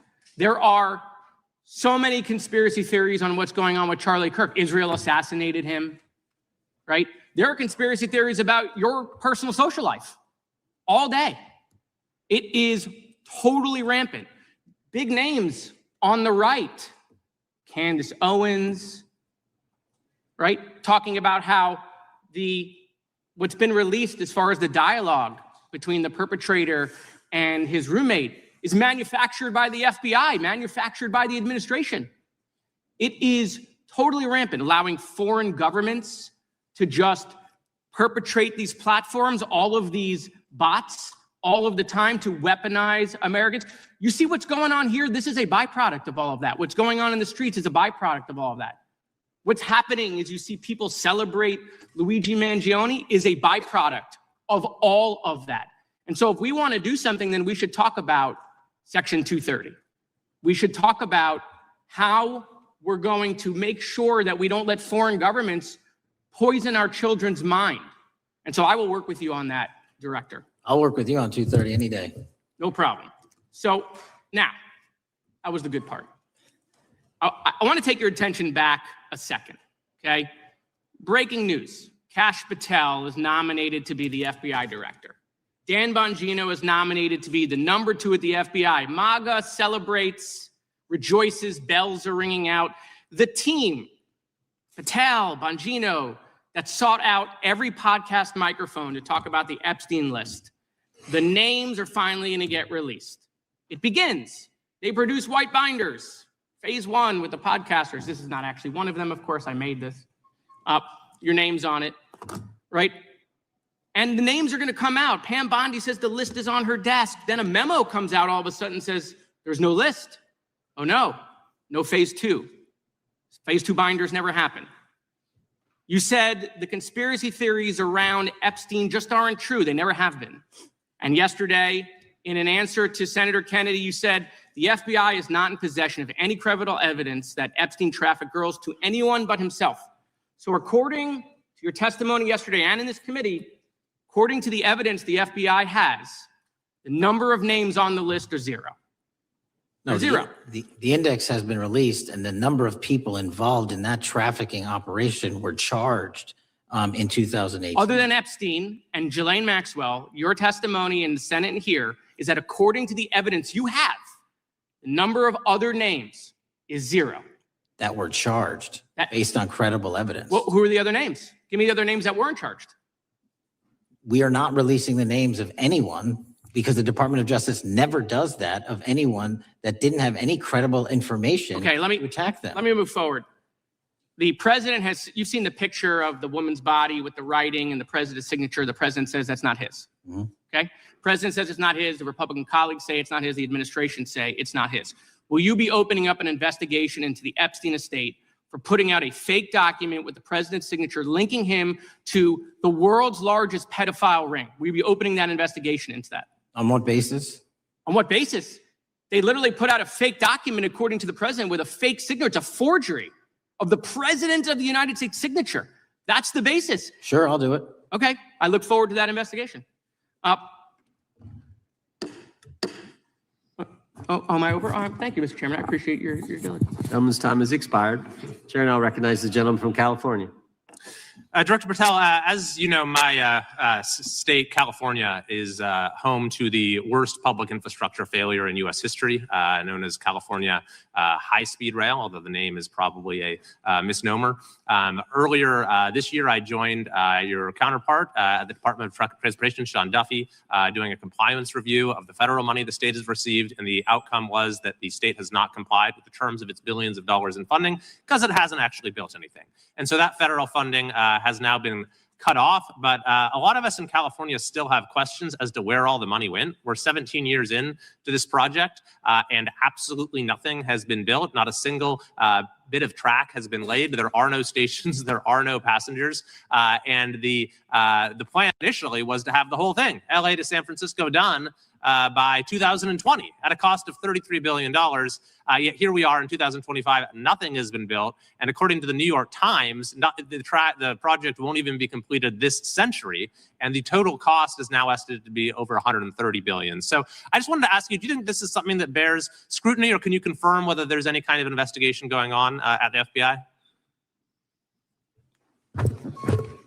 The FBI certainly can't investigate incompetence, but the FBI certainly can investigate and does investigate waste, fraud, and abuse. And so if we have any information that indicates that that happened in this situation or anything else, we'll look at it.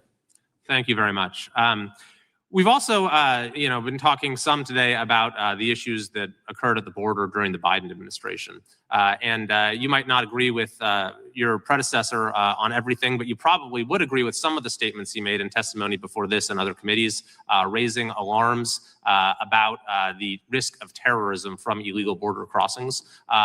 Since becoming director, have you gotten some insight into how well calibrated those warnings were, and what is the status of that risk now? Since becoming director, there's been a sharp decrease of border crossings for known or suspected terrorists from the southern border. But unfortunately, there has been a sharp increase of known or suspected terrorists entering through our northern border. And so what I'm trying to do is work with our northern border states and our interagency to tackle that problem. But it is an absolutely massive border that can't physically be sealed. So we're going to have to get creative and put more resources into that. And in a similar vein, there were over 500,000 unaccompanied children that crossed the southern border during the Biden administration. As we know, many were trafficked either through forced labor or sex trafficking. Do you have any insight as to what the scale of that problem was and how have things changed over the last several months? other than what you outlined in terms of how it was described, I don't have any additional details in terms of how many people are being trafficked into this country, especially unaccompanied missing children. That number has drastically reduced because the coyotes that smuggle these children for their criminal activity are the same ones that smuggle in narcotics, or the same one that traffic older age women. They're all interconnected. And because of the sealing of the southern border by this administration, that has come to a near halt. That is a very important point, that we have seen far fewer victims of human trafficking because we finally prioritized border security. And by the way, you have children who are getting rescued because of the immigration enforcement activities that unfortunately some politicians in my state are trying to stop, thereby stopping those kids from getting rescued. We've seen, of course, a substantial reduction in crime here in Washington, D.C. since the FBI and the National Guard got involved. I'm kind of asking you to state the obvious here, but what is the mechanism there? Why have we seen a reduction of crime when DC has had such a huge crime problem for years, and then almost overnight we see such a big difference? Because of the dedication and resources from President Trump's administration to utilize all federal, state, and local assets in a heavily crime-ridden area. I mean, if we did not have a crime-ridden area, then homicides, carjackings, and gun violence would not be dropping by 40, 50, 60%. And when you allow the police, the MPD, to work with federal authorities and allow the National Guard to set up your perimeter, this is what you can do in a few short weeks. And we at the FBI, under Operation Summer Heat, have set those Phase 01 operations in motion 4 months ago, quietly at the direction of President Trump. So we are scattered across cities across this country doing just that. But we're going to need more help to complete the job. Yeah, in too many places in this country, crime has just been treated as sort of a norm, that this is the way things have to be. What's happened in DC shows that is not the case if we have the right policies and the right priorities. Finally, this is tragically the second time in as many years that we've had an FBI director here following either an assassination or an assassination attempt. And so since there's been some time now since from the attempted assassination on President Trump at Butler, would you say that the public's understanding of what took place on that day is fairly consistent with all of the facts as you know them, or do you believe there's still material facts that have not been made public or are not fully understood by the public? No, I think it's fairly consistent. Thank you. Gentleman yields back to the lady from Texas, recognized. Man, oh man, there has been so much today, and I truly don't know where to start. So I'm just going to make sure that we start off with a few facts. So a couple of facts that we need to make clear for everyone is that, number one, Director Christopher Wray, when he was appointed to be the head of the FBI, was appointed by Donald Trump. Now, I will agree that I definitely take issue with a number of decisions that Donald Trump makes, especially when it comes to the people that he decides to appoint to very important positions, including this one, because I did have to make sure that I wasn't going crazy. But when I say that you are the least qualified FBI director in the history of the FBI, that is real, because you are the only one that never even served with the FBI prior to joining. Yet we are supposed to believe that That's you are false. the greatest thing since sliced bread. I didn't ask you a question. Now, what I want to Still go false. through is to talk about why you are a failure and why, honestly, we just need to tell you bye-bye. I know that you got a little upset and you put on your show for your boss because it seems like you're trying to save your job when it came to talking to Senator Booker yesterday. But let's go through some of your failures. So before you were even confirmed, and I think one of my colleague from Georgia, pointed out that you are already targeting career officials so that you could direct illegal firings. Mind you, these cases that you were so upset about, which are the ones tied to Trump, the cases came through his handpicked FBI director. And frankly, when people sit around and say things like, oh, we're happy because now we feel safe. I don't know who feels safe in this country except for the white supremacists, because I specifically as a Black woman definitely don't feel safe. And frankly, my colleagues have been real nice to you today, and I applaud them, but I don't have the same demeanor because I know that multiple colleagues on this side of the aisle have faced death threats. In fact, somebody tried to kill one of my colleagues. And frankly, I don't know if this FBI or under your leadership if those people would have been caught. I don't have any confidence in you. And if we start talking about the reasons that I lack confidence, we could start with you not just wanting to acknowledge some simple facts. Simple facts like the vast majority of the threats are coming from right-wing extremism. And I know my colleagues have tried to stress this, but I decided that I would maybe do it in a different way. Number one, I have a couple of UCs. Kim Buck, one of multiple Republicans receiving death threats for voting against Jim Jordan as House Speaker. Without objection. Another one, Republican lawmaker says she received death threats after voting against Jim Jordan in Speaker's race. Without objection. In addition, there was another one from another colleague who now is leaving Congress because they said that they were calling his wife anonymously and threatening her life to the extent that she ended up sleeping with a firearm. Without objection. Okay, so here's the deal. How are we supposed to have confidence when you're sitting up here telling the Senate yesterday that it will take you 14 years before you can get the FBI fully staffed to do their jobs? You're also now redirecting resources so that they can go and play ICE agents on the streets. You're getting rid of your most qualified people. And even when it came down to somebody that you consider to be a friend, you were posted up having some fancy dinner to the extent that you posted not only once erroneously, you posted twice erroneously as it relates to catching somebody. And then you want to go and say, let me take a victory lap. Because honestly, if it wasn't for parents deciding that they were going to turn in their child, it seems like y'all wouldn't have got there, even though he literally confessed online. So I'm confused about what it is that the FBI is doing, except for trying to put on a show for the apprentice or whatever you want to call him. The day after all of this took place, there was domestic terrorism that was taking place at HBCUs. They were targeted. Yet I didn't hear anything from the FBI about what was going on. And again, Black people kept saying, how did we end up in this? Because the numbers are so very clear that white supremacy is a problem. And honestly, I've not heard anything out of you today that makes me believe that you're going to do anything about the white supremacy problem, the one that is leading to children being killed, children being shot, as well as members of their community as they're worshiping in their churches. The time of the gentlelady has expired. If the gentleman would like to respond to any of that. Well, I mean, I'll respond. Kash Patel, as I said when I introduced him, public defender, former prosecutor, top staffer on the House Intelligence Committee, Deputy Director of National Intelligence with the National Security Council, Chief of Staff at the Department of Defense, and FBI Director. I think that's pretty good resume for the guy who's now running the top law enforcement agency in our country.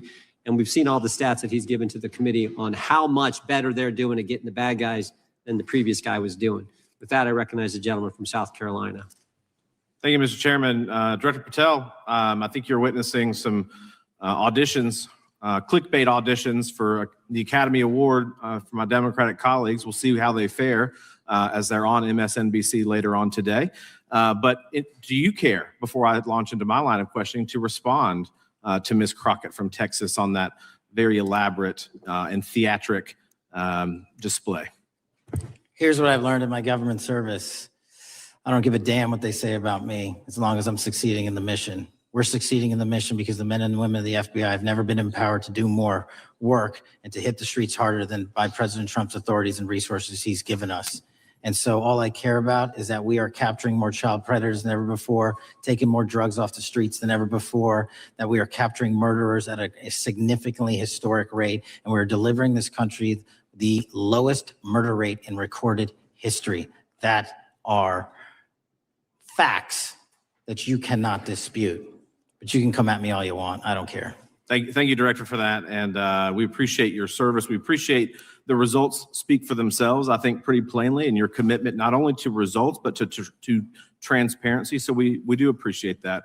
Director, who was John Durham? He was a former federal prosecutor, United States attorney, and ultimately appointed special counsel in the first Trump administration. Correct. And what there was a document that he released in his findings called the Durham Report. What was the Durham Report briefly, and what were the findings very briefly? It was every special counsel that's appointed produces a report to the Attorney General. Special counsel's Durham Report largely focused on Crossfire Hurricane and included extensive summary findings in classified and unclassified manner. And we released the classified version, finally declassifying it for the American public in this committee. Correct. And you released that in July of this year. I think so. Yes, sir. Isn't it true that in the classified Durham Annex, as it's referred to, that in 2016, the Obama administration obtained intelligence information from a source contained in two separate memoranda, one in January of 2016 and one in March. The two memoranda described confidential conversations between DNC Chair Debbie Wasserman Schultz and two individuals from the Soros Open Society Foundation. Isn't that true? As written in the report, I'll let it speak for itself. In the Durham Annex in January of 2016, the memorandum noted in part that President Barack Obama intended to scuttle the FBI's investigation into Hillary Clinton's private email server and mishandling of highly classified information during her time as Secretary of State. Isn't that found in the report? I believe so. Isn't it also found in the report that in March of 2016, the memorandum also included references to the same Obama effort to shut down the Clinton investigation, but additionally outlined a plan to falsely connect Trump to Russia? Isn't that in the Durham Annex? I think it's in more than the Durham Report, but yes. The memo also stated in part that, quote, the Democrat Party's opposition is focused on discrediting Trump, among other things. The Clinton staff, with the support from special services, is preparing scandalous revelations of business connections between Trump and the Russian mafia. Isn't that also found in the now unclassified Durham Annex? I believe so, sir. According to the Durham Annex, based on analysis and translation of the intelligence, FBI analysts believed that special services could either mean the FBI or CIA, or the Trump dossier author, Christopher Steele. Isn't that in the Durham Annex? I believe so, sir. When the Obama administration received intelligence in March of 2018, Fusion GPS was preparing open source opposition research regarding purported ties between Trump and Russians. The research was paid by the Clintons campaign and the DNC. Isn't that open source and also in the Durham Annex? I believe both. Okay. And so also in the Durham Annex, which I found interesting, was the potential campaign plan was shared with high-ranking career officials at DOJ. Isn't that in the Durham Annex? I believe so, sir. The Durham Annex describes that in July of 2016, emails allegedly between Leonard Bernardo, senior vice president of George Soros's Open Society Foundation, included data providing specificity on the Clinton plan in an attempt to smear Donald Trump by falsely linking him to Russia. Isn't that in the Durham Report? I believe so. And so briefly, this additional evidence that you've unclassified and released to the American public, what does that purport to show or augment about the Durham Report that you can share with the American people? Put simply, that the FBI was weaponized. Against a political campaign? Yes, sir. Thank you for that, Mr. Chairman. I yield back. Gentleman yields back. The I have UCs. gentlelady from Texas recognized for unanimous consent. Yes. First one is Russia's ghostwriter hacker group takes aim at German election. This is from Politico. Object. The next one is Director of National Intelligence, 30 days until election 2024, which specifically states that our assessments about activities and goals of Russia, Iran, and China are unchanged from earlier election security updates, and that they were meddling. Object. And I've got three more. The last three are that how Russia is using artificial intelligence to interfere in elections. Moscow's attempts to interfere in US and other elections are nothing new, though their tactics and strategy are constantly evolving. Objection. The next one is Russian interference coming soon to an election near you. Russia pursues a systemic strategy of undermining elections and influencing public opinion in the West, EU, and NATO countries must recognize that Moscow often acts through agents within their own borders and build resilience to such interference. What's the source? This one is carnegieendowment.org. Okay, without objection. Thank you. The gentlelady from North Carolina is recognized. Thank you, Mr. Chairman, and Director Patel. I'm glad that I'm going a little out of order here because I'm going to pursue some of the things that you were just talking to Mr. Fry about and remind you about your confirmation hearing. At your confirmation hearing in January, you said under oath, and I quote, "There will be no politicization at the FBI. There will be no retributive actions taken by the FBI should I be confirmed." And in your written response to the Senate questionnaire, you said, I quote, "Personnel decisions shall be based on performance and adherence to the law. And every FBI employee will be held to the absolute same standard and no one will be terminated for case assignments." So I want to just go through a couple scenarios with you to get a sense of whether you think these are examples of politicization of the FBI or making decisions based on the performance and adherence to the law.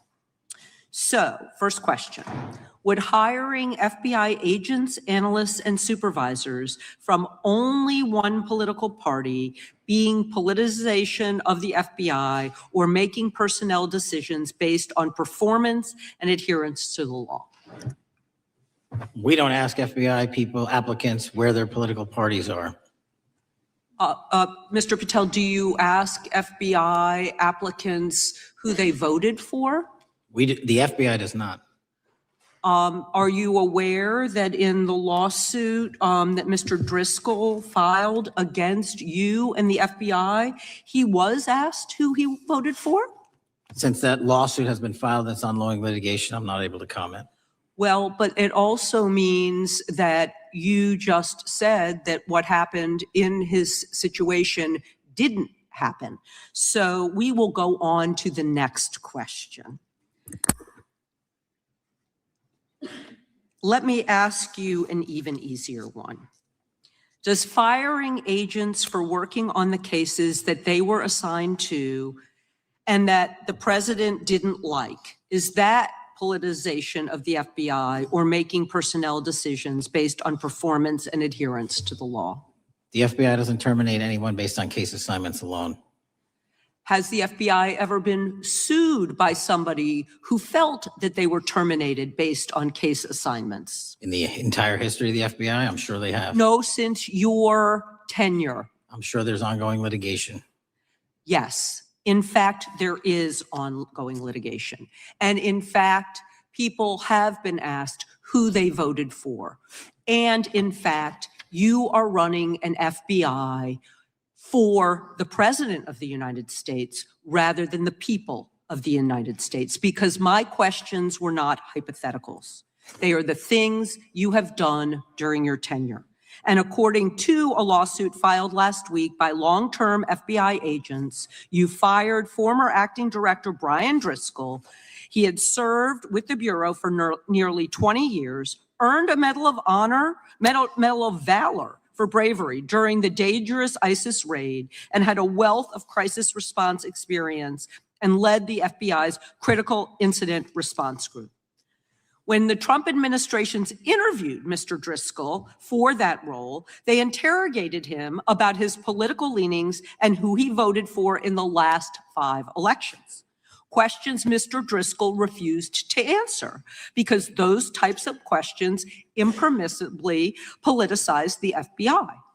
You also fired Steve Jensen, who served the FBI for nearly 2 decades and ran critical terrorism, counterintelligence, and organized crime operations, whom you once described as embodying what the American public demands of the FBI. But he was fired because he took part in investigating crimes committed on January 6th. And Trump's MAGA base lambasted you online for keeping him at the FBI. So he's no longer at the FBI.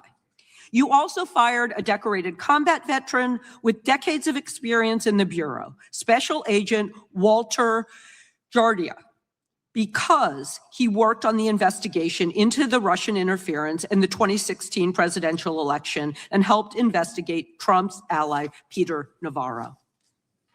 Director Patel, it is very clear that you have flunked your own test. You've put saving your job, which I actually believe you were being honest about during your confirmation hearings, over doing what's right for the FBI and the American people. That is not adherence to the law. Thank you, and I yield back. Time of the gentlelady is expired. The chair now recognizes the gentleman from North Carolina. Thank you, Mr. Chairman. Director Patel, it's great to have this opportunity. Thank you for being here. Thank you for your service. And I've got to say, one of the most disheartening components of the previous administration, when I was working with local law enforcement all over the state of North Carolina, all over the country, people rightfully did not really care about the inner workings of Washington, D.C. The FBI had previously been the paramount, the sterling, the top of the top law enforcement agency. They wanted their FBI to fight crime. Whatever small town, city, whatever it may be, FBI was expected to deliver for the American people. And then reports started to come out, in addition to the likes of McCabe, Comey, Clapper, Strzok, Page, that the FBI was targeting Christian nonprofits. They were targeting parents for protesting radical gender theory at their schools. They targeted Catholics, churches, pro-life organizations. And the FBI was really bruised in just modern day America. And your focus on getting the FBI back to the streets, fighting criminals, locking up bad guys, whether they're violent criminals, whether they're sex predators, whatever they may be, that is restoring the reputation of the FBI, and I thank you for that. In regards to the perceptions, I want to be very clear here. You mentioned the statistics about removing dangerous illegals, removing thousands of kilograms of drugs, violent criminals, guns. The border is secure. These accomplishments are noteworthy and they're needed. But at the same token, I want your take. The fight is not over. Isn't that correct? When we look at what happened in the previous administration, the number of illegal alien criminals that made their way into this country of every type, they're embedded, they're here, and it's going to take a sustained effort to win this battle. That's the critical component, sustained effort. And that's the critical component when you look at what happened in Washington, D.C. We're not here for 4 seconds in terms of safeguarding Washington, D.C. It's a sustained initiative. We're taking it to Memphis and wherever we decide else. And so we are going to continue the mission till it's done.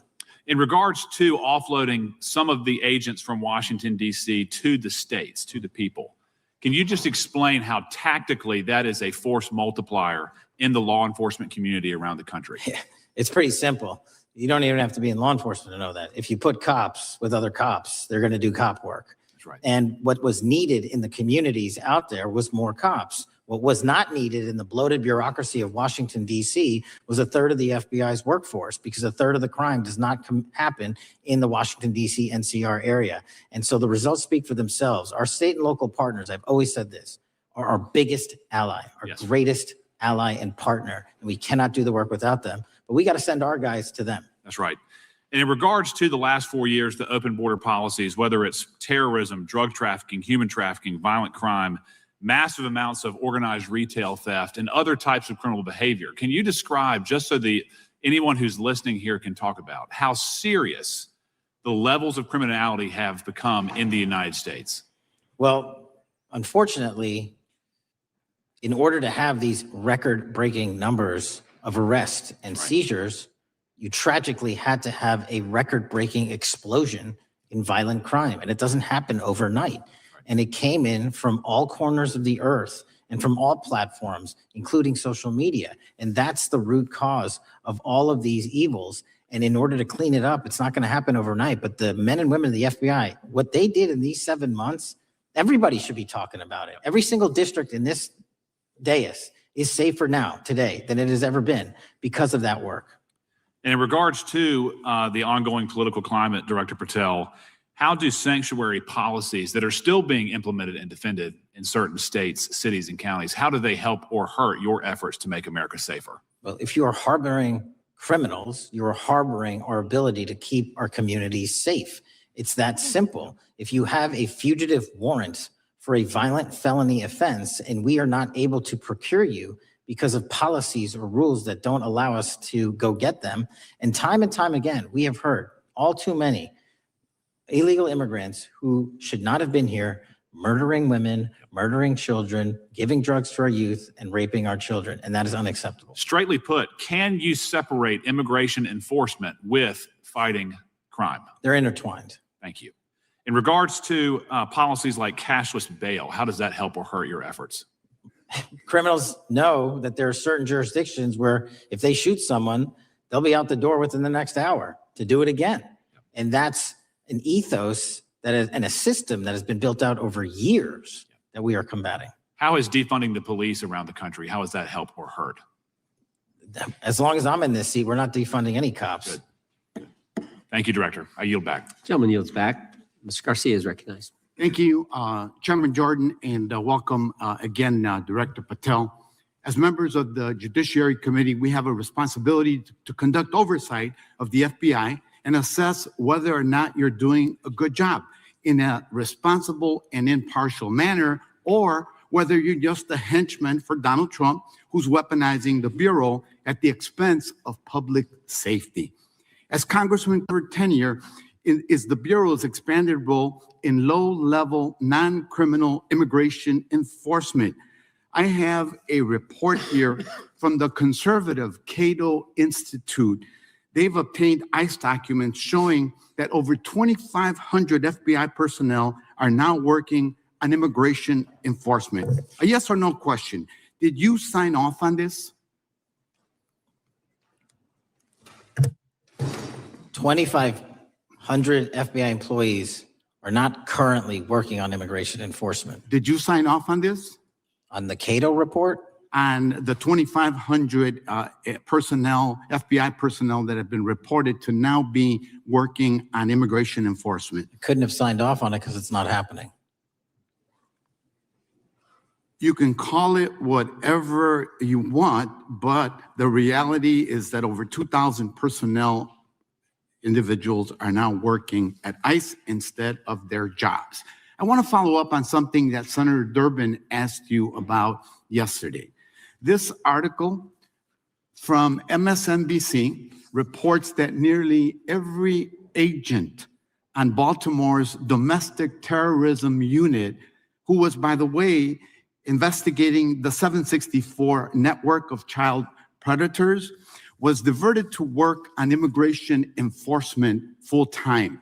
That forced them to, and I quote him, walk away from investigations of a network of violent predators that targets and exploits children online. Yes or no? Were you aware that this happened, and did you sign off on it? The premise is false. The 764 network in Baltimore is taken down, and FBI agents do double and triple duty all the time. I'm reclaiming my time. You told Senator Durbin yesterday you didn't know about it, so your testimony is inconsistent today. No, I found Final out. question. Let me ask you again a yes or no question. Are you aware that agents have been told by supervisors not to documenting their shifting of resources toward immigration-related work? That's a literal another falsehood. It's impossible to move a human being without documenting that work.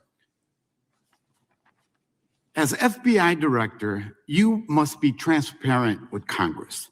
You need to provide us information about how many agents have been diverted to non-criminal immigration enforcement, why the Baltimore unit was dismantled, and whether there's a cover-up of what's happening under your leadership, because this goes to the heart of whether or not you're carrying out the stated mission of the FBI, keeping our communities safe.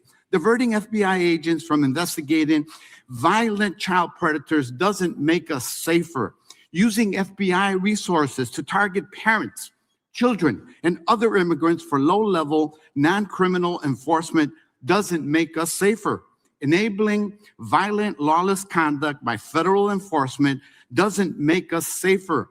As we saw last week, when an ICE officer killed one of my constituents.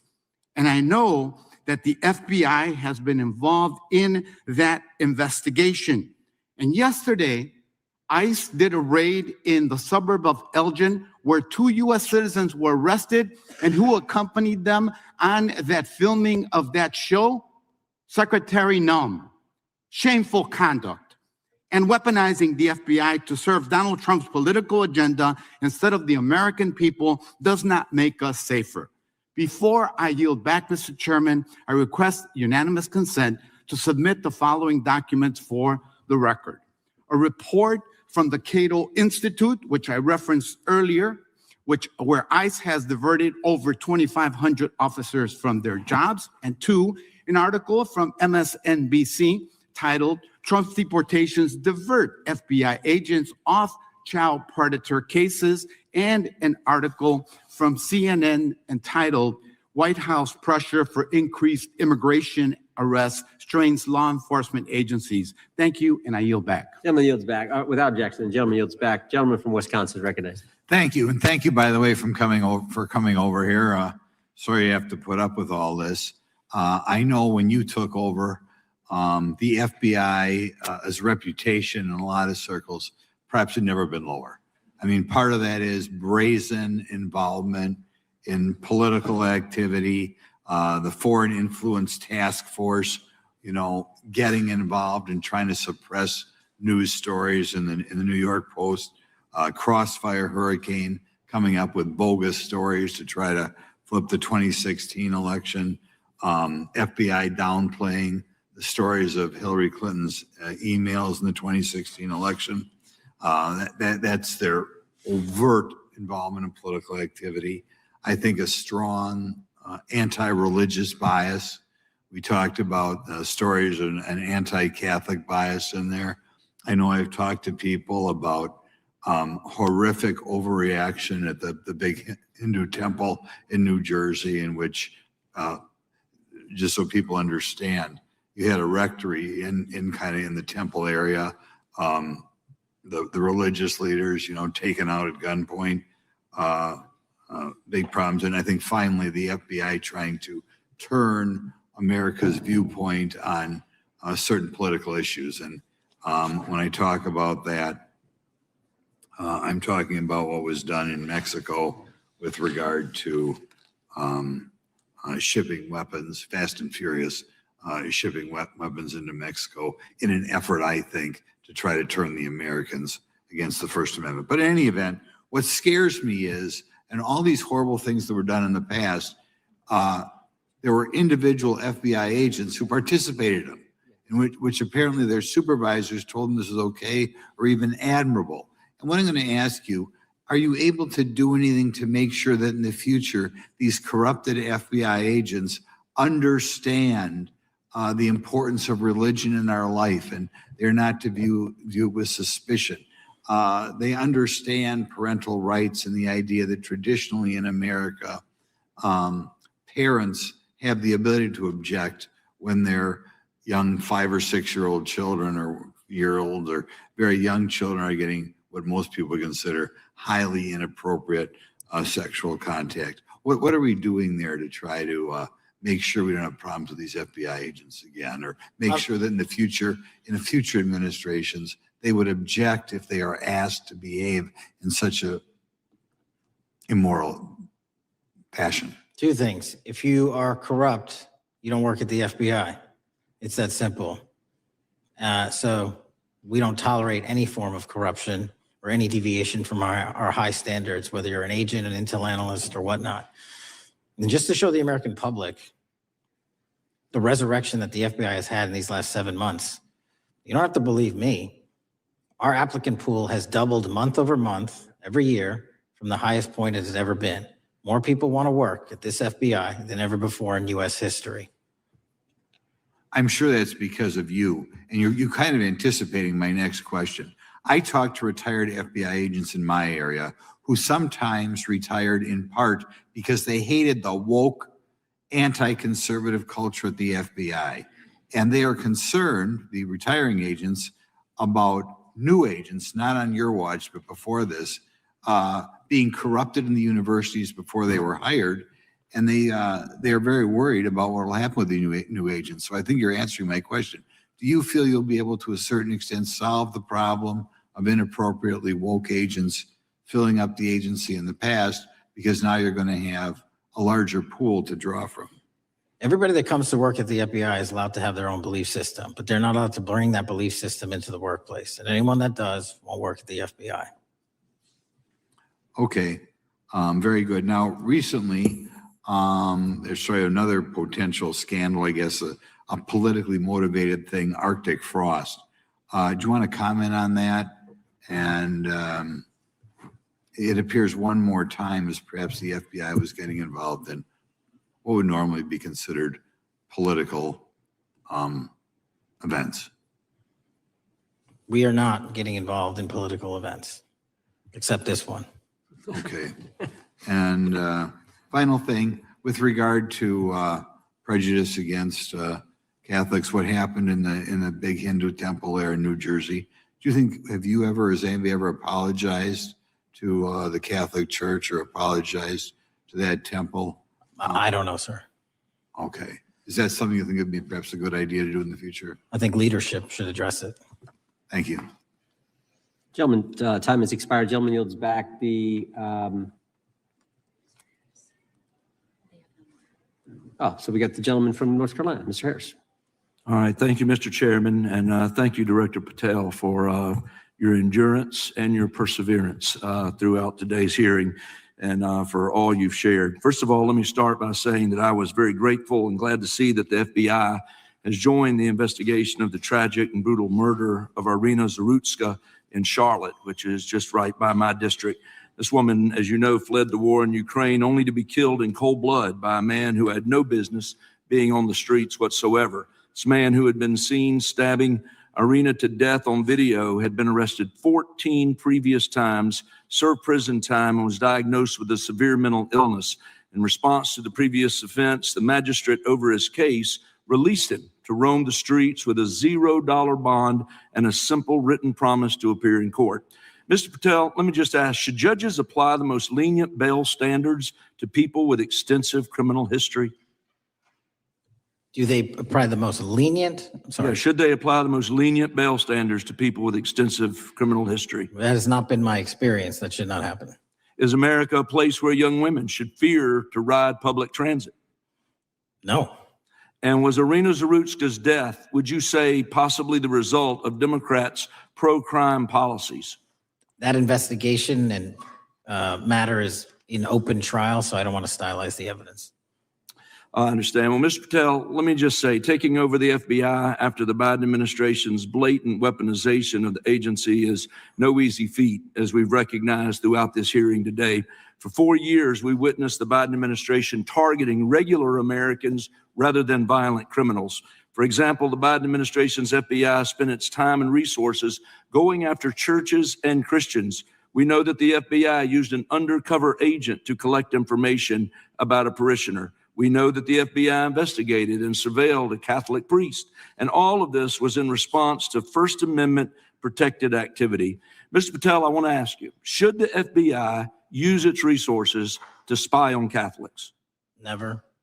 So what does it say about the culture of the Biden FBI that law enforcement resources were used to go after Catholics, and some FBI employees were comfortable with taking such actions? Well, pursuant to my transparency initiative and working with Congress on oversight, those documents, that's it.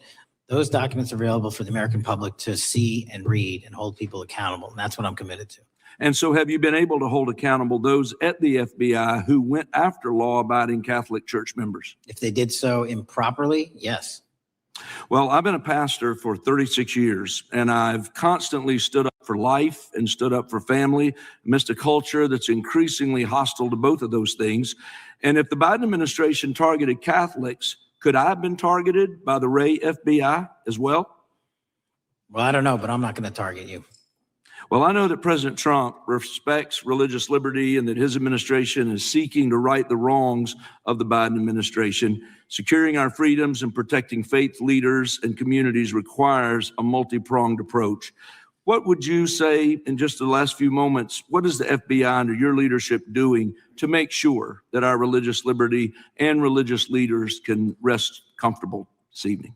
Zealously protecting our First Amendment rights, Amen. but zealously going after those that abuse that right that leads to criminal conduct. You will be investigated, you will be looked at and referred to prosecution every single time the evidence warrants. Thank you, sir. One final area. I do want to draw attention, Mr. Patel, to Waxhaw, North Carolina, a town in my district that just fell victim to a cyber attack on September 12th that interrupted emergency services. Waxhaw is working with state partners, and the FBI has been notified on this attack, and I certainly pray they're able to help out with the ongoing investigation. Could you just speak to what the FBI is doing to bolster our community's cybersecurity to defend against any future cyber attacks? Well, in North Carolina, you're slated to get a plus up of 22 FBI employees, and they're already on the way. And that encompasses cyber, counter intel, counterterrorism, field agents, intel operatives. And what we're doing on a macro level on the counterintelligence and cyber front is going after the people that fund these operations on these online platforms and breaking their banks. Because once we do that successfully across the board, they won't have the ability to attack us. Well, thank you, Director Patel. And let me just add my comments to those of my colleagues that are very grateful for your leadership, grateful for your courage, your consistency, and for being willing to stand in the gap for us. And with that, Mr. Chairman, I yield back. Gentleman yields back. The gentleman from Missouri is recognized. Thank you, Mr. Chairman. And Director Patel, thank you for being here with us today. Over the past few years, we have seen a disturbing increase of attacks on Christians and conservatives. Since the leak of the Dobbs decision, there have been 354 attacks on Catholic churches. In the first year following the leak, there were more than 100 attacks against pro-life pregnancy care centers. And the shadowy pro-abortion group, Jane's Revenge, claimed responsibility for 24 of these attacks. Meanwhile, the Biden FBI focused resources on attacking Catholics and peaceful pro-life protesters like Mark Houck and Paul Vaughn. Many of these attacks on Christians and conservatives were coordinated or praised by dark leftist cells who lurk on the online chat rooms of Reddit, Discord, and game sites. This is a war room for Antifa and violent transgender activists. There have been essentially no incidents of violence by Catholics, pro-lifers, or parents at school board meetings, but there have unfortunately been multiple shootings motivated by leftist and transgender ideology, including recent attacks in Nashville, Colorado Springs, Denver, and Aberdeen. Worse, the targeted violence reached a boiling point this past month. A few weeks ago, an anti-Christian transgender terrorist murdered 2 children and injured 17 in a shooting at a Catholic mass. And last week, while we were sitting in this committee room almost to the hour, Charlie Kirk was assassinated by a 22-year-old who appears to have been motivated by leftist and transgender ideology. As you confirmed yesterday to my Senate colleagues, he may not have acted alone, and you testified that in his online chat room of more than 20 trans ideologues that you were aware, I believe you said many more, many were aware of and possibly complicit in the assassination. Director Patel, in light of the increased violence emanating from the far left, is your FBI investigating this violent trend of anti-religious, Antifa, and transgender-driven violence? All of it across the board is being zealously investigated, no matter what your motivation or bias is behind it. Very good. We've also noticed a dramatic surge of the number of clinics offering so-called gender-affirming care. Whistleblowers in a recent NIH study confirmed that these clinics prey on some of the most mentally ill children and young adults in our society. And these clinics are quick to prescribe life-altering puberty blockers, cross-sex hormones, and surgery. And often these patients get worse rather than better. And unfortunately, some have become violent. Some have even committed mass shootings. And the partner of one of them assassinated Charlie Kirk. Director Patel, is the FBI looking into the role that these gender clinics may have in the recent attacks in making these mentally ill individuals violent? We're looking at the entire spider web for any of these attacks, be it Denver or Charlie or where have you. And that's why our investigations are ongoing. We don't have a final product yet.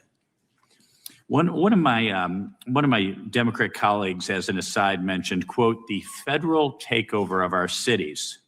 And I don't know whether my Democrat colleagues, for some reason, liked Washington, D.C. better when it was more dangerous and more violent, when there were more robberies and carjackings and murders and rapes. But what has the crime picture in Washington, D.C. looked like since the so-called federal takeover? 2,100 arrests, 37% decrease in violent crime, same time last year, 60% decrease in gun crimes, 74% decrease in carjackings, and 53% reduction in homicides in Washington, D.C. in the last month alone. Very good. And I thank you so much for your testimony. I know it's been a long day, so I'll give you a little break and yield back the rest. Gentleman yield. My time. Gentleman yield. Yes, and yes. Director Patel, what's a 302? It's a report, the number of the report, whenever an FBI agent goes out and interviews someone. And are you familiar with the 302 where the FBI agent interviewed the whistleblower who's come forward and talked about the former chair of the Intel Committee here in the House pushing staff members to leak classified information? Well, I'll just read from it. Staffers were instructed to use, this is from the 302, interview this person. Staffers were instructed to use any sources that had developed within the United States intelligence community to gather information, which would then be made public through the media in order to compel public opinion. You familiar with that? I am. Yeah, and that's how they played the game, wasn't it? Leaking information, classified or otherwise, true or otherwise, to create this public opinion to compel action to undermine the president. Is that accurate? I believe so. Just one other point I would make from this. This witness also said in the 302 that the agent recorded that the witness provided the interviewing agents with copies of both his handwritten notes and an email. So he gave them the stuff he wrote, and at the actual time this was taking place. That's all in the 302, right? Yes, sir. All right. Mr. Chairman. Gentleman from Missouri. Mr. Chairman, I would like to submit for the record an article from The Hill, Massive Crime Drop in D.C., City Sees Zero Murder Week, dated August 25th, 2025. And I'd also like to submit for the record an article from the New York Times, dated April 18th, 2025. Man who set fire on Shapiro's mansion cited treatment of Palestinians, police say. Yeah, thank you. Without objection. I have. Gentlelady from UC. Texas and then Pennsylvania.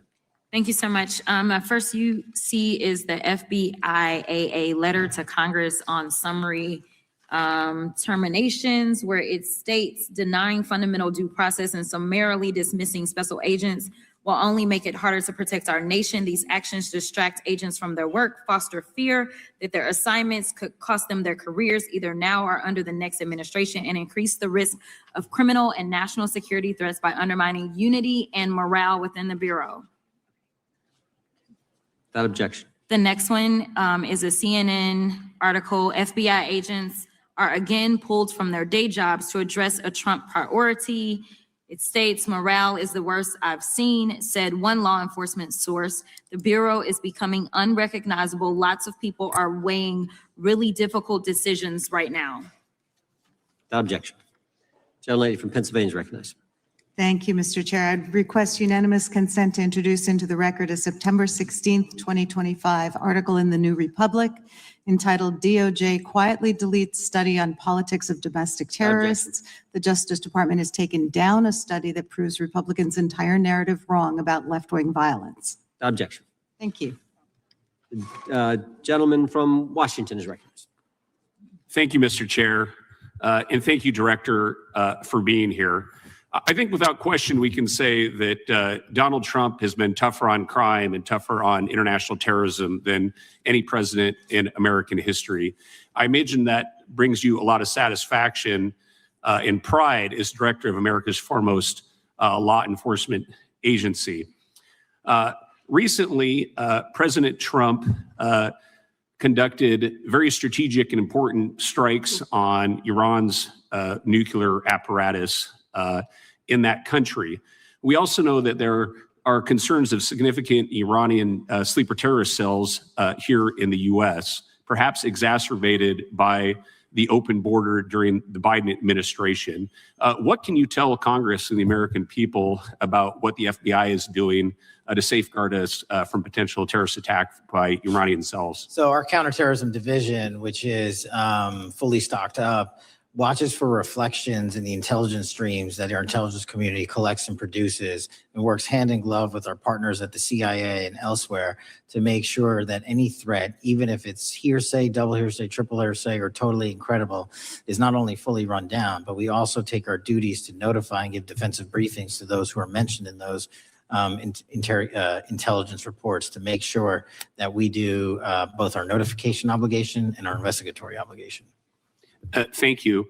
The FBI is also the foremost counterintelligence apparatus here in the U.S. We know the U.S. faces a more complex threat of global, more complex array of global threats than any time perhaps World War II or even superseding that time.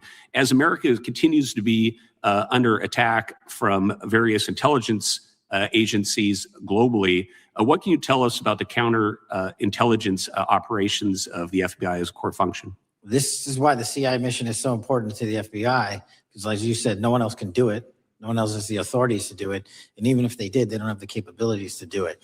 And the CIA mission has to be headquartered in Washington, but have far-reaching capabilities because we have to face against our adversaries in the DPRK, in Russia, China, Iran, and elsewhere.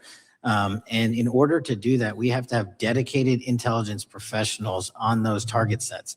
And since I become director, I've demanded not only a dismantling and disruption of networks, but a public display of how we're doing it so the world knows that our adversary is A, attacking us, and B, we're stopping them.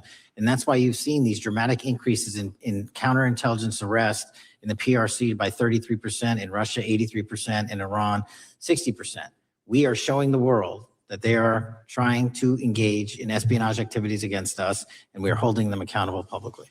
And there's been increasing concern about the Maduro regime of Venezuela, both their potential support of terrorist activity, criminal drug networks, and potential espionage entities here within the U.S. What can you tell us about your activities regarding the Maduro regime of Venezuela? Generally speaking, one of the largest transshipment points and shipment points for narcotics out of South America, Colombia, obviously, and also Venezuela, is being utilized heavily by the narco traffickers to send up cocaine, meth, and fentanyl, and excuse me, all the other illegal narcotics through the island chains in the Caribbean Ocean and ultimately for America. So there has to be more work done in the region to stop those navigable waterways from being traversed with drugs bound for America. And finally, Mr. Director, what is the one thing that Congress could most do in terms of passing a law to best support the FBI in making America safer and more secure? Get us more authorities to get online, to get onto gaming, to get onto social media companies, gaming platforms, have legal access, and also have private partnerships with the FBI of those companies and allow them to report into us on a daily basis. There is no human being or AI system on earth that can go out there and cover down on the threat in those theaters. And so we need the assistance, and we need more authorities, and we need the private sector to double down. Well, thank you very much for all you're doing, all the men and women of the FBI are doing to keep us safe. And I yield back. Gentleman yields back. Got a UC request from the gentleman from Arizona. Thank you, Mr. Chairman. I have an article titled, FBI flooded with record number of new agent applications Kash Patel's first month. The FBI saw 5,577 new agent applications in March and more than 10,000 since January. Without objection. The gentleman from Kansas is recognized. Thank you, Mr. Chairman, and Director, thank you for being here. I have listened carefully to all the discussion in this hearing. I've reached two top-line conclusions. First, I am glad I don't have your job. And second, I am glad you do. Thank you for being willing to step up and serve in this role. I'd like to plow a little bit of ground that we've not spent a lot of time on so far and explore. You mentioned, and I'm well aware of your strong commitment to partnering with state and local law enforcement authorities. Obviously one of the missions is in the counter-drug space. Another is in the forensic laboratory space, where both you and a lot of local and state agencies cooperate in terms of evidence analysis. From the state side, programs such as the HIDA programs, very, very important in counter-drug, such as the Coverdell grants, very, very important in maintaining state laboratory capacities.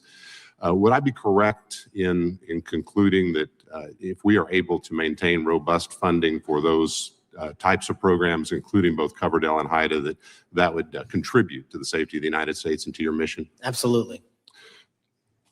Director, you have talked a little bit about some of the counter-drug work that you've been doing. One thing we haven't talked about yet, the president, in one of his first actions upon taking office back in January, designated a number of the cartels as foreign terrorist organizations. That's not just a paper transaction. I believe the list has been expanded since those first actions. In terms of America's military engagement with the cartels abroad, in terms of our intelligence engagement with them abroad, that designation has had real meaning and has affected some of the thinking and approaches of our military and our intelligence community.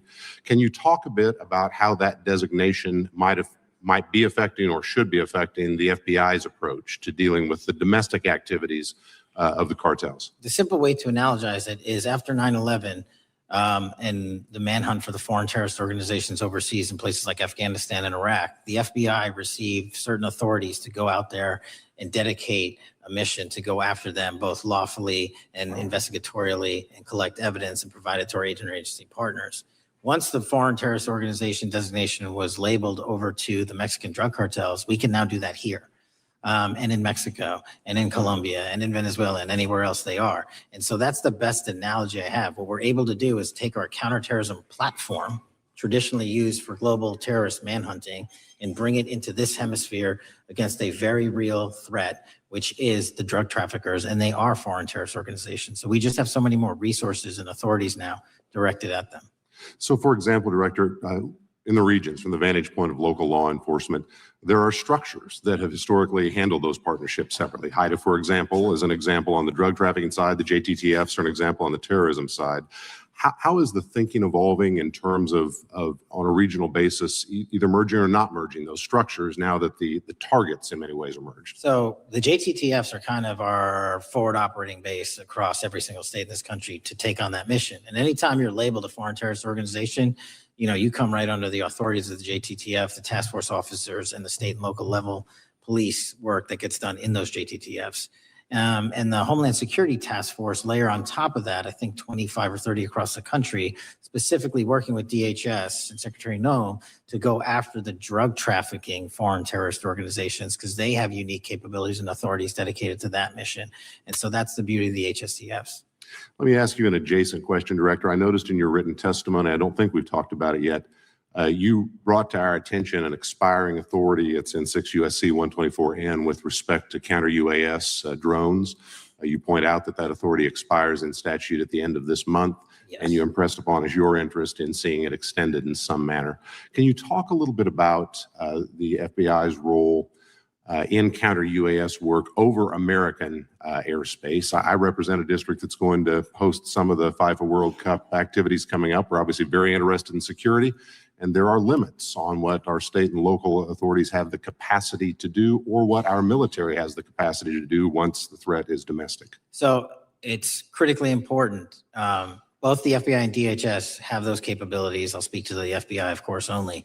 And you raised the World Cup, and that's exactly what we need it for. The Club World Cup, which just happened, was 32 games in at least a dozen different cities across the country, the largest sporting events consecutively in American history. And we used our counter-drone capabilities to not only inspect and secure stadium locations, but where fans were hovering and we call base camps. And thankfully, because of the success of the FBI and DHS, we had no significant security incidences. And flipping to the World Cup, which is going to be 3 times as large, and obviously the largest we've ever had, and blending into the LA Olympics in 28, our counter-UAS capabilities are going to be the ones that are able us to have literal bird's eye view of the threat dynamic around so many of these cities, which are going to see literally tens and hundreds of thousands of people flock to them. So we have to have it. And making sure the bad guys don't have the same. Exactly. Very good. I yield back and thank you. Gentleman yields back. Director, you've been amazing. You've been here 4 hours and 41 minutes without a break. We appreciate that. I think we have one more member, a few UC requests, and then you can, we'll let you go, but we appreciate that. The gentleman from Texas is recognized. Thank you again for taking the time, Director Patel, and for Chairman Jordan for holding this hearing. Thank you for depoliticizing the FBI and getting it back to its original mission as well. Director Patel, do you agree that we have a problem in the United States with politically motivated violence? Absolutely. And I very much agree. I think we can all agree that political violence is wrong, it's evil, regardless of which side it comes from, and that we can all adamantly and vehemently reject it, or we certainly should. But one of the things that we've noticed recently is that affinity and tolerance for political violence is not equally distributed on both sides of the aisle. In fact, right now, social media is filled with leftists who are cheering on the murder of an iconic conservative political figure, Charlie Kirk. And it's not just random people on Twitter doing this now. There's a YouGov poll released just a few days ago, which stated that 25% of those who identify as very liberal believe that political violence can sometimes be justified. That's far too many, is it not? It is. One is far too many. One is far too many. That's right. Only 3% of very conservatives said the same thing, and we can agree that 3% is far too many. But there's an astounding difference between 25% on the left accepting and tolerating political violence and 3% on the right. I would hope that our colleagues on the other side of the aisle would also recognize that there is a systemic problem on their side of the aisle with tolerance for violence against people with whom they politically disagree, that there is a cultural rot on their side of the aisle that needs to be addressed desperately. Would you agree with that? Yes. One of the more astounding aspects of this is that it's not just people. This comes from the very top, from their political leaders. Just a few days ago, a member of Congress of this body, Ilhan Omar, shared a video on her social media account about Charlie Kirk's murder. And I'll quote what it said. It said, "Charlie Kirk was Dr. Frankenstein, and his monster shot him through the neck." In other words, Charlie had it coming to him. The words that he said naturally led to his assassination. I mean, that is a reprehensible thing for a member of Congress to say, to suggest, to promote in any capacity. And there are people across this country who are losing their jobs for far less than this. And that, by the way, is a just response to acceptance and tolerance of political violence. It's amazing to me that the political left today, who were the originators and the cheerleaders of cancel culture, now have the backbone to attack conservatives for defending their assassinated friend. But there's a key difference here. Democrats want to silence conservatives for speaking obvious, self-evident ontological truths like that men aren't women and men can't get pregnant. That seems pretty basic. That seems like a basic truth that we should all be able to agree on. Republicans, by contrast, are recognizing that a constitutional republic depends on the free and open exchange of ideas that we can debate without violence, and that assassinating a political rival is evil, it's wrong, and it should not be glorified or promoted or justified in any way, including in the way that Congresswoman Ilhan Omar did. So Mr. Patel, thank you again for being here. I'd like to, with the remainder of my time, just get your opinion. Does the FBI recognize the rising threat of political violence in America, and what can you guys do to address it? Yes, we do. And what we can do to address it, Congressman, is we need to get online partnerships with these companies in the public space, on these gaming sites and on these social media sites. As I was saying earlier, there is no way to triage the amount of information generated on these sites by the FBI alone. And we need the public-private partnership. And there's another law that's expiring, I think, at the end of this month, which I believe we need renewed, that allows private sector companies to report into the FBI without liability for criminal investigatory purposes. And that's the kind of stuff we need to keep going. Got it. Thank you, Director Patel. We really appreciate it. Thank you. Gentleman yields back. Mr. Chairman, Gentleman from Arizona. I have some UCs. Gentleman state his request. Thank you. The first one is a piece entitled Review of Domestic Terrorism After Kirk's Murder Shows Biden Politicized Issue, the Intel, and Fudged the Data. Without objection. Thank you. Make a motion to table. Oh, no, we got to recognize the ranking member for his motion. It's just a UC request. Gentleman's recognized for a UC request. Thank you, Mr. Chairman. This is the ADL report issued February 21, 2025, titled Murder and Extremism in the United States in 2024, concluding that for the third year in a row, every single extremist-related murder in the United States in 2024 was committed by right-wing extremists. 8 of the 13 involving white supremacists and 5 having connections to far-right anti-government extremists. Objection. Gentlelady from Pennsylvania is recognized for unanimous consent. Yes, thank you. I have a couple articles here. First is a New York Post article, July 17th, 2025. Democratic Senator Ron Wyden claims big Epstein file full of actionable information locked in Treasury Department drawer. Objection. This is The Guardian, May 18th, 2023. Deutsche Bank agrees to pay $75 million to settle Jeffrey Epstein lawsuit. Objection. This is Fox Business, September 10th, 2025. JP Morgan processed over $1 billion for Jeffrey Epstein despite internal concerns over sex offender status. Objection. And New York Times, Bank of America flagged suspicious payments to Epstein only after he died. Objection. Okay, and I also have a motion, Mr. Chair. Lady was recognized. We're going to come back to the motion. I thought it was made by Mr. But I want to dismiss our witness. Could we do the motions before he goes? One, I just wanted to press the motion I originally Yeah, had. we're going to bring that up. Is that what this is? four Are you- banks. Are you doing that? No, this is another motion. Okay, well, I'm going to recognize first the gentleman because we held that motion in advance. I've got Gentleman from- I still have the UC, Mr. Chairman. Thank you, Mr. Chairman. So look, there are 4 banks, JP Morgan, Bank of New York, Bank of America, and Deutsche Bank. Yeah, but the gentleman can state his motion. Yeah, but the motion is to subpoena the CEOs of these 4 banks to bring in all records relating to their relationship to Jeffrey Epstein and to produce all records reflecting it. These 4 banks have flagged to the government $1.5 billion in suspicious transactions relating to the sex Chairman, I moved the trafficking crimes. table.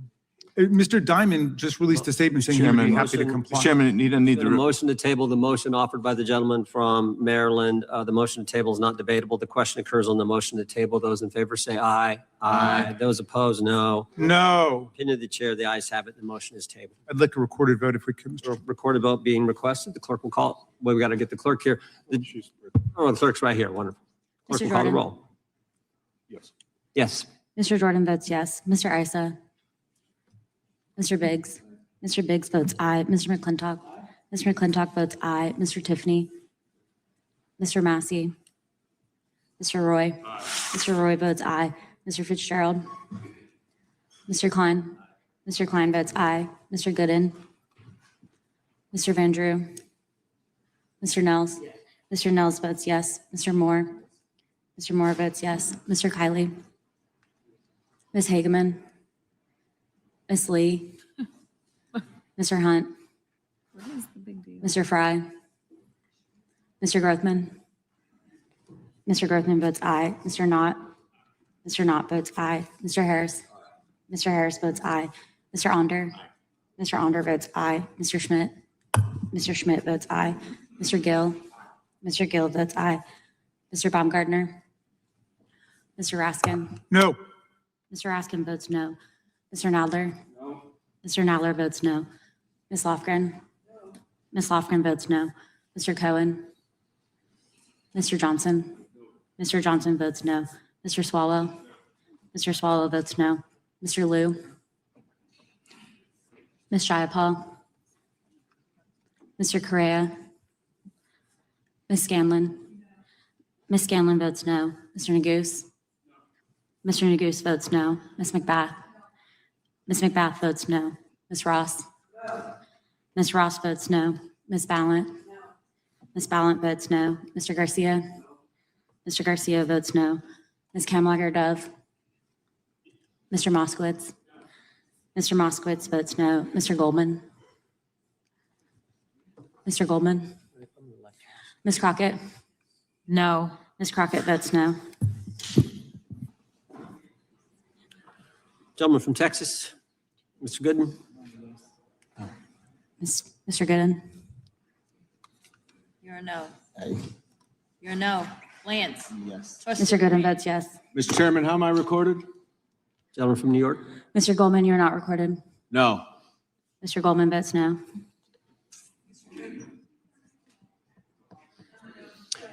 Gentlelady from Washington. Ms. Jayapal votes no. Gentleman from California. Gentlelady from California. Mr. Liu votes no. Ms. Kamlager-Dove votes no.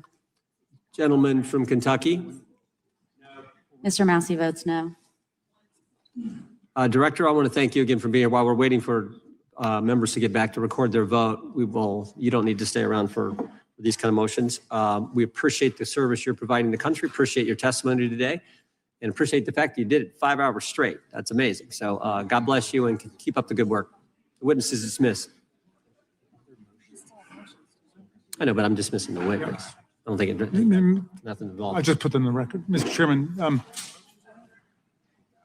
We're still waiting for members to come back to record their vote on the motion offered Good. by the gentleman from. no, I just, as a point of order, I just wanted to establish that the dismissal of the witness doesn't affect the viability of any of the motions. No, the committee's still going. How many members we need?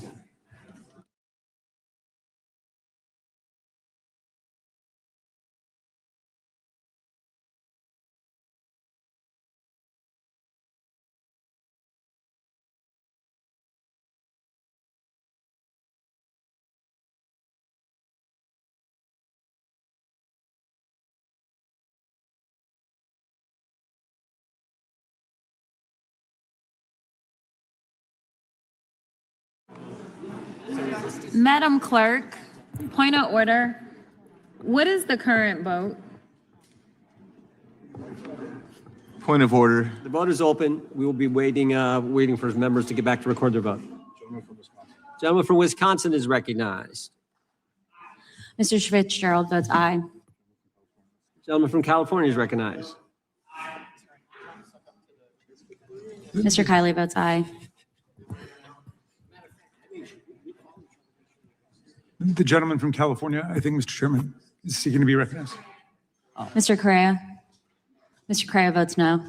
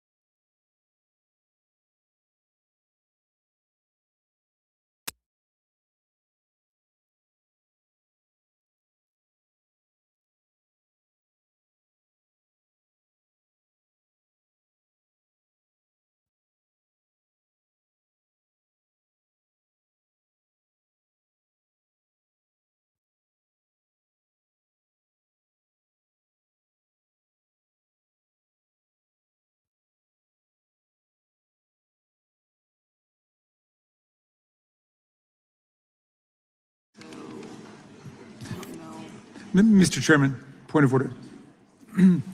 Gentleman may state his point. A number of members have conflicting markups and committee hearings going on right now. I'm just wondering, how long are we going to hold this open? My read on the vote is that right now it's 18 of 14, 17? It's 1916. 19 to 16. We're going to give members an opportunity. As you point out, as the ranking member points out, members have numerous obligations, different committees going on, but we want to give everyone an opportunity to record their vote, and that's why we're waiting. Mr. Chair, point of order. We'll state a point of order. Couldn't we just be debating instead of sitting here waiting? There's a motion on the table. There was a motion offered by the ranking member, a motion offered motion to table offered by a member, and that's what's on the table right Mr. now. Vandrew, you are not recorded. Mr. Vandrew votes yes. Right.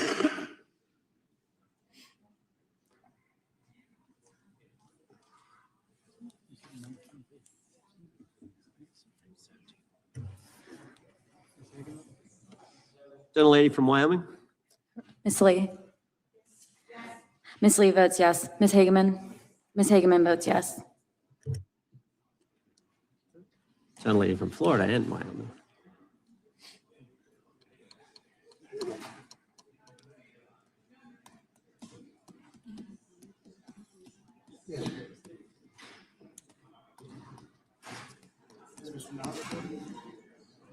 Mr. Knott, you're recorded as yes.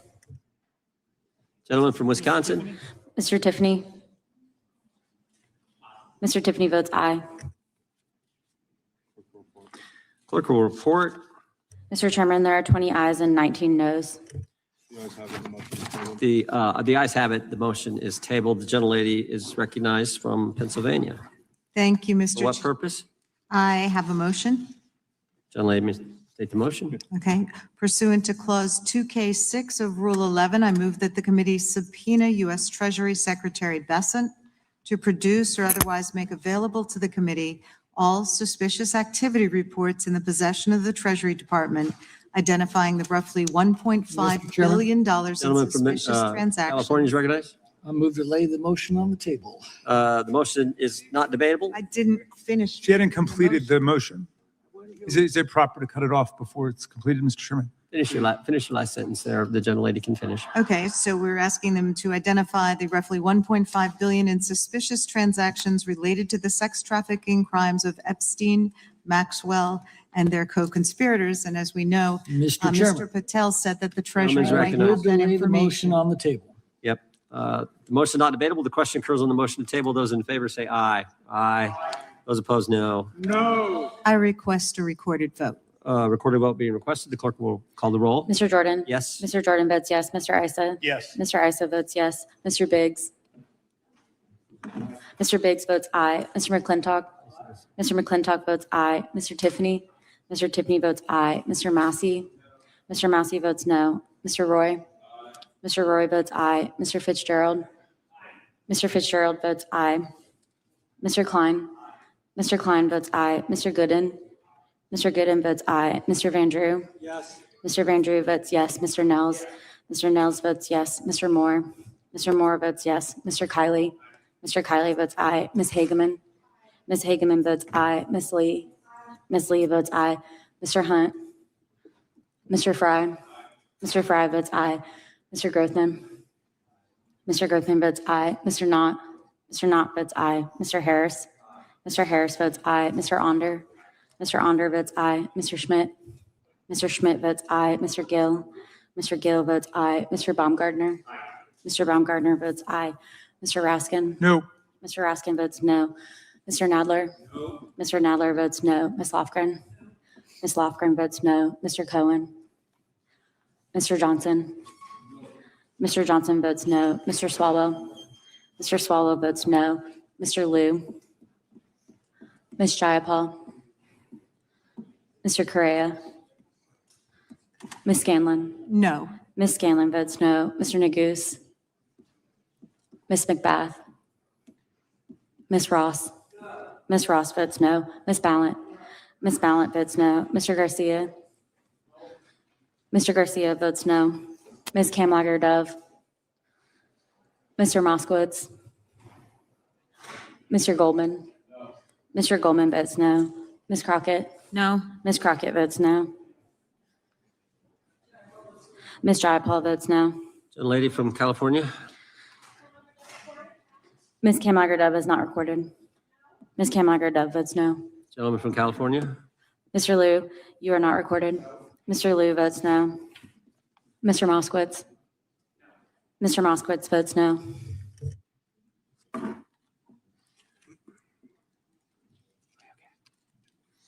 Clerk will report.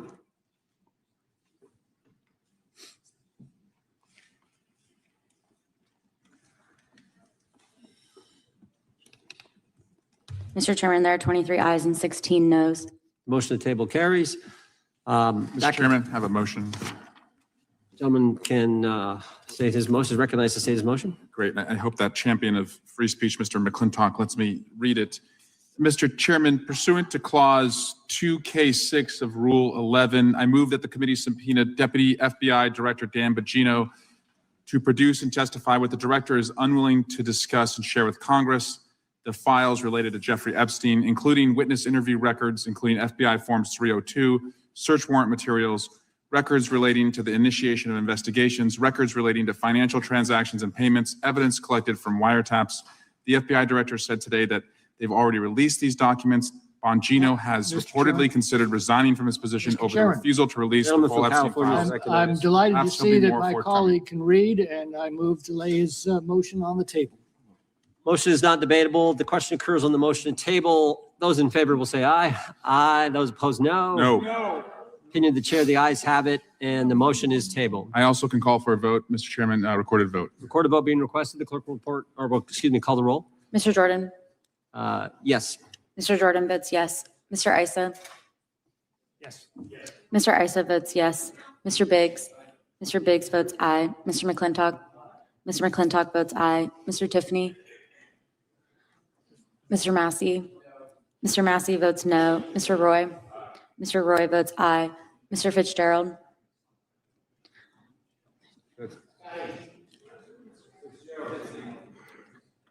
Mr. Fitzgerald votes aye. Mr. Klein?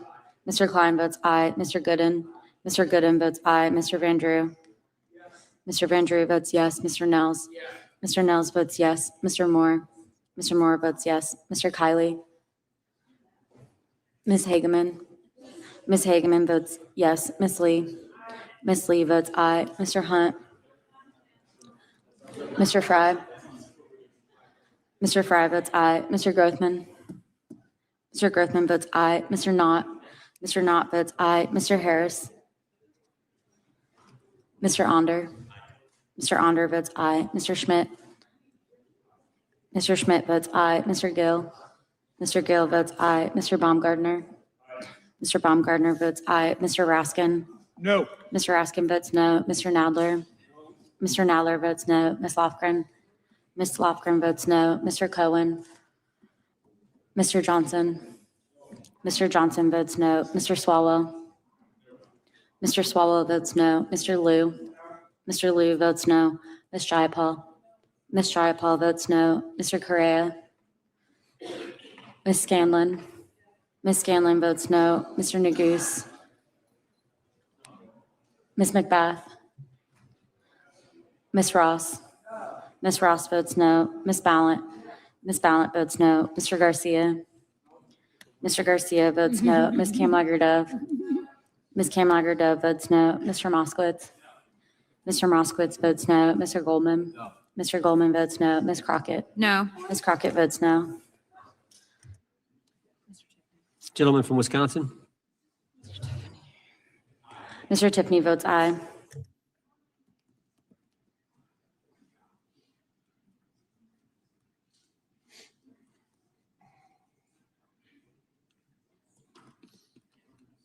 Clerk will report.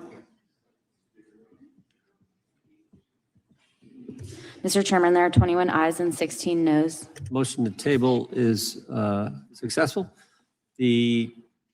That concludes today's. Nope, I've got one.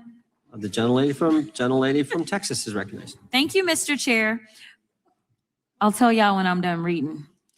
Mr. Chair, pursuant to Clause 2K6 of Rule 11, I move that the committee subpoena the head of the Bureau of Prisons, William K. Marshall, to discuss and produce all records relating to the transfer of Jeffrey Epstein, co-conspirator and child sex trafficker, Ghislaine Maxwell, in apparent violation of BOP policies regarding sex offenders, to include all BOP communications with DOJ, FBI, and the White House.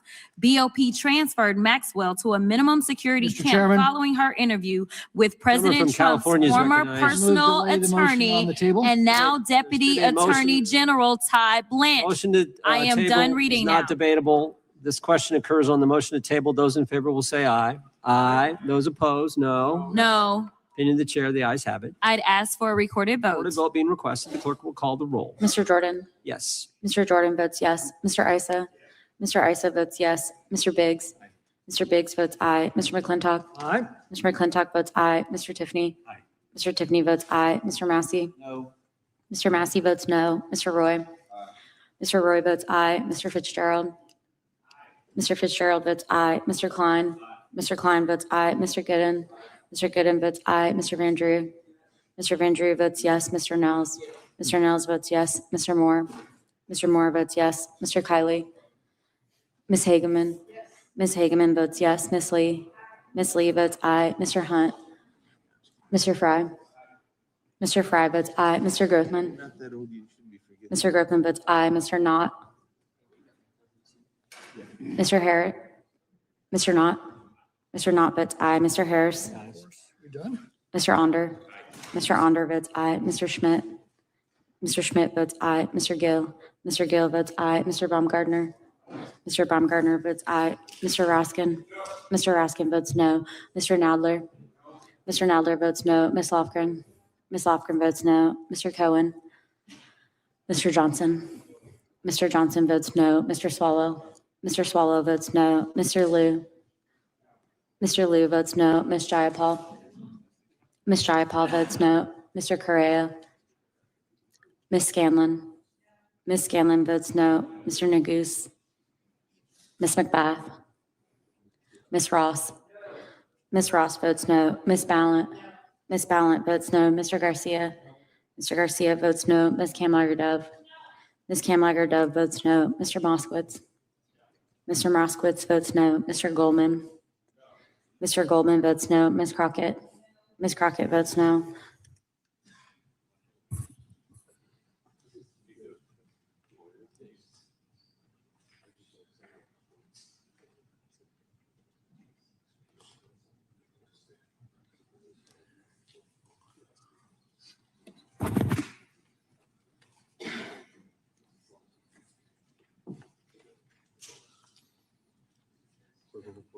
Clerk will report. Mr. Chairman, there are 21 ayes and 6 noes. The motion to table is agreed to. Mr. Chairman, point of inquiry. Gentleman can say his point. Am I correct that the House Oversight Committee, led by Chairman Comer, is issuing significant number of subpoenas along the lines of some of the things we've been talking about today, but in general terms, pursuing a lot of the questions that are being raised here today and others? Nope. That is accurate, and specifically the SARs, they're actually getting the SARs from the Treasury Department, which is something that we think is important. But yeah, that material is going to the Oversight Committee. Mr. Chairman, may I ask a follow-up question? Over here.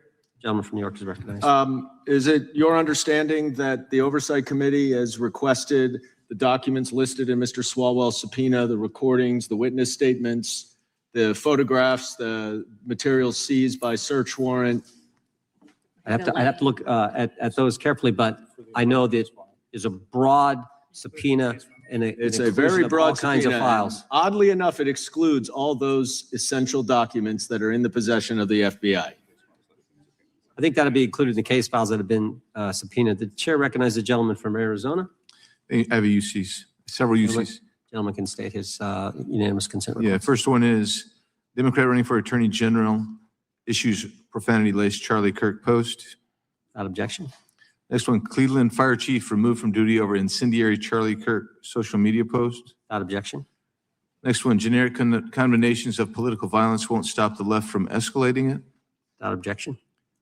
Next one is few weeks before Charlie Kirk was assassinated, CNN runs widely viewed interview with Destiny describing Charlie Kirk as spawn of Satan. Without objection. And let's see here. I think the next one is, gosh, I'm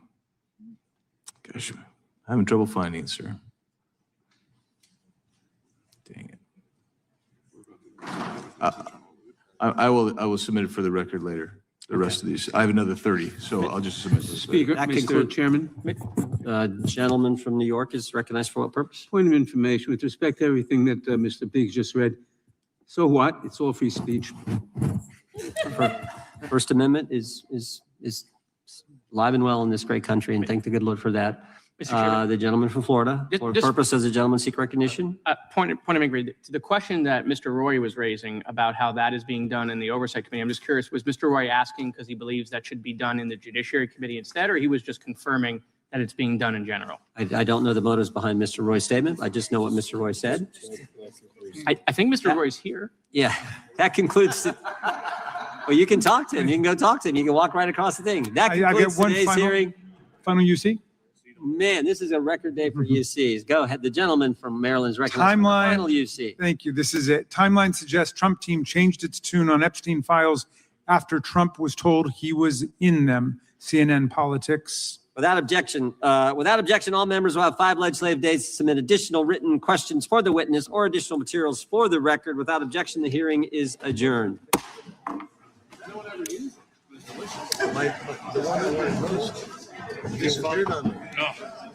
It was there. I got it. Kate, Sarah.